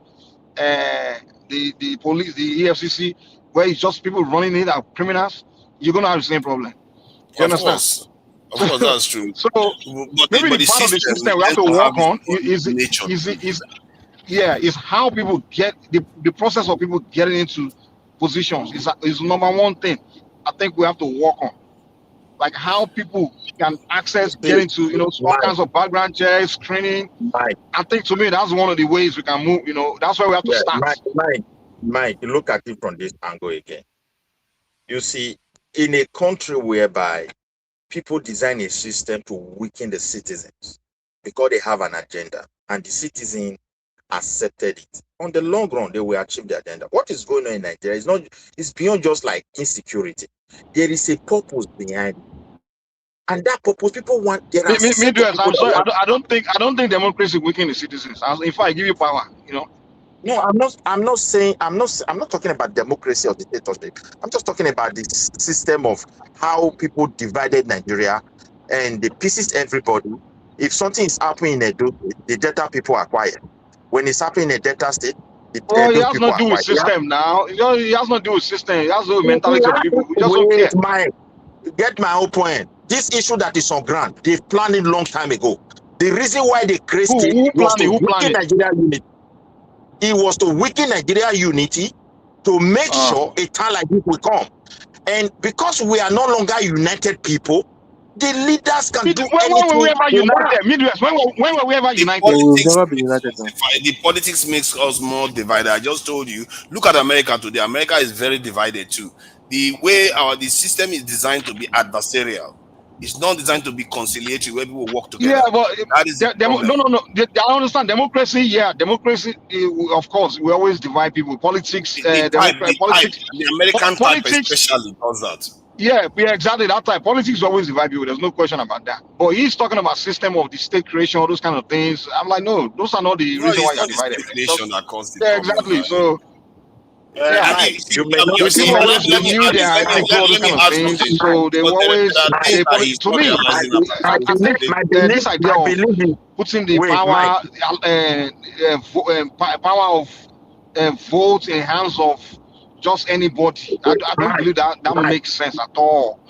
Yeah, Mike, the idea that some illiterates are the one that will go and vote the next ruler, I don't believe in it. I think if we want to, this democracy, one area we have to polish it is maybe we have to assign, just like America did in the beginning, but they changed it. It's not everyone that can vote. You have to be qualified to vote. So maybe we just have to screen out among every state. We pick out the best-minded people, all the highly intelligent, educated people that have studied candidates, and then they really want to do the voting. You understand? So that way we know that people that are going to do voting are people that are going to make good decisions to pick the right leader. But the idea of just telling the entire population to go and decide who will rule Nigeria or who will be governor, presidents, the most clownish, the most crazy criminal will constantly win the elections because they are the one that know how to talk to the criminal gets with my pass. So basically, what will determine the who will rule is who get the sweetest mouth or who got the most money. And we are not going to get anywhere like that. The Chinese, they don't. That's why Chinese say no. We're not doing that kind of rubbish. But just the population go and vote. Well, we all know that majority of the population are illiterate. So why would you let all the illiterate go and decide who be illiterate when you can easily let the quality people, the best-minded people to make the decision? So to me, I think that's the area we have to change in our democracy. Yeah. See, I don't know if I make sense. If you want, I'm making sense. But if that's just papering over the issue. If you truly want a system that is stable, because I really think that Nigeria should be stable, you want to look at the direct democratic system that the Swiss has as a model. They've had it for about 200 years. This country has not been to war, and yet they are very warlike at the same time. So, and the very, very stable system, and it's very, very rich too, and it's designed for a diverse population. That's what it's designed for. So if you want a system that works, that is the model you want to go. And it's designed to be conciliatory too, not adversarial. It forces, they have a presidential council system where the presidents have to make decisions on behalf of the nation from different regions of the country. They call it cantons. And when they go to the center, they are forced to work together. It's like the people send cheap people there to work together, not to go and fight yourselves. So you have to make decisions together. And you have to have a system that implies that people have to work together, force them to work together. Because the way it is right now is designed to fight each other with the parties in the way Nigeria works. Because one region can appoint somebody from a different party. The other region can appoint somebody from a different party. Or they will force all of them to work together. How many tribes? How many tribes do they have? They have at least 6 major tribes. How many tribes? 6 major ones, and they really hated each other when they came together. We're talking about people that had guns and everything. That they really did hate each other. Yeah, two Nigerians. When people come together to form a nation, and they understand their differences at the same time, their suspicion, they open up to talk about it by themselves and start looking for profound solution on how to manage those differences. It's quite different. If you come to like Sweden where I live, they tell you their history, carry their map very well. They always describe themselves land. In history, don't mistake cross from another man land to another man land, you are gone. When the Viking fall apart, they started taking different. So if you carry their map to you, will be see county land, this one small land, this one land. They have to look for a way to manage themselves. And those things they agree is what is that get them chance to build to where they are today. In Nigeria case, few people will put their heads together, they will sideline the rest people, and they will be profounding something that can never really satisfy the neighbor as a solution. And that's why we have this problem today. Nigeria is a place where we lost 100 something citizen. No mainstream Nigerian media, they were not ready to debate. They don't even talk about it. Yeah, Then you look at it, everybody mind their business. What is wrong there? Because the people no longer see themselves as one, and that is why they are exploiting it. They planted this seed long time ago, and it's still going to bite us up. So if you said what? Nigeria has never been one. So I think hold on a moment. Hold on a moment. We've never been one. I agree, but we have lived together.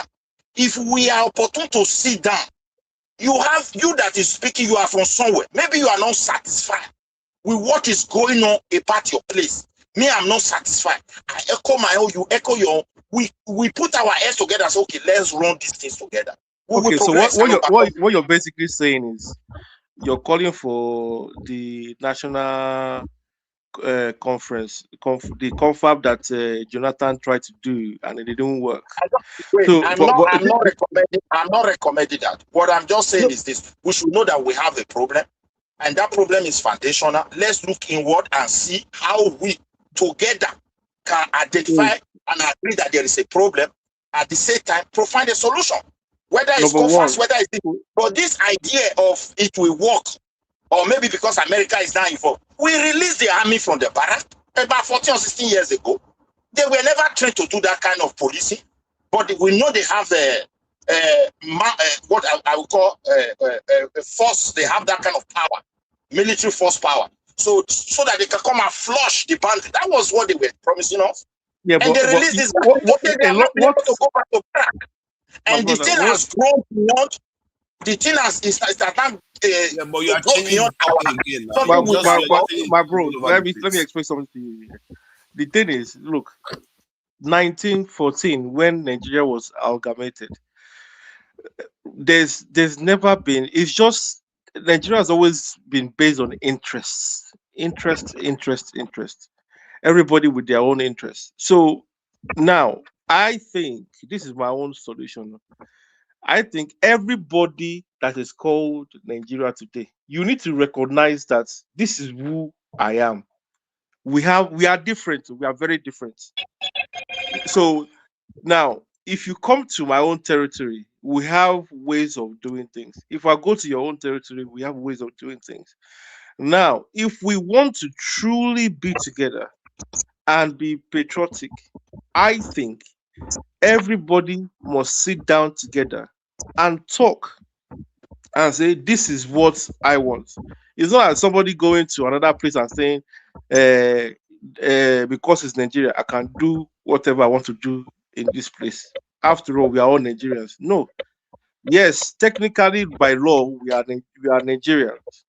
But if you go to other people's spaces, you have to recognize that it is a different way of living in that place. Number one, if you put that in mind and you make that conscious awareness, I think we'll be fine. And number two, the way Nigeria has been structured in a way whereby it will never work. It will never work. So you will always have this conflict, this confusion, and this argument and this fights going on. Now, in my own humble opinion, I think that constitution is a big problem, very, very big problem, and people are not. They don't want to accept. And this thing of Tinubu, the president this, the president that, I don't think even the local government people themselves, the chairman, the governor, they are not being held accountable. So the president can sign things into law and say this and say that, but he cannot govern your state for you, and he cannot govern your local government. You need to hold. If the government was not, if the federal government now was not disposing money to your state or anything, then you can hold them accountable. That why is money not being paid into our account? Then you can hold them accountable. But once the money has been dispersed, then you hold your governors and your local government chairman to ransom, and your representatives, because they are the problems. They are the ones in charge of your own the restrictions, not the president. The president can just oversee and say, okay, this is what I think is best for my country. But when it comes to the indigenous people themselves, it's their representatives and the local government chairman and the governors. Now, fast forward to what is going on now. I think there's a big agenda going on that people are not clearly seeing. Now, the same tactics, fortunately for Tinubu understands all this insurgency and all this thing going on. He understands very clearly. He's not a stupid person.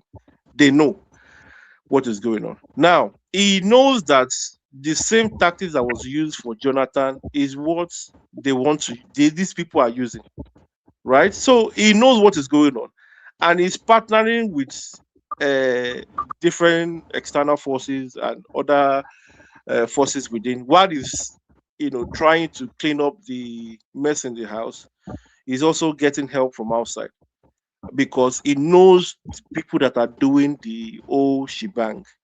Now, I heard you guys speaking about security, build a tunnel, put a camera there. All these things they know what to do. If they want to flush out these people, they know where they are and they will do it. But what you need to ask yourself is, can you and I carry a gun or carry anything and say we want to go and be terrorizing the place in Nigeria and we will not be caught?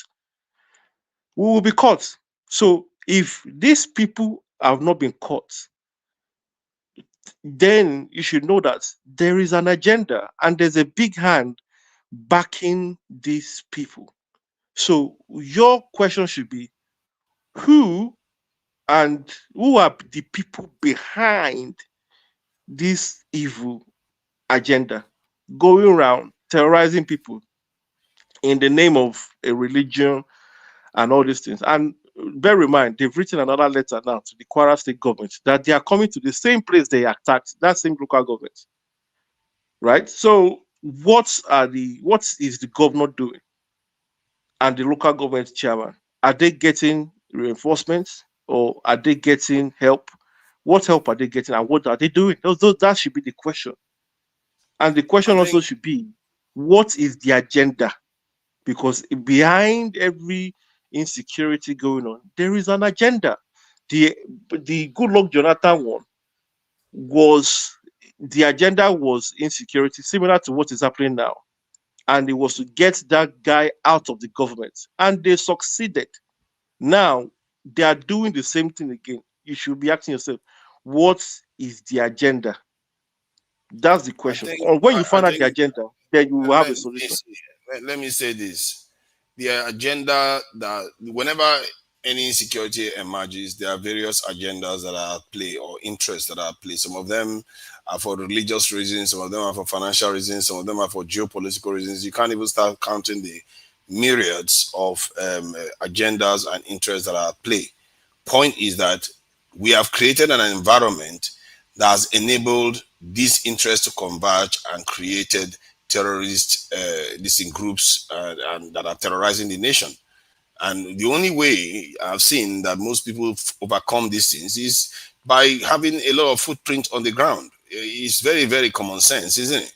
If somebody comes and attacks you, you hope that somebody can respond and come and save you inside your house within 10 minutes or so. Because, well, maybe 5 minutes, you might be pushing the door before the person comes in and you're all struggling. You hope that police or whatever is on the way. But in the context of Nigeria, there's nobody on the way. That's why those people can still write a letter to that governor, threatening that governor, because they know if they pull the Nigerian military away from wherever they are right now, the Nigerian military is going to leave some of that place vulnerable because you don't have enough people there. If the day you start seeing terrorist groups using suicide bombing in Nigeria and attacking buildings and taking hostages, that's when you know your security forces are started arriving. Because now you have denied them enough space. They know that they don't have room to escape anymore, so they will take hostages, and they don't have any space. They know they don't have any space to escape anymore. They start relying on suicide bombing, car bombing, and all that nonsense that you see with terrorist groups. And after that's their last phase. When it gets to that last phase, if you were able to deal with that last phase, then they are gone. They are gone completely. And they do this to many nations. Egypt went through it. Algeria went through it. Many nations go through this, and they overcome it by having people everywhere. Because you have to deny them space. It's a simple security principle. And Nigerian government has refused to do it. The question you have to ask yourself is why? Not all these other people excusing them is just pretending as if you can't see that these people are literally standing the whole population down. You have 230 million people at least in that country. And you can't get your military up to 1 million. Seriously? And you spend $8 billion defending the currency. You look up, Nigeria is losing in almost $50 billion every year, 50, sometimes up to 45 or so. We are losing that in GDP every single year due to insecurity. What is more of an economic investment than into your security forces? But you don't see them doing that. So when you are asking about, when you ask who is causing the problem, because you're asking about whose interest is it, you have to ask, why is it the government themselves are not doing anything? And it's not like only this Tinubu government. Buhari got there, didn't do much. Jonathan was there, didn't do much. So why are they not doing anything significant to change the trajectory? Yeah, they waste so much money on so many different things. Why is your government happy to travel overseas all the time when they can build an ultra-class hospital in Nigeria with $1 billion? They can do that. They have the money, but they won't do it. It just tells you that something is wrong with our elite class. They are captured people that are not doing anything to support protect their people, to defend their people's interests. They are not working for, basically, they are not working for you. They are basically serving other people. That's why. My brother, you know what pissed me off when I was watching the last election before 2023, when the 2023 election was going on, and I was seeing different actors, and I was like, why are these people going to this particular guy called Gumi? Dele Momodu, Mr. Dele Elede, he went to Gumi, to ask him for help, for presidential this thing that he wants to run. These other people, they were going to Gumi. You can, we that are normal citizens, we can clearly see the handwritings on the wall, and we know. So we know the people that are in charge of these things. If this person, how can somebody? So you're telling me that Nigerian security is so dumb that one man will just go and say, I am the one that will be negotiating with these people. I'll be going there to where they are, collecting information on what they want, and I'll come and tell the government. Like, it just sounds so stupid and it sounds ridiculous. Because yeah, but it doesn't make him a terrorist too, though. I don't know why people keep going on about like the guy is some kind of superhero or super terrorist. He's just a man trying to be a bridge. I don't necessarily sympathize with terrorists, but people have different ways of dealing with the same problem. And I think all those people that keep talking about repentant terrorists and rehabilitation, I don't subscribe to it. But it doesn't make I him a don't. terrorist. Yeah, but I've not said anything about him being a terrorist. But what Yeah, I'm but just saying sometimes is, people talk as if he's one already. yeah, but what I'm saying is, in the concept of Nigeria, if anybody else tries to do what Gumi is doing, they are gonna. So you need to ask yourself, why does this guy have that much power? And why is he a connector? Why is he a bridge? Because think about it, me and you, I don't know where you're from, but if you try to do what these people are doing, my brother, you'll be shot on sight, dead and gone. Talking Now, about Oyema helped the Nigerian government talk peace with the Niger Delta people, and Nigerian government negotiate with terrorists all the time. They negotiated with Boko Haram, and they even came so out and announced that they had a deal with Boko Haram, and Boko Haram reneged. so So you having a deal. Wait, somebody has to hold on, try hold on. somebody. You hold have on. Can I say? See, okay, go on. Nigeria government, everybody have a cause, they have a purpose, why whatever they want to do. The Niger Delta, it was very clear that look, if people are cheating us, you are taking our resources, you are building Abuja, why you neglected our place? It was well defined. Now, and they started fighting the government. So the government have to come to terms to say, okay, we do this, we create Niger Delta this, we do this, we settle this. Let's work together. You can see that approach. It is good for such people who know their agenda, and it's very clear. I'm not in favor of those crises, those buy that happen. I did support that. So not have supported it. But when you look at people that have long-time agenda of conquest, who created states, deceive us, and even to recruit you to Nigerian army, they put up a standard, and it was very clear where you come from, the tribe you belong, will be a first requirement for you to go to Nigerian Defense Academy. And up to today, nobody has addressed that very kind of system. We're talking about. Hey, can you guys let me confirm? Can you guys hear me? Midwest, can you guys hear me? Yeah, I'm hearing you now. Oh, okay. Yeah, you guys couldn't hear me earlier, that's why I keep going out. Okay. Nobody has ever put enough to say this thing, this structure on ground. We never had the future for us to build a formidable army. Why must it be on tribe, region, where you come from, before you can go to and defend the country? That is to tell you, the people themselves don't even believe in the country. What they believe on is what they structure Nigeria towards. And that's what I'm trying to present before my fellow Nigerians here. That this problem that is true of all nations. I don't know why they keep doing that. All nations, you have to tell them where you are from. Everything is about tribe. Up to today, they have now made it like a normal thing. We have to look today. Go and look at the police and look at the people they are promoting. They are Southwestern people. You go to the army. And there's nothing wrong with that, because I don't know why. That's the nature of democracy. Come on. Wait. It's not the nature of democracy. If you look at our country and our diversity, nothing. When you say nothing is wrong with it, you wait a little bit. Where Nigeria is going, even you that think you are standing, the Northerners will cut you off on the ground and you will never have voice. Go and mark my words. What are you going on about the Northerners? Wait. What you need to understand is the Northerners are just normal people like you and I. So the thing is, the way Nigeria is structured, it is biased, and unfortunately, if anybody gets there that is from different region, they're going to look after their own people, because that is the way Nigeria is structured. When Buhari was there, he puts his own people in power. Same thing with Jonathan, and same thing with Tinubu. So you don't expect. I think people just appoint people they understand. No, a lot of those guys.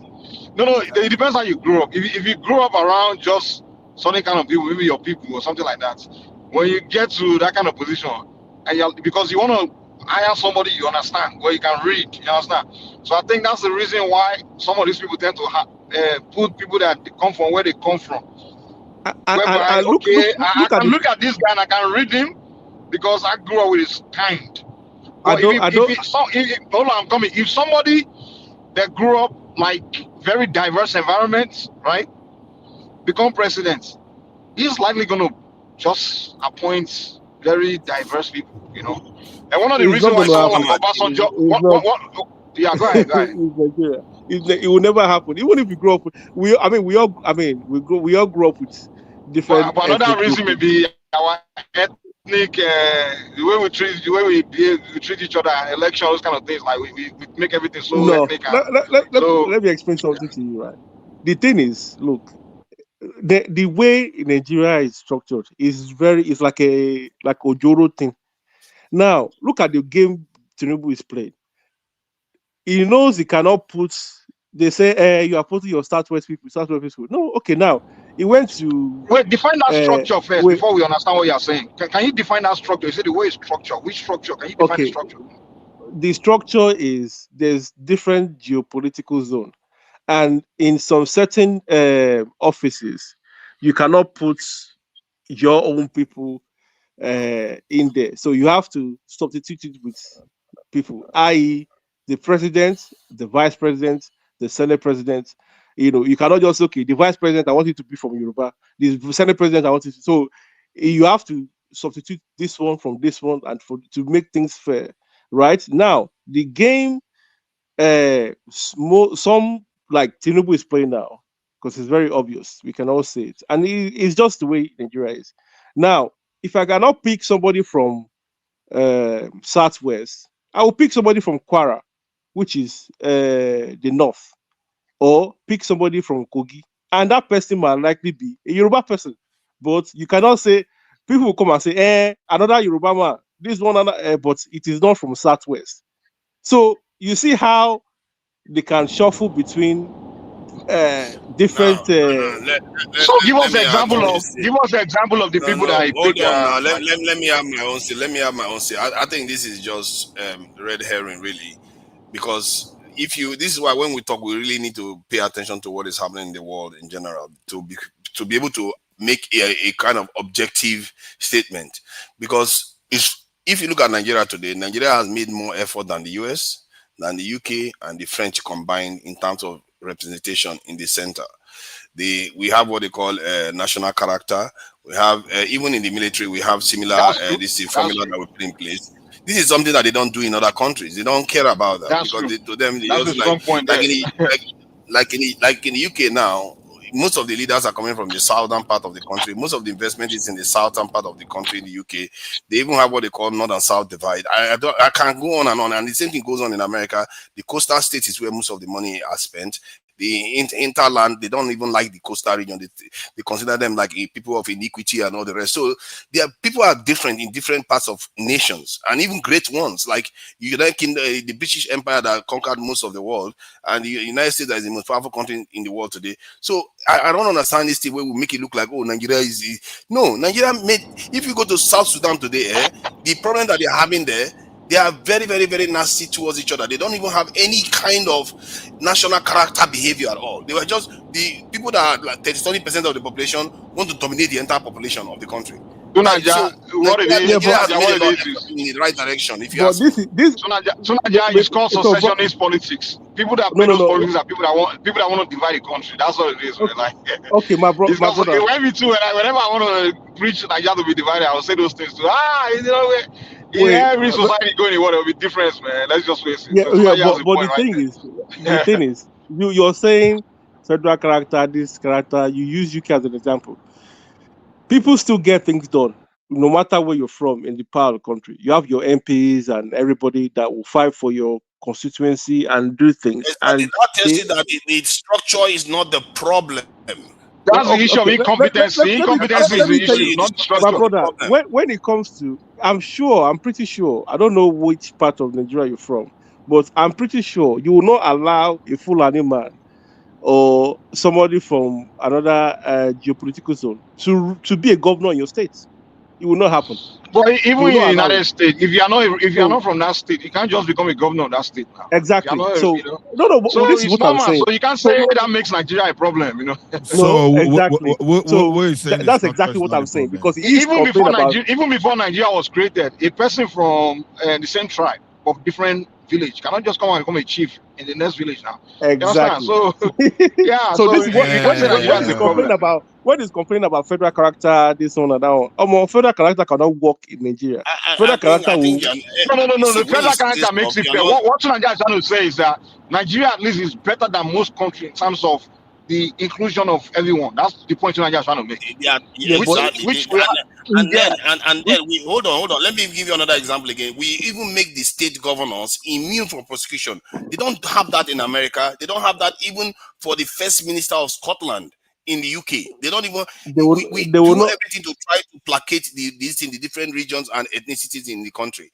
That is not our problem. Our problem is men talking about things that are not objectively the core of our problem. Go ahead. When you're talking about the root problem of Nigeria is not what Nigerians discuss. I'm sorry, I agree to Nigeria. The root problem of Nigeria is not what Nigerians talk about. Immunity is very wrong. Hold on, let someone talk now. But let's not focus on immunity. Answer my question. You said structure is not a problem. Yes. Did I hear you say that? It's not the root of the problem, is what he's saying. It's not the root of the problem. That's what all structures that you have in the world has managed to perform well. It's not based on structure, because if you look at Saudi Arabia is doing fine, China is doing fine, America is doing fine, UK is doing fine. All of them have different structures. What does that tell you? Something else. The problem is who's the structure. Hold on. Structure is one of the major problems. You are saying, as a matter of fact, it's even the major problem is the escalation. Thank you. Structure is not the main problem. Guys, now you've talked for more than 1 hour. And if it was all you can say is all nations will have the same structure. If it was true, all nations will have the same structure. What you can argue, Sunaja, let me say this real quick. What you can argue is that there can be a better structure. You can say we can have a better structure, but you can't say structure is the problem. It's people running the structure that are the problem. Hold on. Exactly. Look, guys, look at it this way.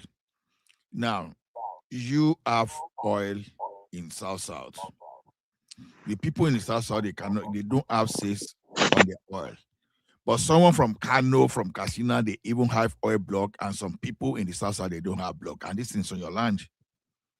And when you now have gold and everything, mineral resources on their own, they use banditry to make sure you can't do so much there, and they hold themselves. So oil banditry has nothing to do with structure.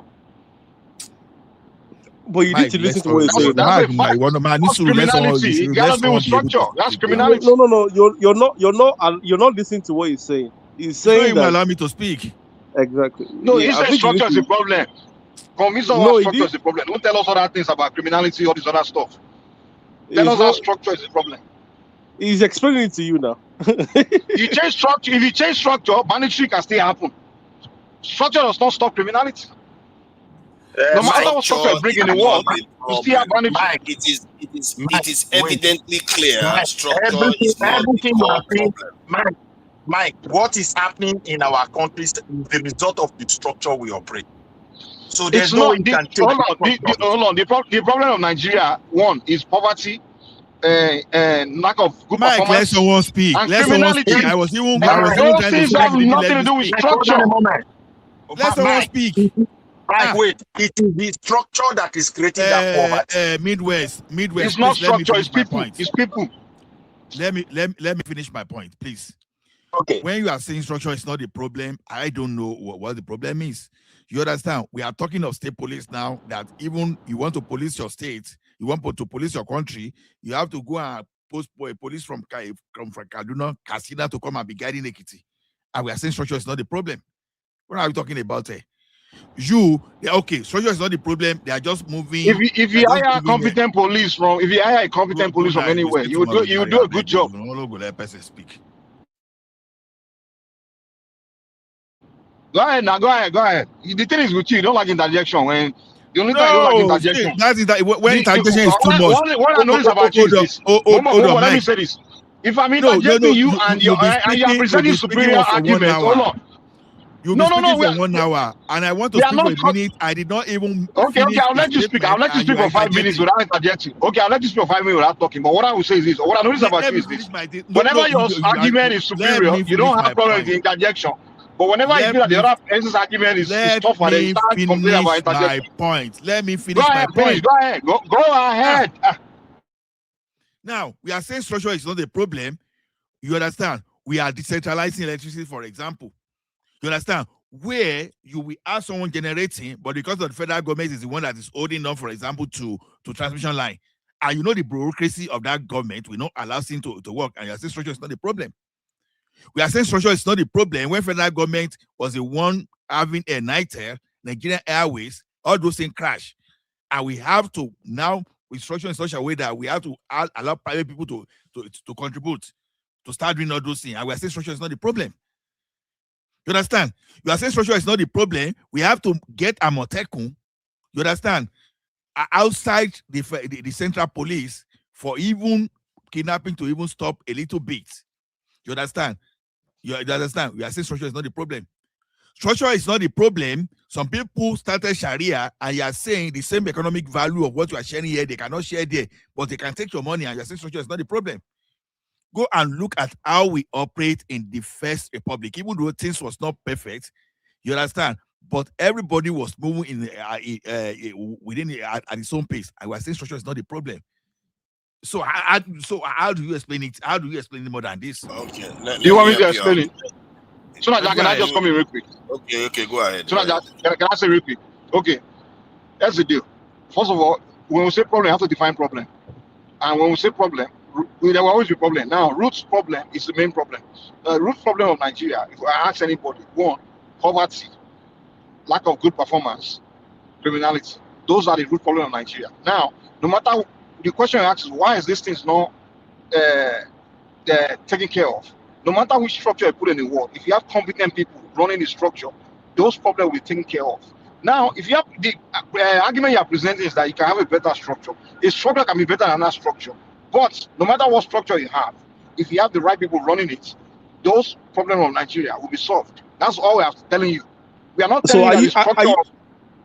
Are you saying the local government structure that we have and the government structure and is not the right? Listen, so those are the structures.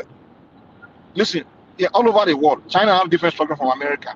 All the advanced countries in the world, they all have different structures. Now, some structure we can argue is better than the other structure, but they're all functioning. Why? Because the right people are running it.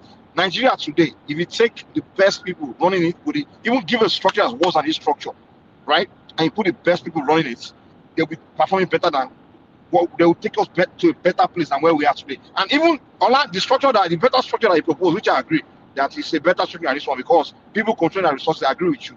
If you bring that structure and you bring the worst people running that structure, and with this structure that we are right now, which is not inferior, not as good as that one, and you bring better people running this structure, Nigeria will be better under this structure than that better structure. See, Mike. That's what we mean by. That's what we mean by the problem of Nigeria. It's not structure. Structure is not the primary problem. It's not a root. Hold on. See, sometimes you contradict yourself. You understand? Maybe. Hold on now. I will tell you. You always agree when we speak that, okay, when you want to secure people, that number one, you have to have local people securing themselves, and so that you hire people within the locality because they understand the locality. You understand? But now today we have federal police. You understand that you hire centrally and they deploy anyhow in the name that we are trying to integrate Nigeria as one. That's a structural defect to start with.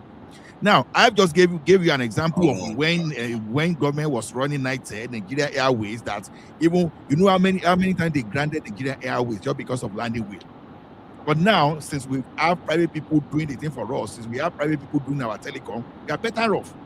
The same structure that didn't not allow us to have electricity. Let me add to this. See, all the things you are arguing, you are kind of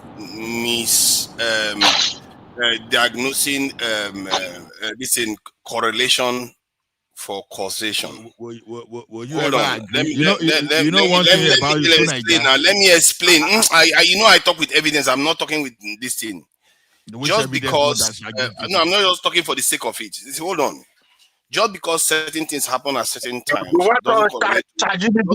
I might as well say that Nigeria was able to manage its Nigerian Airways because I was younger then.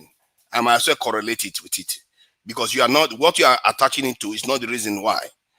Like, if you look at the state of the world today and all the nations that are functional, they have different systems. And if you look at the nation today, Africa today, the nations that are dysfunctional, which is majority of them, they have different systems too. From military to dictatorship to the ones that extend constitution, and all of them, they are dysfunctional. Because the reasons why nations do well versus why they don't do well is not structurally based. It's based on the awareness of their people and their ability to, the way they value life. Because it looks like there's something wrong with the way we value life. We didn't have the Nigerian system when we were doing slavery, when we were undermining our own security, where we were sitting there when they were having Berlin Conference.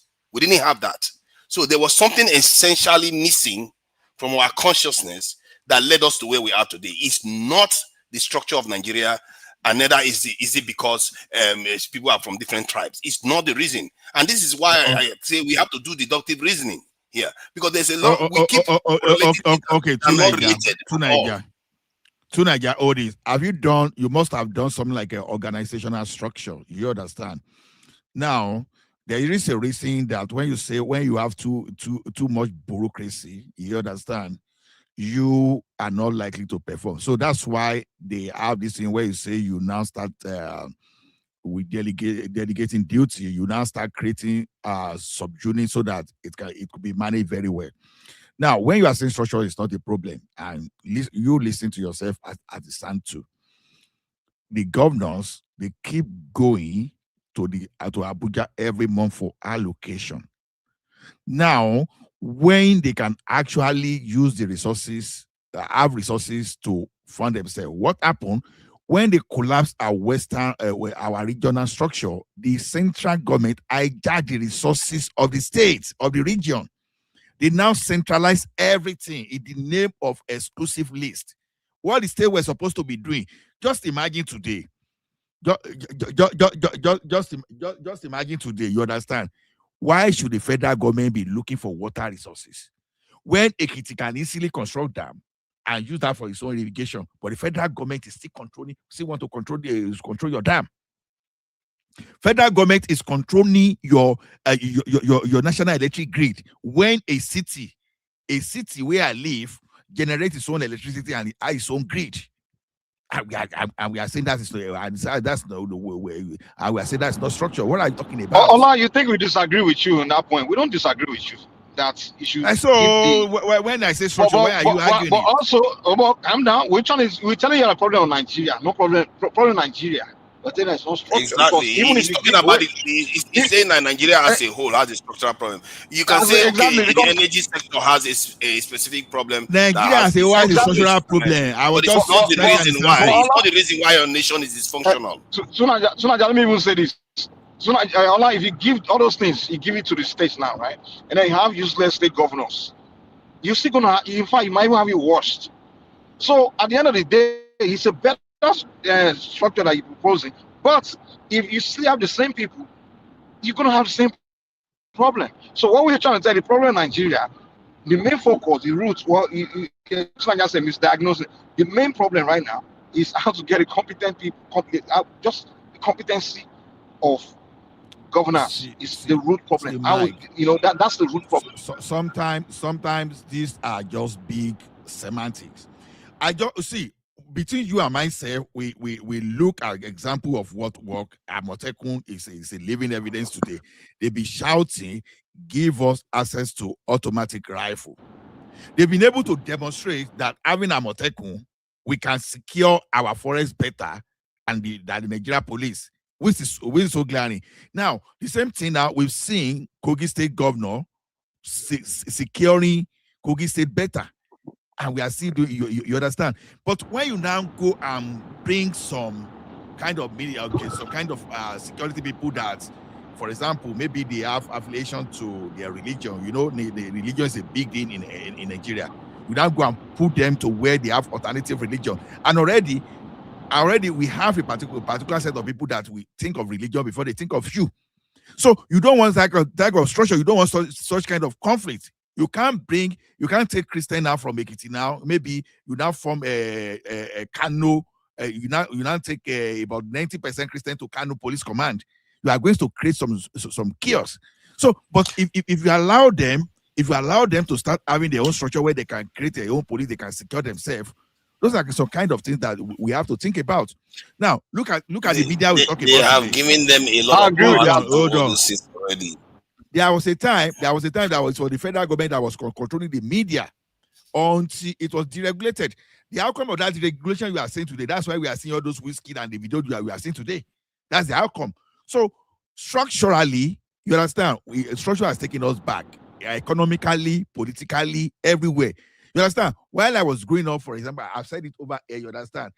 When you want to grade the road to your farm, it was the duty of your local government. When you are talking of farm settlement, it's the duty of your local government. But today, a state will now be partnering with the federal government. This is supposed to even be the state idea. It was not even supposed to be the state idea. You cannot even use your dam. We want to do dam now. You will now be contending with government that want to take some kilometers away from your water resources.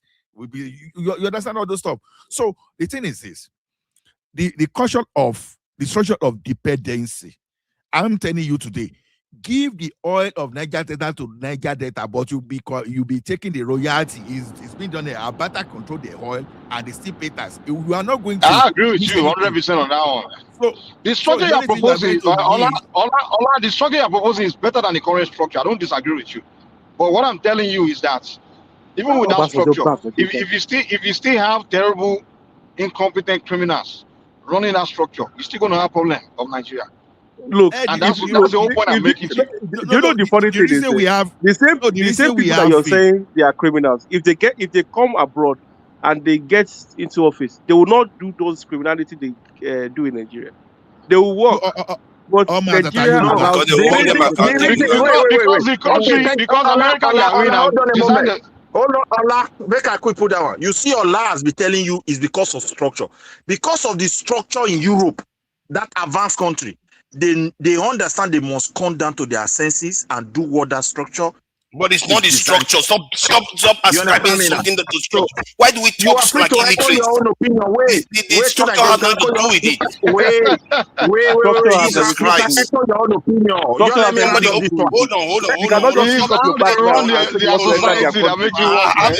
Hold on. I have a short lifespan. Because life is, we don't have forever. We can't just spend time just saying stuff that don't make sense. Like if they open the same police station in the UK right now and open the same police station in Nigeria, Nigerians will mismanage it. Why do you keep saying the structure? It's the people. It's not the structure. It's the people. So you're saying let me tell you people are reasoning like animals. I am very structured.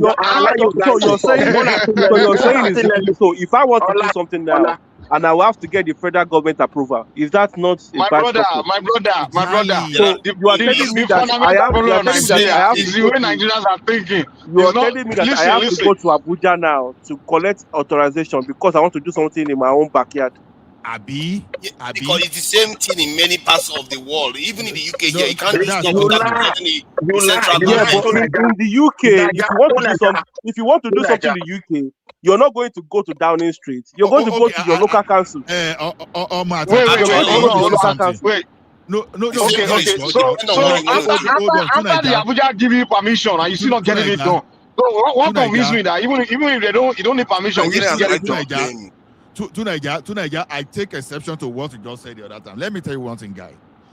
If someone is giving his idea, you say he's talking like an illiterate. And unfortunately, even the point you are it's a bit annoying. I'm getting tired of people talking trash. That doesn't make sense. Hold on. See, Jesus Christ. It's like they are deliberately doing it. Hold on. Yeah, but it's the same thing you're doing now. Your own doesn't make sense too. But you have to tie something to reality. You don't just say stuff. Hold on. You are bold. You are very bold about what tie you know. Okay. Let's have an agreement. Hold on. If you want to say something, tie it to real evidence on the ground. Let me land this point, Joe. Let me land this point. See, sometimes perspective is different. You were calling someone an illiterate when you were on 1,000 I times say we are wrong. talking like illiterates. I say we are talking like illiterates. If you want, like I'm saying now, if you want to say something tied to real evidence, You say because what I don't like is I'm you are talking saying, like an hold on. illiterate. It's okay. Don't say What I others are don't like talking is like an when illiterate. somebody says something, they can't even tie it to reality and they just say it anyway. Like they can't even say, okay, go to this country, this is how it works. This is the reason why That's what the I'm person saying perspective. is correct. They don't tell you that. That's the person perspective. You can't say someone is talking like literate because of his perspective. That's wrong. Because you can't just say random stuff. I can come here and start telling you random stuff all the time. Let me tell you something. From the way you speak today, we're nothing personal, but with due respect, if you were asked to lead an organization like, say, Amazon, I tell you, Amazon will crash within a year. Goodness, that's your problem. That's your problem. But just Bezos, it's not a problem. actually, just Bezos will not tolerate this whole conversation. You are failing simple organizational structure and management here now. When you are saying who has organizational capabilities now? When you are saying structure, see, let me tell you one thing. Structure is very critical in any settings. You understand? Because it's two-way. People build not structure, critical, it's and over time, structure develop people. You understand? Now, who are those people that are going to define the structure? Those people that are knowledgeable among you, the early, they will put the structure in place. But over time, structure will now be developing people. That's why they call it institution. Some people that are knowledgeable, they set up an institution. Then, generation they born into it, we say, this is how we'll be doing it. And this is how we'll be doing it. They continue that way. But I see today, a person that is born in Nigeria today, the first thing that you very foreign in Nigeria is Biafra versus Yoruba versus Fulani. Why do you think all those things is up? Why do you think are you saying it's because of structure? Are you saying that's because of structure? I don't hear you. To be fair, we're both right. The problem is both structure and the people. And the people. I think it's both. I don't just want to Nigeria to call people. But the fact of the matter is, without the right people, the first question you have to ask is to get the right people in place. So, if you get the wrong people, like criminals everywhere, you're talking about, you have to get rid of criminal first. Get the right people in place. You sit down to structure something. Mike, because make I come in. A situation where some people are not performing, they are not willing to perform. Make I tell you something. They are not willing to perform, and then you want to change, give them another structure. That structure, they're still not going to perform. Go ahead. Wait, Mike, look, when you talk about structure itself, like the way it is today in Nigeria, we have structure. It is because the way we design that structure. That is why we have the people we have. They're not performing. That's what I know. That is performing. It is the way. Okay, Mike. Let me give you an example of a structure. An example of a structure at a minute level is option A. I know structure. Yeah, I don't know why you keep repeating yourself. I know. I even agree with your structure thing. No, I know. I'm just trying to make. Let me just add this. Ola, see, because what we don't seem to understand is what would have been the alternative. You don't look at the counterfactual as they normally say, because it hasn't happened. If you look at Nigeria right now, Nigeria is one of the most diverse countries on the continent. And we have lasted in terms of democracy for 26 years. This is the first time we've managed to pull that one off. And you don't understand that maybe, just maybe, this crazy structure that you're thinking is crazy is the reason why we've lasted this long even. Without imploding, given how poor we are. What's your name, Kunaja, wait. That years of democracy, some of the things we have produced is one. Terrorism, Boko Haram, IPOB, primary schools without roof, governor looting the country dry, president borrowing without any wait now. What are you going to we are still together. That's the point. Let me learn my point. The worst part of it, the best brain are living their space of origin where Amajiri is feeling it. Go to Yoruba land, go to Edo land, go to your data, and see those you will see in your street. But the point is, hold on. That should tell you something. Even with all these problems, we are still together. That should tell you that there's something within this system that is keeping us together. We are together in vain. Our elites are together. You can say whatever you like. The elites are together. We are together in vain. Let me give you an example. Now, when we say that structure you see, that is why everybody wants to go to Abuja and pie there. You understand? Now, Amadou Bello, you understand? He was supposed to be the prime minister of that country. He said, no, I would rather be the premier of my people and manage my people. You understand? So you, Tafawa Balewa, you go and become the prime minister. But today, reverse is the case. Everybody want to go to that Aso Rock. And you get one of those things, Emefiele and Malami will tell you, because there are so much to steal at that center. And I can tell you today, you understand, many things that you are contesting with within that center, you understand, they were supposed to be at the region. So that instead of us wasting our energy on Abuja, we were supposed to be blocking the road that our governor no go past. But the governors now, because of that structure of dependency on the center, everybody goes there. And you know that culture of dependency, there are some two regions entirely now, they've cut themselves out. They are not giving anything. You see, the Southwest and Northwest, go and look at what they are contributing to that post. It's almost zero. Going to now, Northwest contributed about 8 to 10%, if I got the things right, and Northeast is giving us about less than 5%. And these guys are consuming a lot. And these guys, they are not developing their people, they are building, you understand, they are breeding potential recruit for terrorism. Now, but at the end of the month, whether they made money or gata, whether your boss make money or make no money, you understand, the workers go collect his pay. You understand? Everybody marches to Abuja to go and collect money. Don't want that. That's what we're saying. If Niger Delta hold on to this thing, they are allocating the block of that oil. If Western are doing something, then that's your goal, and this thing that you are creating terrorism around, you understand, you will know how to maximize. So Amadou Bello maximize whatever they had in the north in those days. South Amadou Bello, it's not on record. We can't find the record of where that guy embezzled money. But look at what the northern governors leaders are known for. They are known for looting. All these things that Tinubu is building, give all those northern leaders 2 years.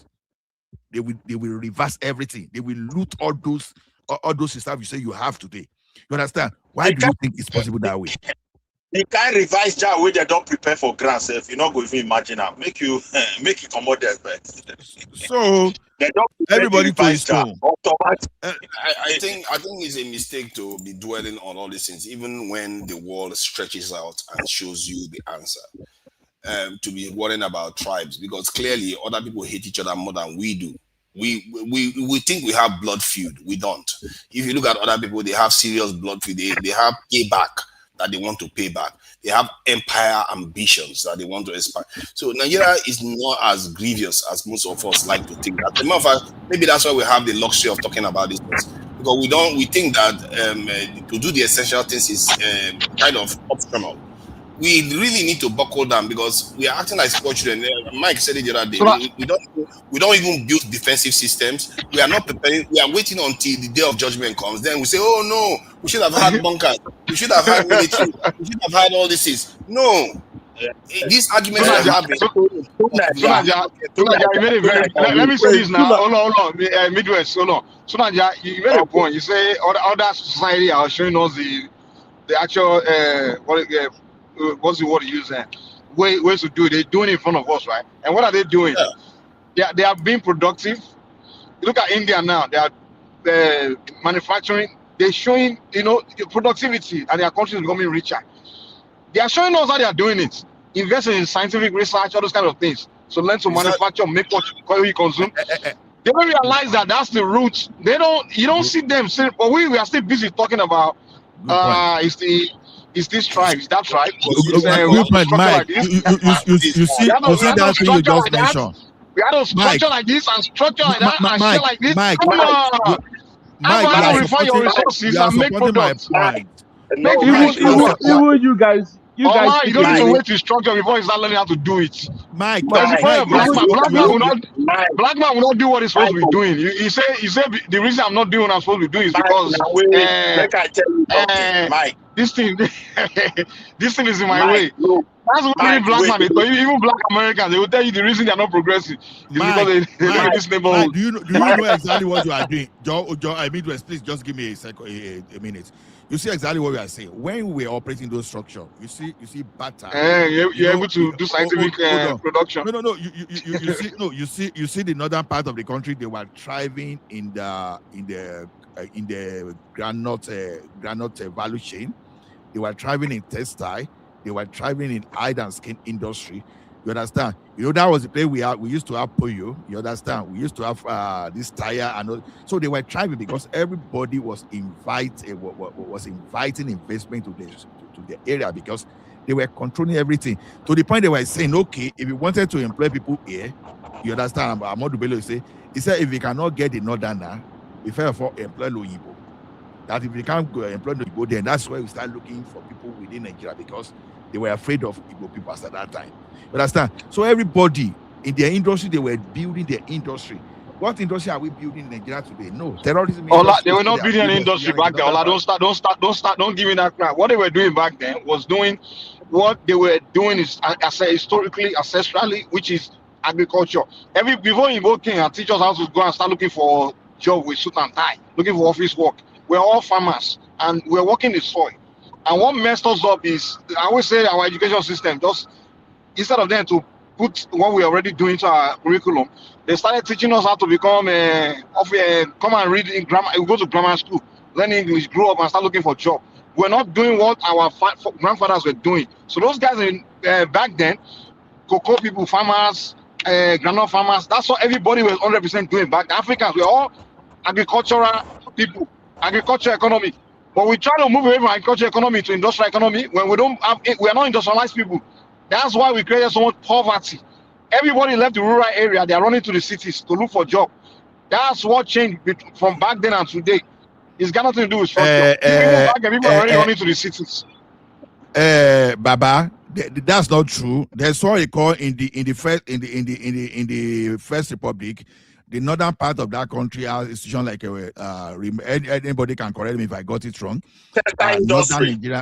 Northern Nigeria Development Corporation, that's NDDC. See, these guys, they invested. In fact, one of the leading manufacturing sector was textile. So that famous KT Kaduna Textile Limited. So granules, you understand, when they have granule processing, they have the center in Kano. So so we know. So that's what they used to produce our oil and cake for local use and export. So then we have leather and tanning. You understand? So they were using they have a way. All these cattle, all this they are carrying around. They have the way of storing all those things. They will now extract the leather and they turn it to something they can turn to shoot and all those stuff. So apart from they were producing tin and columbine. That thing they were making tin in the northern part of that Nigeria we are talking about. Then, so I won't talk of cement because cement is still existing today. They are cutting guinea, all those stuff. There were a lot of industry. People were even going from the south to go and work in the textile industry in the north those days. You understand? I'm not making it up. You understand? At least if I was not born in 60, I did social studies and I. So those people that had those skills, what did they do with the skills? No, the military, especially the military that finished everything was the one that even took over December 31st, 1983. Even up to that Shagari period, we still had all those things. It got to a stage when these people were hijacking all those resources that, for instance, Western region have to first do investment. You understand? We talk of Wema Bank today, and some of those. I'm saying, what happened to the skills of those people? Those people that were doing those people that were manufacturing don't know how to make those. What happened to their skills? What happened to it? Mike, they become age now. Look at someone working in 60s now. How would the person be today? They become age, and they were not developing others to replace them. That's the problem. And not only that, do investment, for example, textile now. You understand? It was liquidated with money. They sold to India sometimes ago. You understand? And all those Ikeja hotel that you see, Lagos Airport Hotel Abi, the one that you just know where I'm saying that's so a lot of investment under Ikunderi Farm, Fashola Farm, or when a bank, a lot of industry, Irebon Brick, Oluwa Glass, a lot of industry on even vehicle manufacturing. vehicle assembly, those were investors from foreign countries. Most of it back then. You have to understand. During that Cold War. Mike, hold on a moment. Mike, hold on. Look. Okay. That time, if you are graduating from Nigeria University, there is already a car and job waiting for you because of this industry. Go and ask people. Because it's only few people that are graduating back then now. I mean, okay, wait. Even if they are even secondary what do you mean by holders, people are graduating? wait, even secondary school holders, just the way it is here in go and Europe, look how many universities we had back then. they were There was a lot of entitled to people get job as they were coming out. We don't have our enough population- back then. Mike, The wait, amount sir. of graduates we had back then Speak for is your not as much as region. You hold on a Speak for your little region. bit, Mike. In Yoruba The side, population, we were the producing population graduates we like water. have today, we the were, but not population we compared to have today, man.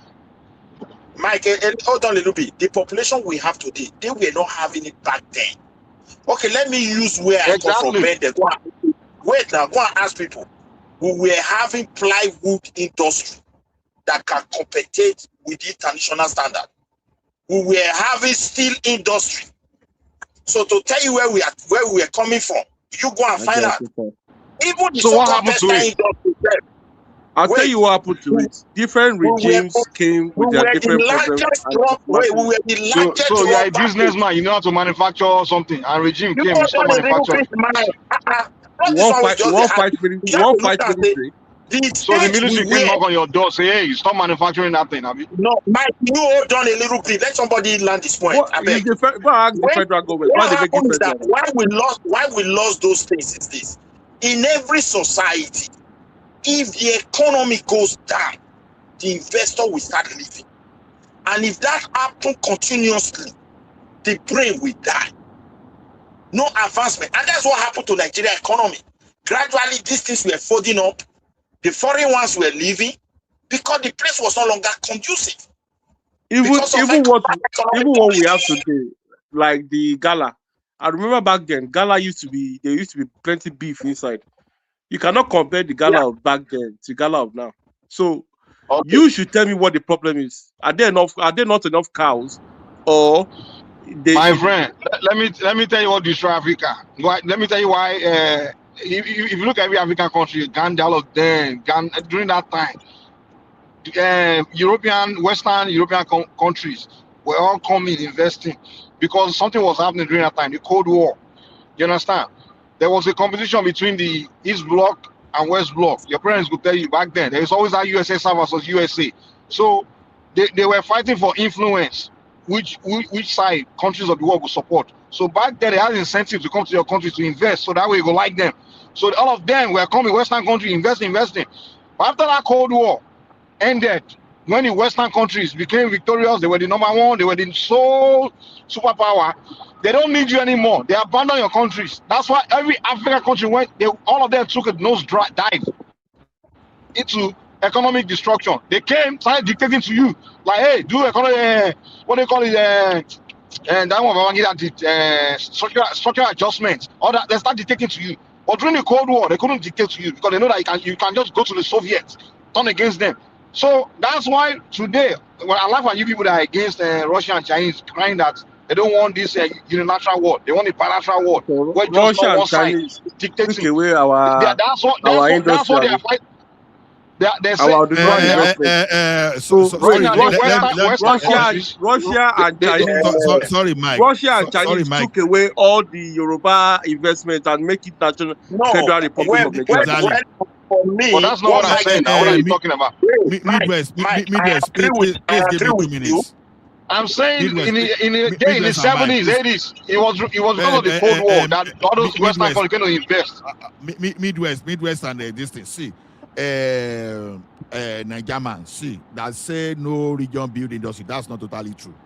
Let me tell you one thing. Wema Bank, for example, was called Agbomagbe.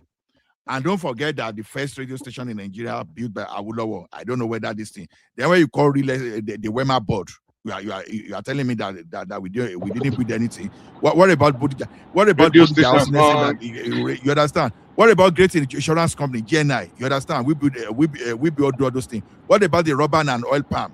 You understand? In Sapele, you know where Sapele was a part of the Western region. You understand? So Niger rice will be what of Tower Aluminium?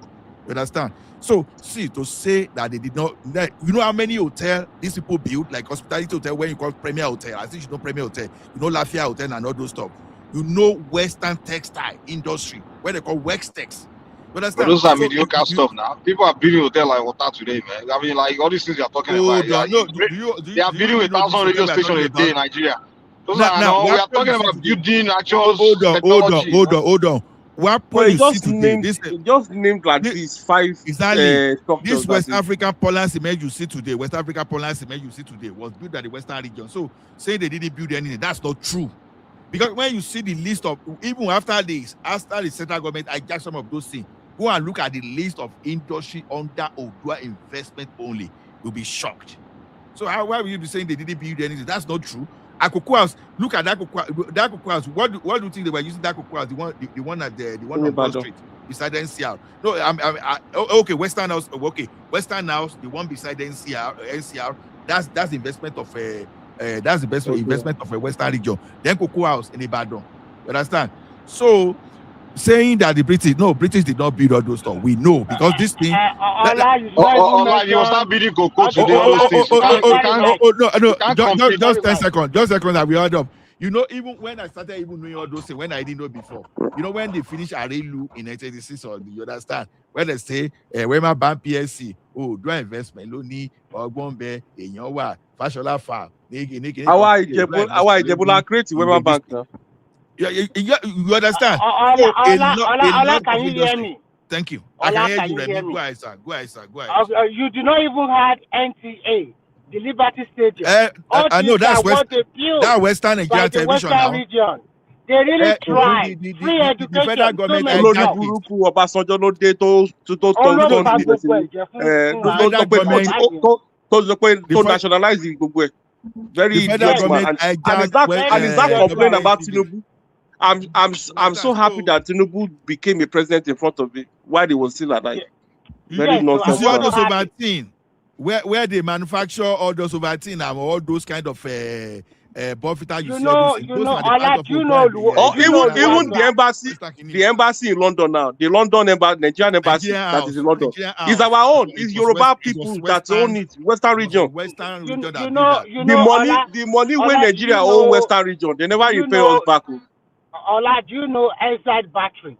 Do you know Exide Battery in Ibadan now? The brake pad. They have a manufacturing plant in Ibadan. They are doing battery. Okoroba to they have glass that you can use for your windshield and for your house. They are producing in Ibadan. Where are they now? Where are they? You understand? So we were thriving on agriculture, agricultural value chain. That's what we're using. The best thing that can happen to that country, luckily for that country, they already divided us into 6 regions. Obasanjo killed everything and nationalized it. Yes, that's where the problem began. Yes, exactly. No, they were trying to weaken. Not only it is the military guys that came into power. Ironsi ruined it. Yeah, but Obasanjo now came in. The first democracy president now came in and nationalized our assets. All those military guys believing they want to come and dictate something good for Nigeria. Nigeria, it be like say you don't join Hollywood, though. You know, come in, Mr. Joe, and let us talk. When I told you that Wema Bank is Agbomagbe, is that not banking industry? Wema Bank, you know, when a bank, who want to win a bank or do investment? What are you talking about? I told you about Westes, which is our own Western textile industries. You know, and you are still telling me that that this, you understand, the one at Ado-Ekiti. I even did IT there. So what are you talking? So we are talking of a Ikeja. You know how many hotels they build? That's hospitality industry. You know how many hotels? You know how many hotels those people build? And someone told you that exactly. So all those. Who do you think all those agiding be that you see? And where they were producing Ovaltine in Ikeja, all those stuff. Ikeja Industrial Estate, Ogba Industrial Estate, who built all those stuff? So all those industrial estates, we build them. Nigerite, we build them. Tower Aluminium, you will see a lot. Is it Finco? A lot of industry around that Ikeja, all those things. They were all Western region investment. And So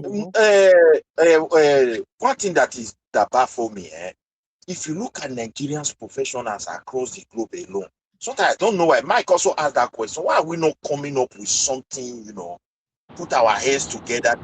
Because the All they system you want have to do is now complain doesn't now. enable They it. want to complain and cry. That's the problem. Look, Complain let me and tell you cry. something.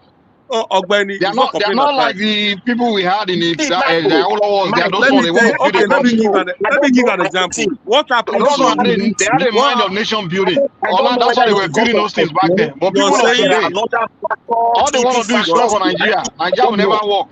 That's all they want to say. you're saying we are complaining, but when somebody's all our expertise were coming, like for example, now Kemi Adeosun came and she was a finance minister, and Want to join because government. she was performing well, and then some people that didn't like the way she was performing, they got rid of her. So you cannot tell me now. You mean she went to use fake NYSC certificates? Okay, she didn't You use fake skip that NYC part. certificates. That's not true. What is she step now? That is not true. It was That's what they use. I mean, you're complaining. Sorry for this. Basically, when we're talking of those industries, let me tell you one thing: government itself don't have to build it. Now, look at it today. Now, the northern region, they are fighting that they are bringing gold refinery to Lagos. Between you and I, She na Madug de na Borodun, they're supposed to go and build that. You understand? Where you are fighting every day, you are doing all those stuff. You understand? So you make your environment conducive. That's why Dangote came to Lagos. No When enabling environment. Exactly. Oh, those states were still fighting on where they are going to put. They are get Dangote. You understand? Dangote is there. Now, Lagos State forced the Lekki Deep Seaport. Lagos State, the first airport there. Now, immortalized me. You understand? Lagos State that has no land, is still is strategic enough to go and form a partnership with a northern state for rice ports so that they be milling in Lagos. So when you see all those things, we are talking. When you say they build industry, sometimes you don't have to use your money only. You understand? You invest like USC now. We know USC was a private investment that time, but USC came to Western region just because of the industrial policy of Obafemi Awolowo party. You understand? That's what we're saying. You can't be creating terrorists and you expect people to come and do that. No, you can't be breaking a bottle of beers and you expect someone to come and start building there. You understand? So you can't be saying that you don't want to lose show. Sorry to use that thing. You understand? And you expect someone to come and build hotel in your region. You understand? So you are saying you don't want people like a Davido to sing. So you don't expect someone to come and build their club there. So tell me what. See, regional. See, let me tell you one thing. All those Awolowo, they be doing something even with before that regional thing. You understand? Okay. When did Awolowo start free education, for example? Was it after 1960? So when you say it was 9 years, no, it wasn't 9 years. Awolowo still had his own party up to 1983.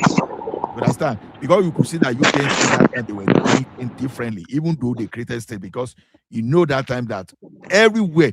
See, let me tell you one thing. If you landed in a UPN state that time, you will know that, I'm in the UPN state because you will see uniformity of policy. You know why those things work? Policy. You know why those things work? Because everybody respected their own space. Exactly.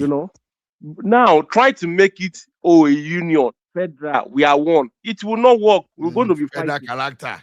Because I cannot want a federal character. That's why you cannot see somebody say, I'm a patriotic Nigeria. That is why you can see. But I have a question. Why are state governments? Why are state government not doing the same thing? What's stopping the state government from? Mike, hold on a little you bit. just asked a very perfect question. I align with Mike along that thing. See, Mike, the reason why state governors cannot do what those guys did in the past, some of them, not all I know, I will tell you, they make them lazy. Because those guys, those days, the money comes from where they govern.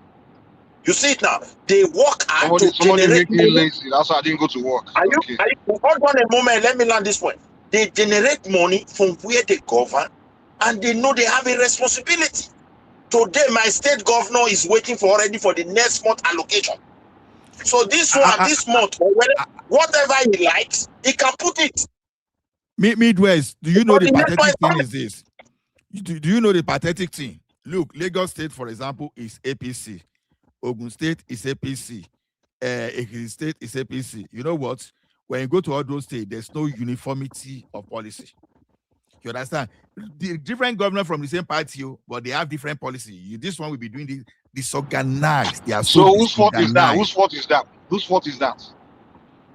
Well, that's a jam question for me. Now. I don't have ready-made answer. It's a problem. I don't know. It's a structural problem. It's a structural problem. I don't even know whether they belong to a political party. Sanwo-Olu choose not to be lazy now, and he's performing. So I agree with you. Let's stop voting lazy governors. That's the solution. You know, that's why I give Tinubu props. He make sure no lazy governor enter that office in Lagos. When he felt like somebody was being lazy, he come out town.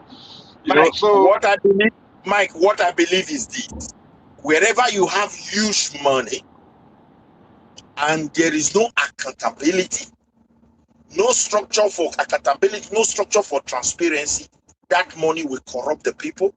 It will distract them for the real purpose why that money is available. And that's the problem we have. The money these people have access to is big. And they're not liable to anything. If you look at it, that's why I keep on talking. I cannot describe Nigeria issue without looking at structure. Because I don't know whether this structure I'm talking about, the way I understand it, differ from other person's own. You understand? No, I think we need to change our political structure too. Because political structure, how many millions to obtain? How many million for president to obtain for? The number one thing we need to change, the greatest thing we need is the business structure. So, for example, I want to. That's what I'm saying. See, let me tell you. Yeah, because if, for example, I'm a governor, I want to build a road now in a place where they really have business structure. That means I'm going to deal with company. I don't know what contractor means in Nigeria because that contractor is confusing me. We have construction company here. Midwest, hold on. Now, let's even start. Can you hear me? If I give 10 million to it, yeah, you say what? See, what I'm even saying is this. Let's start that restructuring even from the party. Now, let me tell you one thing. Today, why should Midwest not be able to go and say, I want to even pick a form and become contest the presidency in APC? Now, I don't have money. Whether it is 1 billion, whether it's 1 billion, they are going to obtain that ticket. We need to stop all those rubbish. We need to stop all those rubbish in that country. That reform, I think they should be able to do something in such a way that if someone that want to pick party for nomination should even not be more than 20. If you like, it should not be more than 20,000. If you like, let them go. So we need to stop. Ola, you are getting. No, Remy, see. Hold on. Before you say no, see, let me tell you one thing. That structure of political party is breeding corruption. That is why governors are looting so that they will steal enough. When they steal enough finish, they'll be able to buy form and mobilize people. And it should not be like that. People should be contributing willingly to fund party, not for someone like Wike is the one spawning party. This thing. Did you see that one like that on that other during the UPN and NPN period? You understand? They should not allow someone to be hijacking, and it's wrong. That is why everybody, senator, they want to steal money. All those constituency allowance. That's why they are allocating money to themselves. So they should go back. They should go back. Ola, let me have this one. You see, sometimes this money that these guys are looting, they are looting it with the collaboration of the business structure on ground. Some of them are, we want to invest on this. We want to invest on that. No, let's even stop the criminality of even raising that from, here now, for example, as an individual, I cannot give more than 5,000 to any party. Even for me to even give that 5,000, I must have a particular status. So you understand. So the thing is this: we have to cap the maximum amount you need. So there are something in Nigeria that is funny that we should not even be paying money. For example, although this one is just a diversion, if you want to join military at this time in Nigeria now, for example, you shouldn't even be taking money to even obtain funds from the military. It should be free. You want to join military, it should be something. Thank you, welcome, free. You want to join police, okay. It's free. It is I'm just giving an example. They are not paying money to join military in Nigeria. It's free. Are you sure? Don't, I will confirm yeah, that. it's free now. You just fill the application online, and if they pick you, Allah, can you pay money to go and fight Boko Haram? Are you kidding me? No, I'm just asking. No, I'm just saying. That's why I say I'm just a diversion. No, I don't know. Thank you for correcting me. Ola, if you want to join Nigerian military on joining military, the door is open. But when you want to go to Nigeria Defense Academy, the tribe will come in. Yeah, that one is different. Yeah. So that is where the problem lies. Nigerian Defense Academy, that one they recruit them from NMS, Nigerian Military School. So, they get them from that NMS, man. So you have to. That is where the problem lies. They need men. People are not willing to go there again. The ordinary common soldiers don't want to be soldier man again. So everybody, that's the problem. In terms of recruitment, it's a little bit challenging for them. Nigerians are I'll be honest with you. You know the difference between the early leaders we had and today. Those guys are independents. They were enthusiastic. They were very determined to build a nation. You understand? They had that.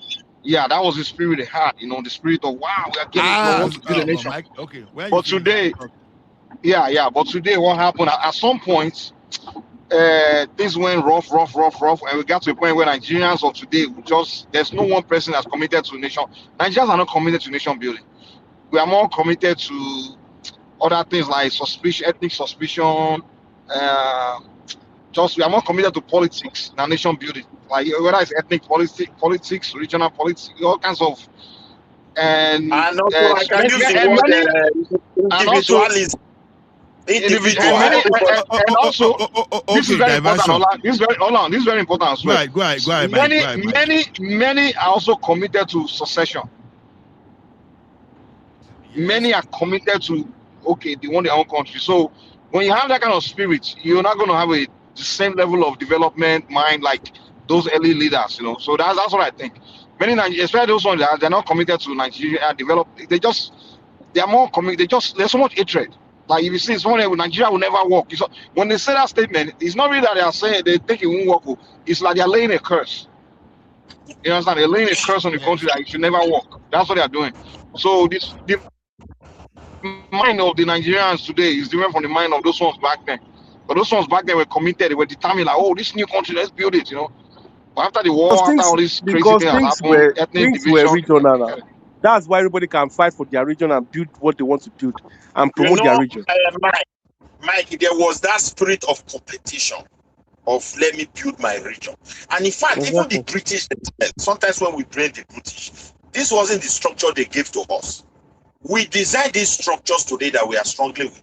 Because originally when those areas fell and they created Nigeria, they were having what is called Southern Protectorate, Northern Protectorate. When they even look at the South, they have to create East, they have to create West. And that is how they manage us. They were not ready to say, they don't understand that if they put us together, one country, center, everything, man, everything will explode from that time. So they just immediately we got independent. That was when people were not desiring to rule over the other. And that thing led us to where we have to the way they can get people to get that same kind of spirit back is to condition people to start committing to developing their state of origin instead of this focusing on Nigeria. Just condition everybody like, hey, if you're from this state, commit to developing your state. People have more love for you don't hate your state now or develop your I don't know anything about Kaduna and I don't like Kaduna. No, so I would never exactly what I want to do. I don't want us to focus too much on that Abuja, to be honest, because Abuja will mess everybody up. But unfortunately, I feel like I should go and take police cadet for I want to join police, so 6,000. Unfortunately, Nigerian states want to condition everybody to think about where they come from, because when you start talking about your state, you'll say you are not a detribalized Nigerian. You are a tribalized, so they want you to focus on Nigeria, and people are not. I don't buy that. Look, let me. I don't tell you, I'm tribalistic. I'm very tribalistic. So imagine I'm tribalistic. So I don't have. Wait, hold on, my brother. When appointment is coming, you focus on your tribe. When you want to employ people, those who are in the highest seat of authority, you think of your tribe. When you want to promote, you think of your tribe. Who is deceiving you? Why not take those people you know and go and I'm develop your tribalistic. region? I won't let anybody blackmail me from my identity. If you concentrate on your region, those your tribe, you will now be selecting the best that can serve in those areas. You will even like to learn from your diaspora. You will like to learn from those who are faith. You will like to learn from those who are successful. Look, let me tell you something. Midwest, people are very tribalistic in Canada here. Nigerians are abroad. If you are abroad, we can do one Nigeria. But you see, when we land in Nigeria on the soil of our fatherland, look, everybody to their own tent Israel. Oh boy, so this abroad, one Nigeria not a day again. No, it don't change. I'm telling you. When people ask like where you be now, you go, you're surprised you don't shift. In Canada here, in Canada here, if you are leaving from Toronto or you are going to that Quebec and you say you are speaking English, they understand you. Sometimes they will just be looking at you and pretend as if they don't understand. You understand? They understand English perfectly. But you go to that place, Quebec, and you are speaking English, they will just ignore you. They can only answer you when that is very important. But when it's not important, you just be speaking. They are very tribalistic. They like their French heritage. So if you want to go, if you want to enjoy them, you can't blame them, and that is why that Canada. I'm just telling you that people that are selling. They give them their. They don't have federal character in Canada now. You know what they did here. You know what they did here is that they have Helsinki as the capital city, and then they have a lot of surrounding cities around Helsinki. So they call them Upper Helsinki area or Husma area. Most of this city, they are well independently to run the city by themselves. The taxes they collect centrally, they give them back their own dues, okay? So, but the problem we have in Nigeria is because, first, we are not even united as a country. You cannot be united. How can you be united? So let me conclude. I think the best thing for that country that I see is either we do what we call total resource control. When you do total resource control, to become a governor will be difficult because now you have to put on your hat to think, how am I going to make money to pay my workers? How am I going to protect my people? That is the best way. All of this, everything from Abuja. If we can make it hard for people from the northwest and northeast to come to Lagos to come and work. Of course, they will make it hard now because you know that you are the governor for your state. Your population is your population is 5 million. How can people who come from east or north to come all the businesses they are building in Lagos today? They are building in the southern part of the country today. Those guys that are destroying their own region, they will come to that place, come and gain work there. You understand? At the end of the day, they will collect money. They will not even give them they will be fighting on the money you are even making in your region. That they should it's going to be very difficult. Let me give you an example. Let's say I'm a governor for your state. I know that my population is 5 million people. I have to cater for that 5 million people. And suddenly overnight, I'll just see 20 trailers load from the north with about 500. Do you think I will allow them? I will send them back packing because it's not in my plan. So that is so easy. So all of this if I leave Alberta now and go to Ontario, I see if I want to go to the clinic for the next 3 months, I'm not qualified for insurance, so I will spend out of my pocket for the next 3 months. Same thing. I have to stay 3 months in Ontario before I can qualify. What is it called? Ola, look, in Europe here, we have a universal healthcare. Those that are in that union, I think Denmark is not there. I don't know whether Finland is part of it. For example, someone that lives in Sweden, if we happen it's part of it, you can come here to get that. Spain, you will receive the healthcare. They will treat you.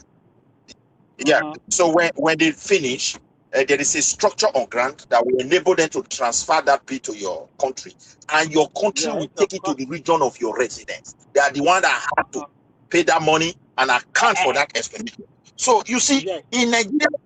Yeah, that is what we do here. Nigeria situation, I blame the governors who are so docile because what is going on in Nigeria is that the demography is changing in a very alarming way. That is helping them. Midwest, I've been seeing you shout. Wait,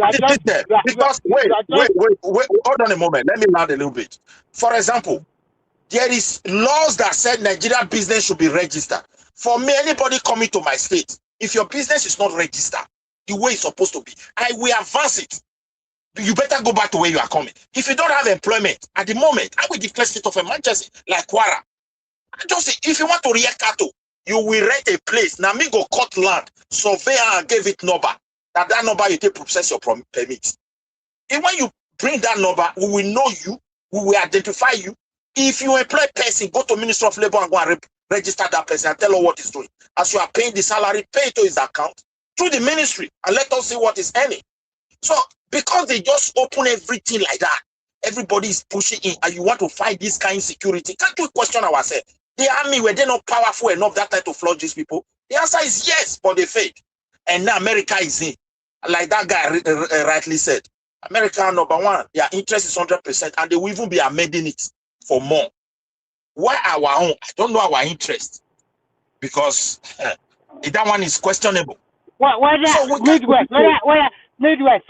you shout from today to tomorrow till the next 10 years, that system of still collecting money from the center is not working.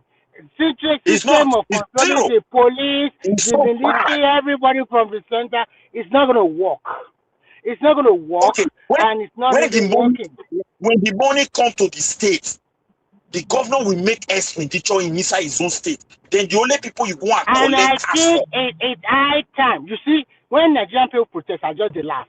Nigerian people are not protesting to remove immunity for the governors. When you remove some certain kind of, give them a little limited immunity. But in terms of civil, like shop money like that, take them to court. Don't let them finish their tenure so that they'll be accountable to the people. But when you say they have total immunity, that's why they are doing everything. And they know that the system is corrupt. The best thing you can do is just, after your get an SAN on technicalities so that you can win the case. So it's all, and Paddy is also there. It's my tribesman. Why should I'm the president? Why should I tell you the deal? The system and structure on ground just great mafialism. I'm telling you, the day that country open mafialism, that is what is killing Nigeria. The system is so simple to manipulate. That country, that's what we call devolution of power. The day that country develop power to the local people, local government, and the rest, and then total resource control, all these insurgencies, it will die down.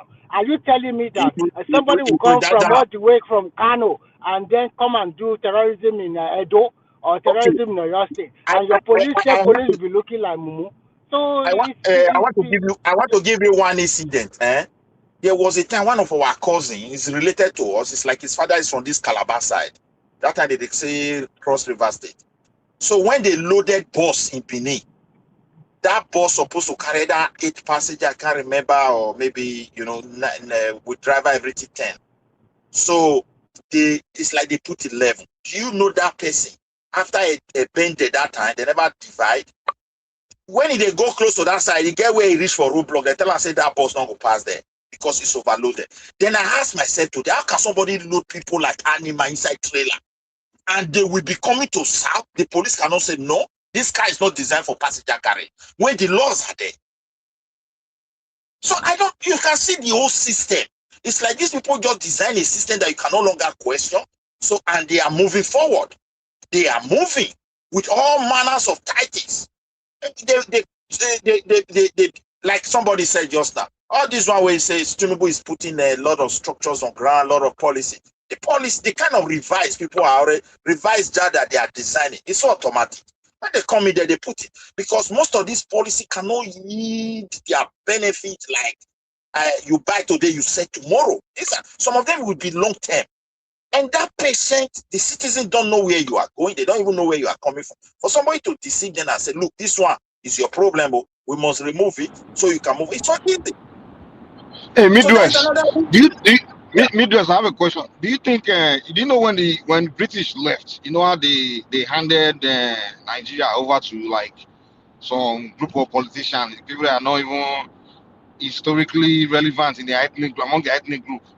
Do you think if in the beginning it was like the kings, the traditional ruler that came together to decide how they want to live together as Nigerians, right? Have a meeting.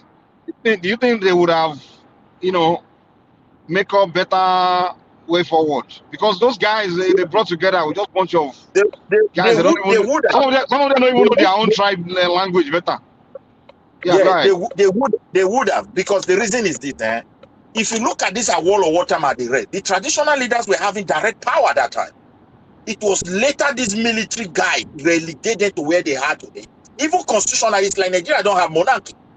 If you look at it very well, because if the governor can throw them away and bring somebody in there, it means those thrown by pen and paper, they have already cancelled it long time ago.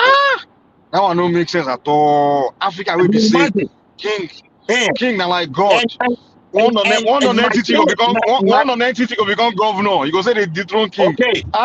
If I tell you what my king suffer in the hand of Obasek, it's not because we have a generation. We have to my brother. It's because we have a generation that have little sense of where they are coming. Everything would have been where they are coming from. Everything. If they're back in the days, man, they're gonna come on ahead. Okay, my dear brother. If we take, like for me, I keep on saying we should get everybody ready if we want to move Nigeria forward. Both the monarchy, both the good, both the bad. You know the danger. Midwest, you know the danger. You know the Nigerian constitution now. Anybody should go become governor of any state. One guy for one if you come from North now, become governor for Edo. That can get. Make I tell you where happen. Then they interview somebody. Where are you from? You say I'm from Edo. Where are you from Edo? I'm Medici. The guy said no. How can you say you are Medici? Just tell us where you are from. Those are people who are not. They knew where they are coming from. They raised it, and they are already disturbing my place. They are already disturbing. I'm sorry to say this, but I think that three regions in Nigeria that people move to other regions, and I will mention them: Northeast, Northwest, and Southeast. Those people there, they move around to other regions in Nigeria a lot, because most people in North Central are predominantly farmers, and they are happy with their domain. Most people in the South, they also stay in South. Only few move to, probably they want to move. Maybe they move to like Kaduna or Southwest. Southwest, more than 80% of them, they are not moving anywhere. They just stay in their domain. So when you now bring your resource control, then every state governor will have to minimize how many people come to my state. You cannot just come to my state and be overstretching my own infrastructure or institution like that. No, it's never done like that. So those lazy states, but all those insecurity, the fear of the northern politicians is that if Tinubu wins the second time, maybe he's going to do that thing. Okay, they are afraid, and that means easy money, no more easy money. I don't think anybody even needs 8 years to do that. Just do what you know that is going to make. No, it's not easy like that. You are not a politician. You want to win second time, you need their support. Right. You think you just do whatever you want to do? It's just so easy. Maybe like you are right. You are not a politician. For example, I want to win. Listen, Midwest, you have been talking. I want to win second time. I need your support. I need Mike's support. I need the last support. Do you think they don't have interest? I would just, even if I want to do what is in my mind as Nigeria, because politics is local. All these things you have been saying Midwest, you are just issuing European standard for Nigeria. We are not up to that level. Our people are not literate enough to even know what is black and white. Even those ones that are literate, they are educated illiterate. So all those blah blah blah you have been talking about, Uncle Remy, unfortunately, I not go agree with you. Let me tell you one thing. I don't want to make you agree with now, hold on. You know where I not go agree with you. You know, like I told you, I'm tribal. I'm tribal. I will not lose my tribal identity. I've always wanted Yoruba nation. Now, Yoruba nation now is not looking like it's going to happen in my own lifetime, whether I like it or not. Even America that arrived now has made it worse now. They now fight it because that breaking Nigeria is going to be because they are afraid too now. If 5 million hold on. Now, why is it that I agree with what Midwest said that you don't need 8 years to do something? Number one. Why can't you BS the second time and go ahead and do whatever you want to? When Fashola was saying, he can do it when Fashola was why Fashola was reforming Lagos, you understand? If they burn Oshodi, they burn everywhere, they do all those things. Now people themselves, where the thing affected, even go say, okay, Tinubu, you cannot remove this guy. We are going to vote for him. By now, we should have asked state police. But I know that state police can be used to rig election. You understand? That's one of the reasons Tinubu is not doing that. So Not because everybody use even without state police, are they so not reading? if the only state police, if the only state police and the item from the exclusive list that need for us to develop like electricity matter and code they brought out of that, the Tinubu can do. I'm okay. But if it's Electricity is already out now. Ola, where are you talking about? I know. If Tinubu should leave power today without state police, my generation will not forgive him. No, yes, no. They already said that state police will come into force this year. Okay, if so that's state police, I will forgive him all of his sins. If he can have state police, because they interview hold on, and the state police should be in such a way that their rifle, nobody can deny them of their rifle. They should, so all those ones that they will arrest the terrorists and they say transfer to Abuja. So they interview Sanwo-Olu on TVC, and he was saying that right now he has 8,500 neighborhood watch. It's easy for him to convert and retrain them to become state police. Okay, so most of the states are already getting ready. Some are not doing nothing. I said myself, so, I don't even mind coming and be serving, come and be doing a part-time policing during my summer holiday. I don't mind though, especially in my community. I will guys, I want to do something. I will be back. Okay, bye. It's so interesting. Really, it's so interesting, though. Because you look at the way this man work. The IMF, World Bank, they appreciate his reform and everything like that. Nigeria is back to their normal something. Everybody is doing, and then some stupid people, because of religion, they will not be doing rubbish things. For what reason? I don't understand. I don't get it. Even the so-called country you copy the religion, they are living a free world. They are enjoying their life. Well, I was in Dubai and it was 1:30 and I was thinking that they will go and pray. Nobody pray. They are just drinking their shishi. They are drinking their coffee. Some are even smoking their whatever they are smoking. They don't care. But when you go to Nigeria, then they start to not differentiate. You are not a good Muslim. You are not a good Christian. You are not. Oh my! What set of black people are this? For God's sake, it's like we don't have brain. Religion in this 2025 for God's sake. I beg, no. We are still back. Let me tell you something about those religions. This is when Nigerians should be very careful, right? Now, look at Malami now. If we go to that place tomorrow now, Sharia. Look at all those politicians. Sharia. They are rogue. They are rogue. Some of them are murderers. They are looting the treasury. How can they find more than hold on now. Guns? So look, if you come to the south now, look at Emefiele now. Emefiele can even call himself a pastor. Look at the looting. Yes, it's already a pastor carrying Bible. So at the end of the day, they are using religion to manipulate common people. You see all these elites, exactly. They don't believe in the religion, but they see it as tools. No, they don't. You understand? Sharia. They are doing legal mining. Yes. You know? Even in the north, those their leaders, they will pretend to go to mosque with their own line. You come and see their palaces, see the house of Atiku, see the way they are enjoying. And not just Tawa Kala, what do they call them? They give them small, just a food in a day, go away. They cannot even enter their gate. They cannot even enter where they are living. And then, the northern leaders, they really treated their people very bad. They are very wicked set of leaders. How can you, for God's sake, in all sincerity, see your people very wretched like that? People are just giving back. And when you guys are making your analysis, you guys are not factoring population into it. Nigeria is overblown with people. And some of these people, look, I watched a video. They are constructing Shagamu or a highway. They are begging people to come and work. Nigerians, they don't want to work. They don't want to do that kind of job. They just want to do quick money, syndrome money, or something like that. Okay? So it's very funny. our people are, I don't know what to say. And they will tell you there's no job in Nigeria. And those boys working in that, they say we are paid very well. And when we finish this place, we are also going to construct another road. So that means they are guaranteed a job for the next 2 or 3 years if this guy continues. If Tinubu is still there, that means they are guaranteed a job for another 4 years. Just to be like working the road construction. What are they doing? I think we need to be serious as a country, honestly. You understand?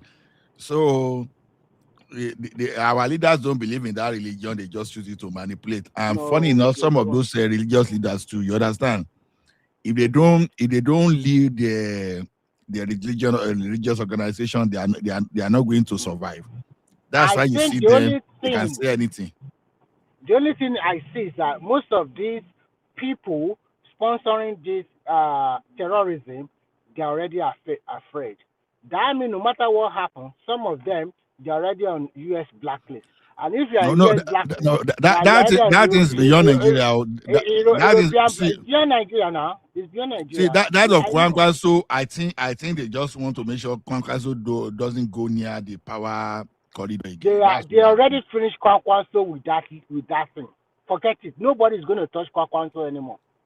Whether as a VP or presidential candidate, you should just forget it. You should just forget it. So you see, although he might not be a terrorist, but because he also introduced Sharia, and I think, oh God, you can't trust people. That's just the point. Especially Nigerians. They are not to be trusted at all. No, I think Sharia thing is the reason they are picking him. I don't think anybody, but although we don't have the intelligence report, so we can't say. Because we don't know. Mere mentioning his name already jeopardized his presidential ambition chance. That is just the truth. Do you think they will not consider him to be VP now? So you see, sometimes when you are playing with a chess master, you have to be careful because you don't know, people don't talk like that. Their game plan is always dangerous, okay? I'm not saying it's Tinubu that do it, but I don't think Kwankwaso can become president of Nigeria anymore. Even now or in the future, forget it. They already kill his ambition like that. Because the certain people say, it's a terrorist, so we don't want. And PU people, when you talk about Gumi, I don't think Gumi is a terrorist. Really, to be fair, I think he's just fighting for his own pocket. He just you don't have to be a terrorist before they can see that you are sympathetic to their cause. You understand? Yes, once you make some kind of comment in favor of a terrorist, you understand you are in the same. You are supporting their ideology. People are saying this. Yeah, exactly.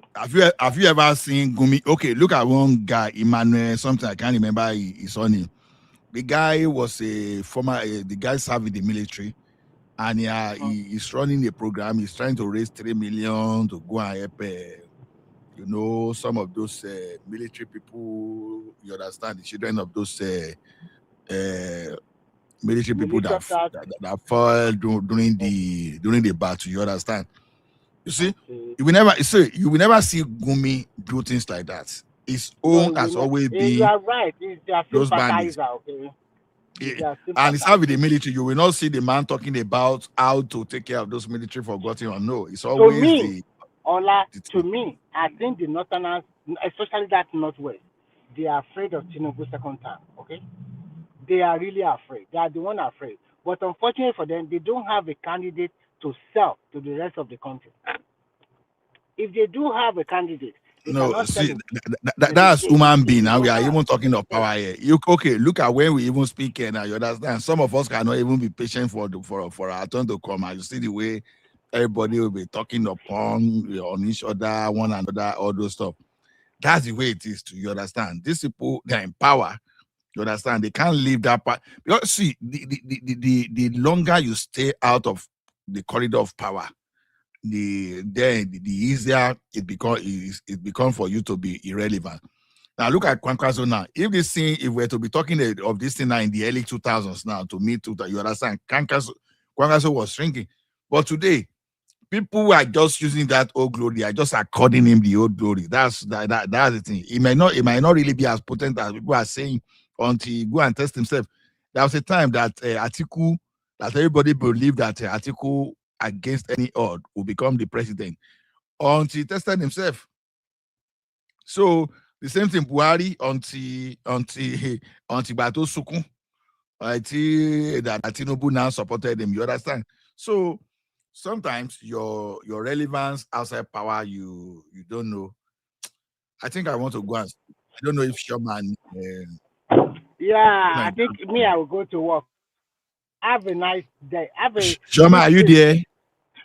I think she's not. Nobody's there anymore. Okay, Ola, bye bye. Tunaja, are you there? Okay. Oh. Okay, thank you, everyone. I think in the absence of Shoma, who is the person holding, so since nobody is speaking, so I think I can shut down for the day and end the stream. Thank you, everyone, for joining us in this learning together, and we hope to see you later. Thank you, everyone. Good day wherever you are.